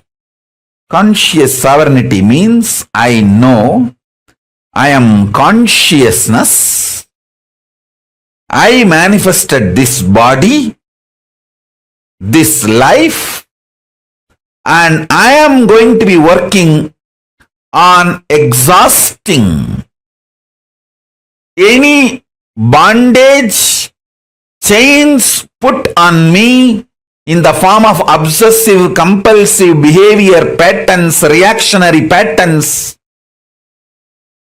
any other bondage put on me. I will exhaust those karmas and break from those bondages. I will be ferocious and break those patterns and liberate myself, manifest powers, and reclaim my conscious sovereignty. This is my life. How many ever births I take, I know this is my life. Having this clarity, and whether you are facing a headache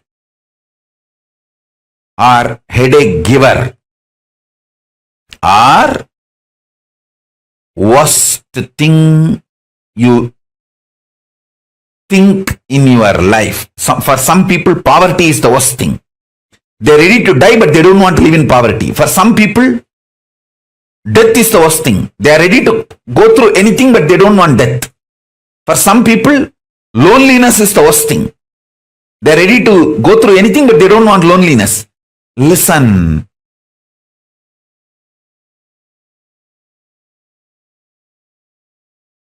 Nothing is worst in your life other than losing conscious sovereignty.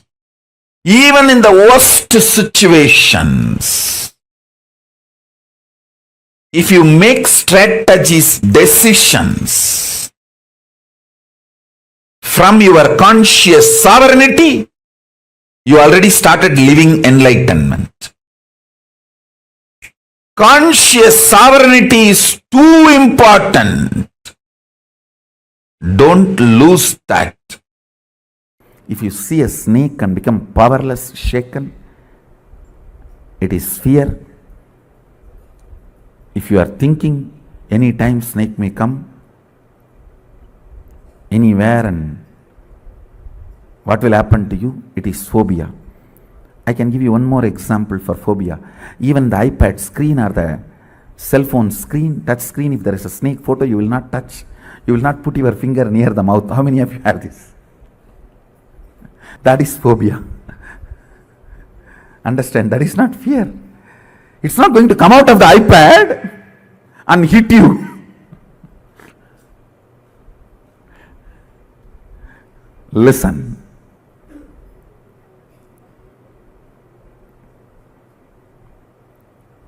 Fear is different, phobia is different. Fear disturbs your integrity, but not completion. Completion is disturbed only by phobias. Look in and analyze, you will understand what I am saying.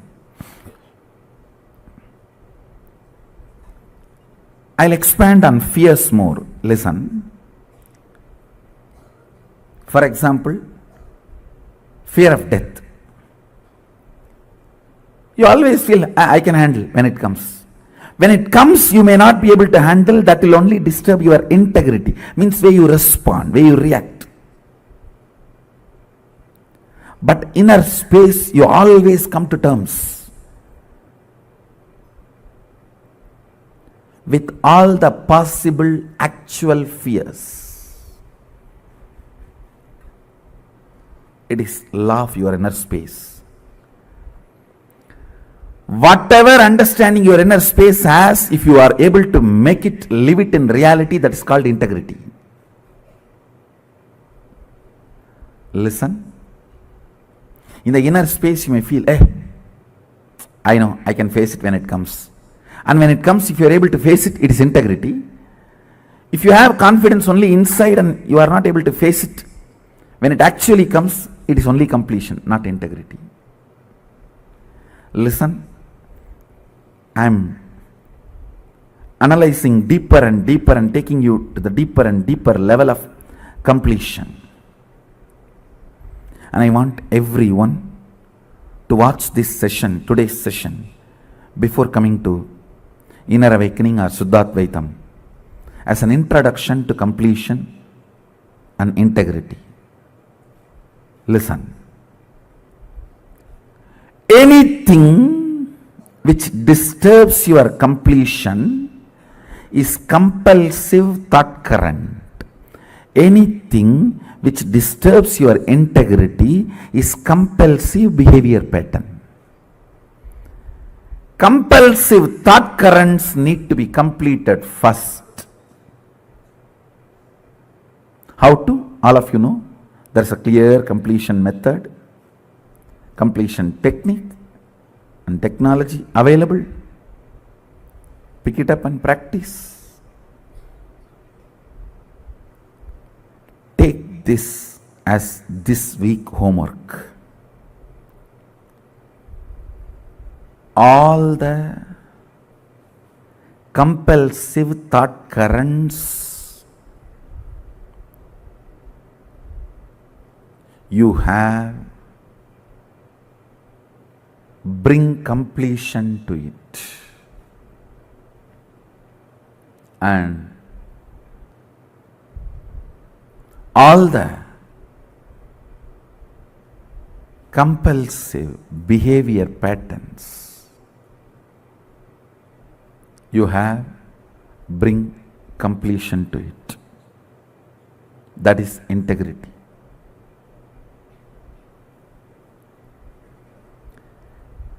It can be as simple as you have to have a cup of coffee before going to your washroom in the morning, or as complicated as deep violence mixed even in your romance, in your love. Look in. That is the most complicated, compulsive thought current. The drinking water and sewage water getting mixed. Unfortunately for us also, the pipelines are very close. The plumbing is very close. The violence and the romance. Understand, adrenaline, that violence is swadhisthana. Romance, sex is Mooladhara. These two getting mixed is the worst obsessive, compulsive thought pattern a human being will suffer. When that two is mixed, you can't trust a smile of a person. You can't trust a smile of a person. Because even when he is feeling the romance, it is not romance. When he is feeling anger, it is not just anger. He himself do not know what he is going through.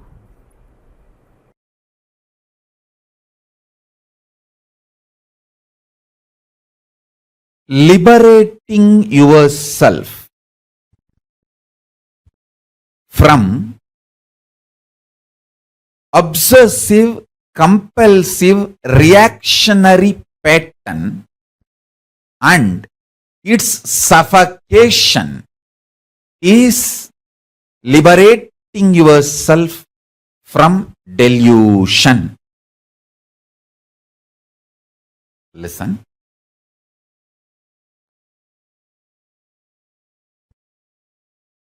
The greatest suffering is identifying yourself with your obsessive, compulsive reaction and suffocation it brings in your life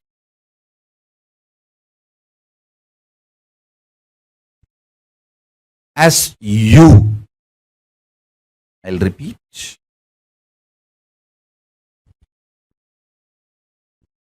Obsessive, compulsive, reactionary pattern.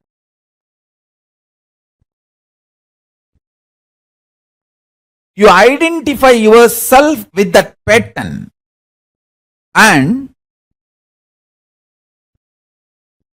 not only you identify yourself with that pattern, all the suffocation that pattern brings, you start blaming everyone other than you. That is, I tell you, this is the worst delusion in the life. Even if you drink a cup of coffee, because of the obsessive, compulsive, reactionary pattern, it is drinking poison. Because the coffee is going to strengthen this obsessive, compulsory, reactionary pattern.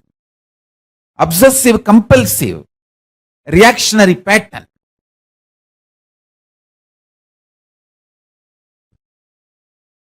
Listen intensely and listen carefully. If you just understand this one message from Paramashiva, every time a disciple listens to my words, my instruction, Guru Vak, He is blessed, protected, showered. Guru Vak. I tell you, when I give you a Guru Vak, I put my hand exactly on that obsessive compulsive reactionary pattern. When you listen to Guru Vak, not only you escape from all suffocation, side effects, after effects, you are showered with all the blessings and auspicious. I can give you 1,000 examples, or I can give you millions of examples. Every time when people walk out of their obsessive compulsive reactionary pattern, they save themselves from tons of sufferings. They pull themselves out of delusion, and they are showered with all the good things. If I have to give a rough equivalent for the word trobhava, delusion, I'll give this word only.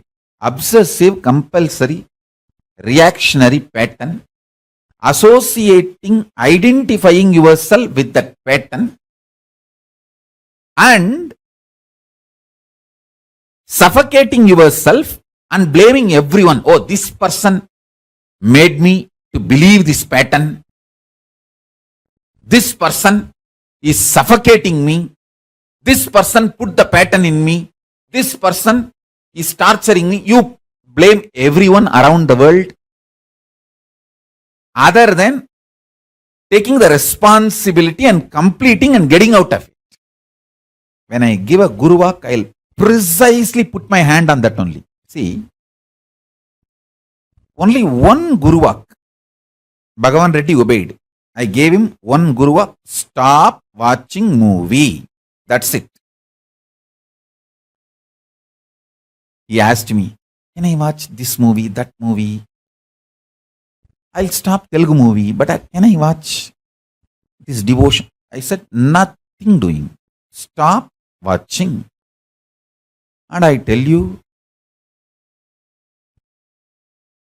not only the wealth, the kind of a success, fulfillment, everything he is enjoying now is just because he obeyed that one Guru Vak. Just only one Guru Vak.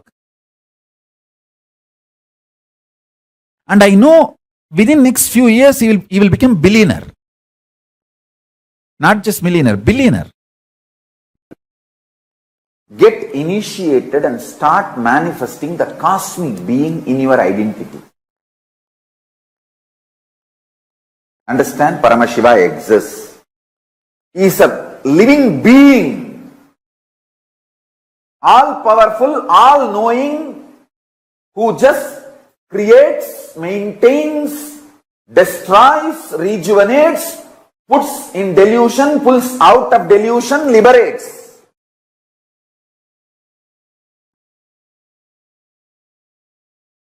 Who plays with these tattvas and principles, is a living being, alive, who can respond to you now. Invoke him in your identity. What do you feel as you? The core of you.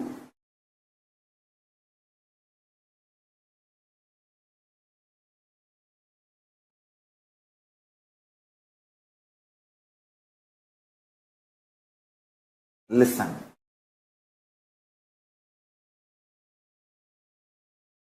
When you invoke him, invoking him in you needs only two things: initiation and your conscious will, persistence, requesting him, asking him to manifest in you. Invoke him. See, when you invoke him, the fear-based obsessive compulsive disorders become irrelevant. I am not saying don't go to job. I am not saying don't earn money. I am only saying let this job and earning money not be your OCD. Don't you see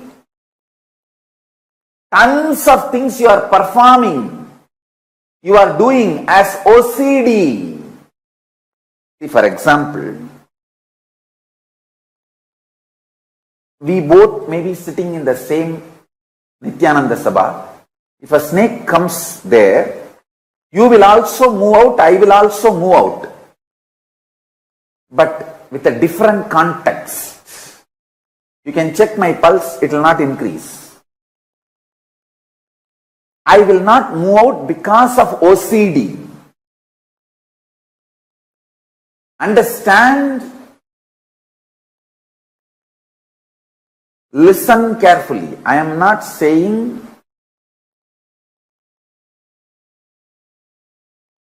don't go for a job. I am not saying don't make money. No. I am only saying don't do it as a OCD, obsessive compulsive disorder. Do it out of extreme clarity. Hindu is a being who invokes cosmic being in his identity. Your Ishta Devata becomes your core existence. You can have, the Hinduism gives beautiful choices. You can connect with Ganesha, Subramanya, Shiva, Shiva's multiple forms, Nataraja, Kala Bhairava, Swaranagarshana Bhairava, Somaskanda, Tyagaraja, Arunachaleshwara, Sundareshwara, Sukha.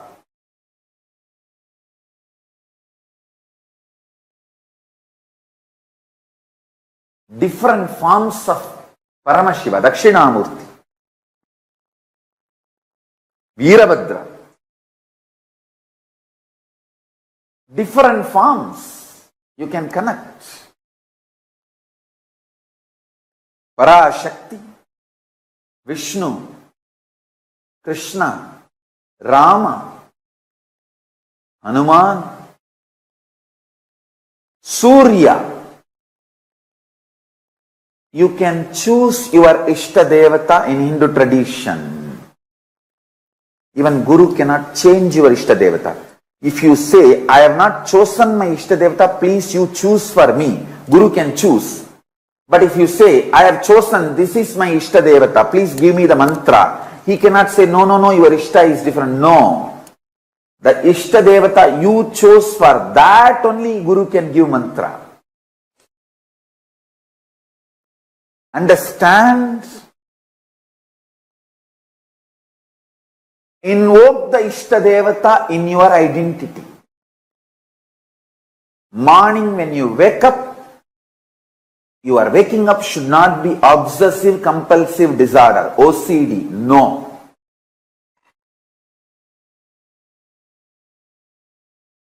It should be IID, Ishta inspired decision. Not OCD, but IID. Ishta inspired decision. Use this word. Ishta inspired decision. IID, not OCD. I tell you. When you react based on OCD,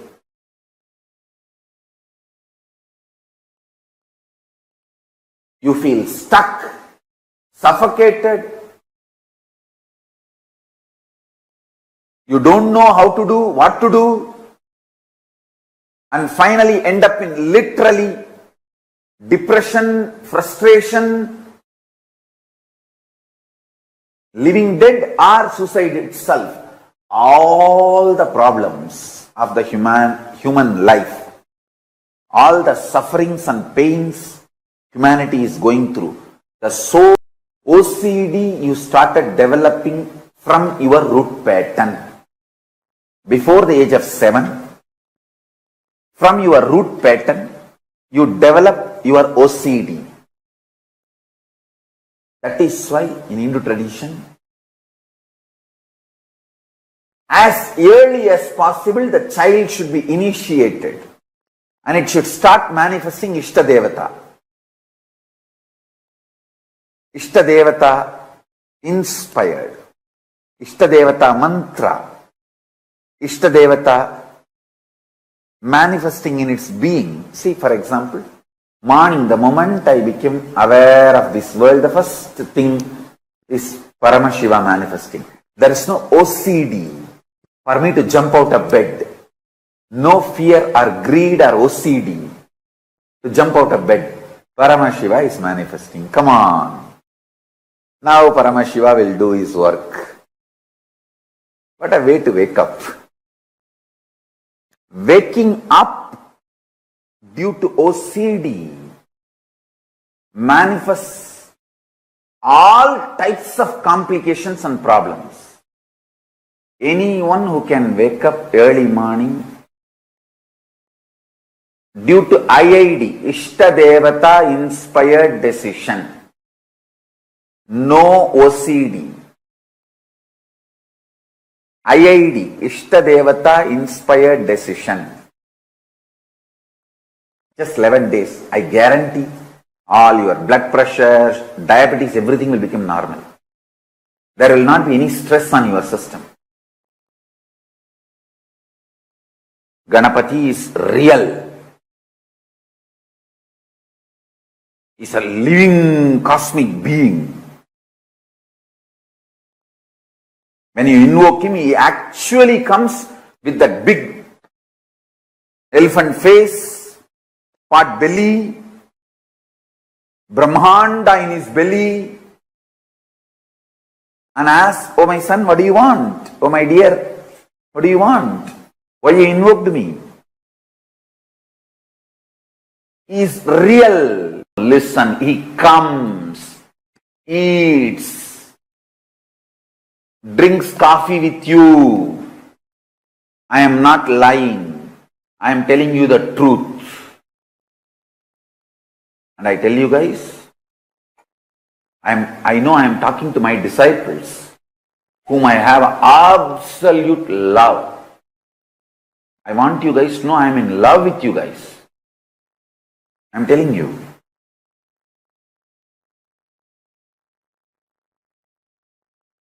They are all really, really real. Don't think they are just some principle painting done by some rishi to explain certain concept and principle. They are all real beings, cosmic beings.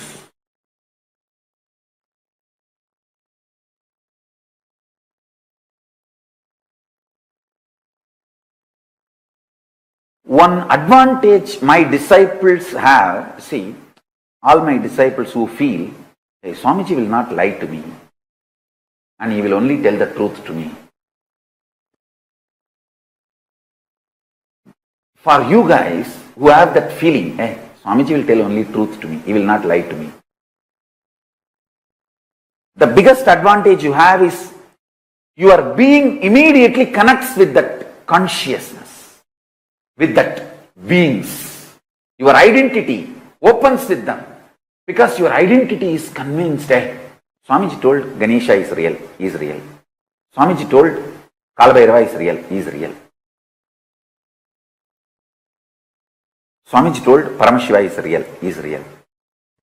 That is the way actually initiation happens.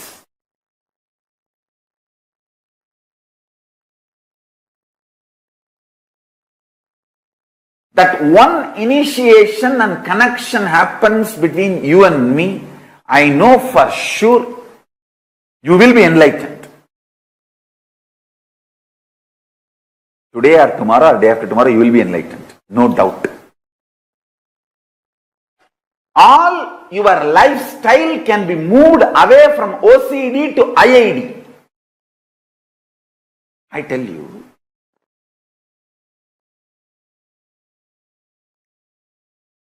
All your decisions and its good, bad effects, results, success, failure, everything finally take it to Paramashiva and cry. Want to express your frustration, express it to him. Want to express your love, express it to him. Want to show your gratitude, show it to him. Want to fight, fight with him. Do everything with your Ishtadevata. It can be Ganapati, it can be Shiva, it can be Muruga, it can be your Guru. I tell you, just practice this one. In few weeks, your life will start moving from obsessive-compulsive disorder based to Ishtadevata inspired decision based, IID. You are liberated, I tell you. Please understand, the concept of Ishtadevata is unique to Hindu tradition. I want all of you to know, I connect with the ultimate as Paramashiva and Parashakti. But I am absolutely sure, listen to this statement. Even if you think Vishnu is the ultimate, you will achieve ultimate. If you think Ganapati is ultimate, you will achieve ultimate. If you think Parashakti is ultimate, you will achieve ultimate.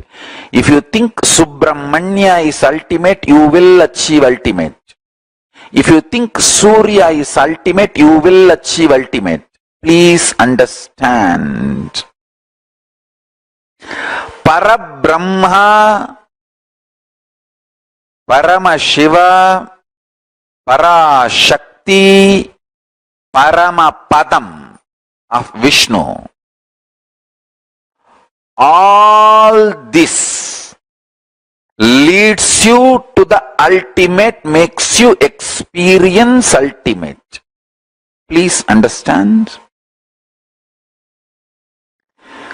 The truth of Ishtadevata is unique to Hinduism. Let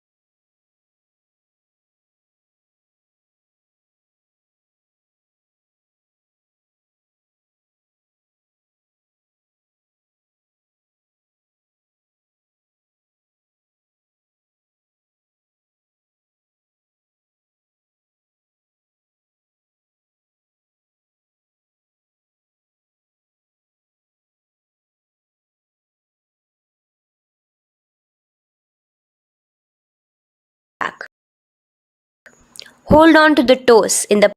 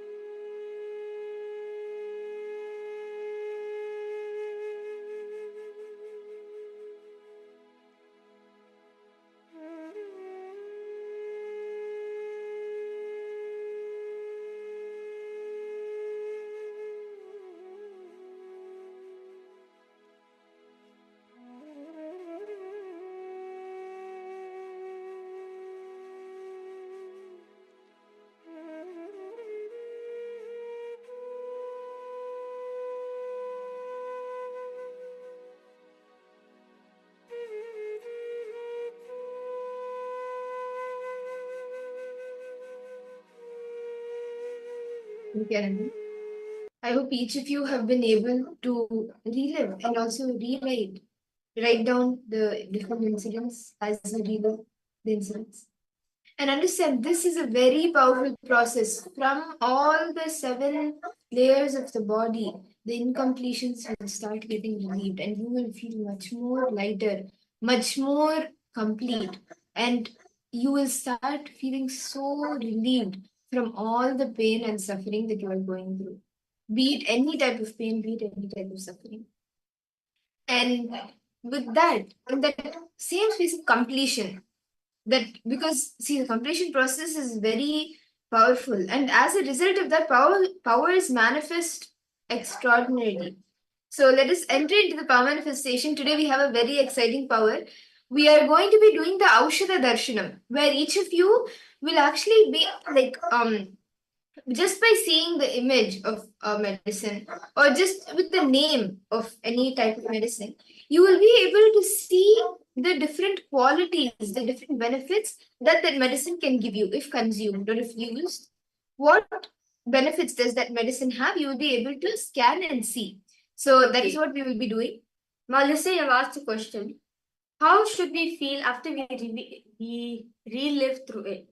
What's the purpose of reliving it? I think before we just try to not touch it and try to forget it. Yes, well, actually, that's very true.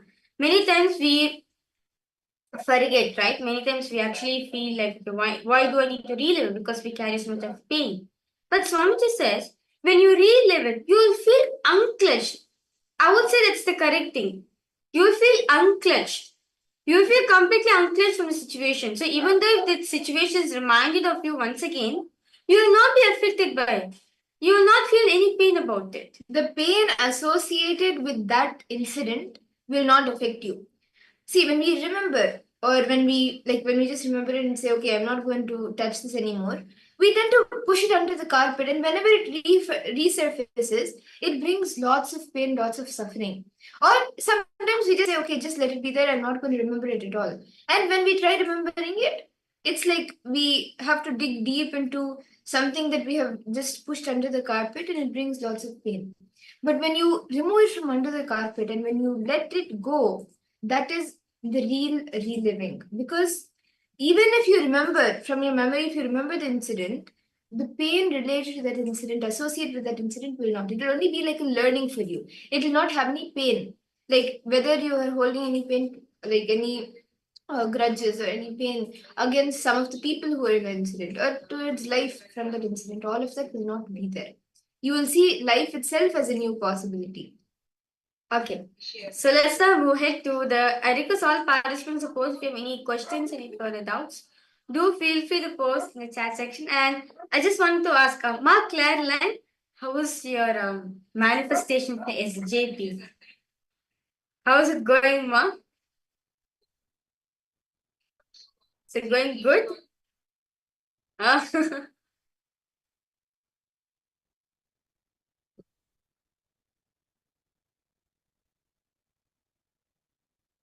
Wow, that's nice.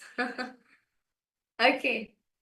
That's really nice, Mark Clareline, and you will see you will have the possibility. You will manifest to make the full payment. Yes. By when do you want to manifest it? If you put a timeline, put a declaration, by then you can manifest it. So yes. Yes. Actually, Mark Clareline, do not worry. If though you feel stuck in the manifestation, feel free to reach out to us. We're always here. We are there to manifest your reality.